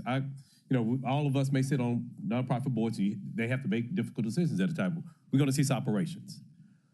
And it may involve moving out of what may have been a leased public space. Which is fine, but how can we make sure the communication about it is thoughtful? Is there a way we can ensure through leasing that the communication around it really gets to the people who depend upon it? Think about it like this.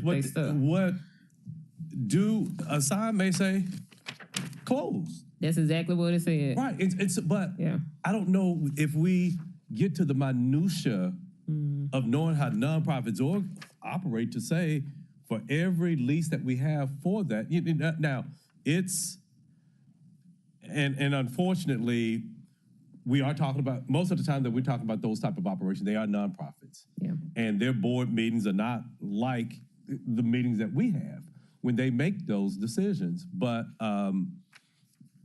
I just don't know, do we get to that level of what we can do legislatively to prevent that? I'm looking at Mr. Wade. Maybe we could provide some guidance on this. No, I understand. I don't think you would want to do it in every context, but the context she's speaking of, if it's an essential service, you may, I mean, but also it's an administrative thing, not a legislative thing. Okay. To put in a wind down provision, because people don't make decisions to go out of business overnight. So once they make that decision, you can put language in to say there will be a wind down provision before you can terminate. And as a result of that, you have to provide these kind of notices to the community and whatever. You're not restricting them from doing it, but you are imposing some communication that they have to provide to let people know that they're moving on. Okay. And I think that's not onerous. Okay. Councilwoman Johnson. Microphone, please. Question in regards to that would be, this was a county facility. Can we extend our service? Nope. So we I don't think she's talking about that. Not, I don't want to, I just want to know about it. This was just a understand, caption but of it somewhat. I'm just curious because it's still in the city. Yes. And that's what, is there any, we could pass make a nonprofit pay a permit to do something like that so we're aware, so they'll know what the rules would be? I mean, I understand the need for it. The way it works is that the owner of the facility is an instrumentality of government, just like we are. So we can't impose our will on them by ordinance or anything else. It would have to be by state law that would apply to all of us. So, and then the second question would be, what type of penalty would be given if they didn't do it? That'd be another Civil, one it'd be civil damages. If you had to give the notice yourself and there was some expense associated with it, you could. It wouldn't be much, but it's just. It should be a very easy thing for people to comply with. Thank you, Chair. Attorney Wade, so that wind down provision, even though, of course, the mayor signs contracts and leases, is that something that we have any jurisdiction on in requesting that it's included? I mean, I think we could suggest that that's what we would like to see in leases of essential services. But again, the power to contract rests with him, and he decides what goes in them and what doesn't. I think he would probably honor such. But that couldn't be an ordinance either. I mean, you could make it an ordinance, but I think in terms of you're really crossing the line then getting into administrative versus legislative.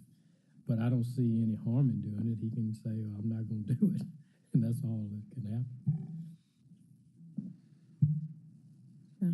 Thank you, Chair. Okay. I want to get there. Yes, ma'am. Can we get a list of, do you have a list of all the property we lease out? Yes, we can put one together for you. Okay, let's see that. We'll see what kind of services they provide and see if it's anything of major concern. Because most of it's probably community. So I can't imagine any major facility right off in my mind that y'all own. Okay, thank you. Thank you, Ms. Osborne. Thank you, Ms. Wade. Colleagues, our next item is a presentation from Ridgeline Venture Capital on efforts to grow Black and minority technology businesses in the city of Memphis. This is requested by yours truly. We have Mr. Brandon Harris. Mr. Harris, if you would introduce yourself and state your name and address for the record, please. Yes. Good afternoon. Push. My name is Brandon Harris. I'm a native Memphian, and I'm a principal with Ridgeline. And we are a new VC firm that recently moved here from LA, and we wanted to introduce ourselves to the council and just tell you a little bit about what we bring to the city and what venture capital is all about. So, the floor is yours, sir. Oh, awesome. Thank you. So I'm sure most of you have heard about venture capital or the term venture capital before, often mentioned with startups, but venture capital is a form of private equity. We raise money from pension funds, endowments, high net worth individuals, and we invest in high growth technology companies, often referred to as startups. And the difference between a startup and a small business is simply growth. And what most people don't understand is the trajectory, the processes of building a startup are typically very different than your mom and pop small business, and the value that they can bring is very different. And there are all type of venture capital firms. Ridgeline focuses on B2B startups in what we call foundational industries. Our firm was actually founded upon the principle of demystifying the federal government process for startups and how they can work with federal government, state and local governments, and really any large enterprise as we view governments in that same ilk. And so we're really here trying to drive foundational change in supply chain, manufacturing, mobility, government and defense, and really one of the few firms that has key partners in both of those sectors. We were actually incubated out of a group called West Executive Advisors, which was started by Secretary of State Anthony Blinken and Michelle Flournoy. This is one of the best boutique government advisory firms on the federal level that you can really come across. They give us insight into public markets. They give us access to potential grant opportunities and monetary opportunities that, one, our startups can take advantage of, but often our startups can partner with, whether it's a local state agency, whether it's a large Memphis-based enterprise, whether it's around supply chain or defense. There are a lot of federal opportunities that aren't being taken advantage of, and that's what West Exec allows us to do. Our team is uniquely suited for this opportunity. We have two partners, Ben Walker and Ryan Clinton, who actually moved from LA and San Francisco respectively and moved to Memphis about a year ago with their families. Ben and Ryan met at West Point after serving in the military in Iraq together and graduating from West Point. Ben went on to work for Deloitte, where he actually discovered there was an opportunity to help startups access opportunities in the federal government, whether it's non-dilutive funding or whether it was actual, enterprise contracts. Ryan, after he started in the military, he worked in corporate venture for Comcast, where he essentially was looking for technology companies to help Comcast's operations, and he was actually one of the first 50 employees in a defense tech company called Anduril. Anduril is worth $10 billion now, and he was the person who actually led their Department of Defense line of business. Andrew McMenamin, while he did not serve in the military, he actually worked in the White House for 7 years, leading technology procurement in the Obama administration. And then there's little old me in the corner. I was the first full-time hire of the firm, a Memphis native. I actually had my own tech company called Votis. It was a political tech company. I was living in DC and met Ryan at a retreat for a venture capital firm that invested in my company, and they gave me an opportunity to come home and build something that I thought could add real value to the ecosystem. So I was happy to do that. There are real reasons why we came to Memphis. The first, and which isn't on this presentation, is that FedEx and AutoZone came into our Fund 1, which was $52 million. We also have Dollar General as an LP in our fund. An LP is an investor, by the way. And so we wanted to be close to our corporate partners, and we felt like there was a unique opportunity here in Memphis, one, because we are an international supply chain hub. And for us, national security is something we care about, and supply chain is a national security issue now. And so we felt like being in a hub of this stature gave us access to a lot of the operators in supply chain that gives us differentiated insights in other VC firms. The other piece is that we have a robust corporate community. Obviously, there's FedEx, there's AutoZone, but there's also International Paper. There's also First Horizon. There are also a ton of closely held corporations that are very very high net worth companies. And so we felt like that corporate community was something we could also anchor on. As America continues to grow and we move closer to the future, the cultural diversity and the history of Memphis is an asset. We have a competitive academic environment. And we also think Memphis is interesting because we're almost like the spoke. Like there are a ton of other cities in this area that aren't the size of Memphis that we think we can be a regional hub for. And so Memphis being a supply chain hub and where we're sitting in the region, we felt like bringing a high growth, technology-focused venture capital fund here could help boost the ecosystem and add a lot. And I really want to talk about venture capital means for ecosystems and cities. And one of the things that we've actually been discovering is that there's a huge nexus between economic development, innovation, and inequality. So the top 10 cities with the highest wages in America are where actually 70% of venture capital growth goes. And most of those cities, no brainer, are on the coast. They're in New York, they're in California. But we're seeing now that there's actually more funding moving back inland into the country and not on the outside. In fact, since 2018, the amount of venture funding that went to the South went from 10% to 20%. And we're actually seeing there's a decline in San Francisco and New York, and we feel like that's an opportunity for Memphis to take advantage of that. And the other thing people should know is that a 1% increase in productivity actually translates to 2 times increase in low wage growth. So people don't think low-skilled workers benefit from technology booms, but in fact, If a business becomes 1% more productive, which means higher throughput, they can make more money, more revenues, that actually does increase the wages for low-skilled workers. So we look at innovation and increasing productivity as a way to really combat income inequality in our region. Investing in innovation and R&D is something that has proven to have benefits. It's something you do with the universities. It's something you do with the corporate community. And it's really important that you have, again, private equity involved in that innovation cycle. Corporate collaboration is something we also can bring here. As I said before, AutoZone and FedEx are in our fund. The CFO of FedEx had not talked to the CFO of AutoZone until we got them in a room together. And, you look at cities like Atlanta or in North Carolina, they're actually building different vehicles and programs where their corporates can collaborate and share best practices, right? And that enhances our companies, that enhances their productivity, and it lifts all boats. The other piece is people talk a lot about how do we attract new companies to Memphis? And we think the best way to do that is customer concentration. And what I mean by that is if FedEx and AutoZone and International Paper are enterprise customers for a top startup out of San Francisco, that's your best shot of getting them to put their second or third office here in Memphis. And there are things you have to do to work with corporations to make sure they're prepared to work with startups. It's very different than working with an established vendor or an established company, but that's where our specialty is. That's what makes us professionals. We meet with FedEx. In fact, the reason why Ryan, my boss and partner, essentially isn't here today is because we had to go meet with Dollar General today in Nashville because we're trying to help them basically figure out a big deal with a promising startup that we introduced them to.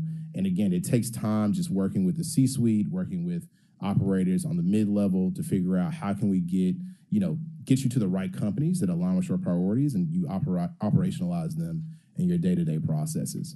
And the last piece I'll bring is that there's a lot of money on the federal level right now for supply chain innovation, for advanced manufacturing.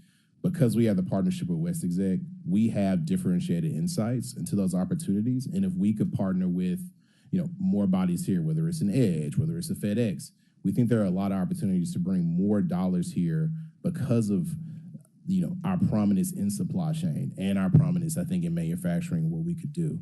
And so this is really just an informational presentation around what having a venture capital firm of ridgeline stature can bring to the region. And I would say you shouldn't just have one VC. You should have multiple VCs that have different specialties. Our specialty is enterprise B2B, but there are also consumer tech companies and consumer solutions that can scale as well. And so there should be another VC eventually that we bring that handles different sides of the tech ecosystem for us.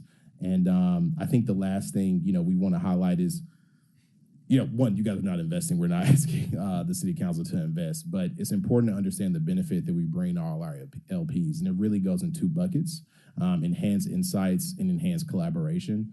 Our corporate partners, our federal government partners, they let us know what's coming down the pipeline policy-wise. We know how our companies can take advantage of that and how our LPs can take advantage of that. We talk with our corporates at minimum on a monthly basis, so we understand the problems they're dealing with operationally. We understand the solutions they're looking for and how we can help them scale.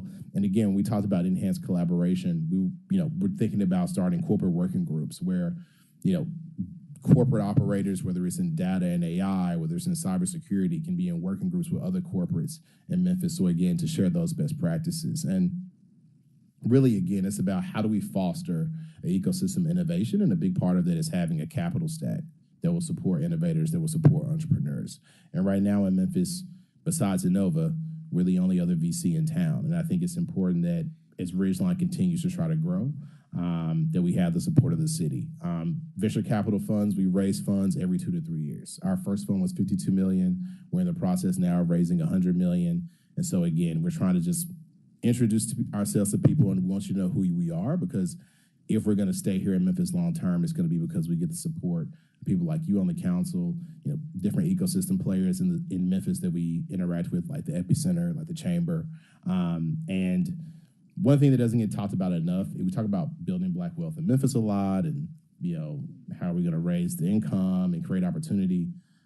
We only have one Black fund manager in this city that is supported by one of our pension funds. And in fact, that Black fund manager unfortunately passed not too long ago. And Ryan Clinton, again, West Point grad, Harvard MBA, Wharton, he's moved here.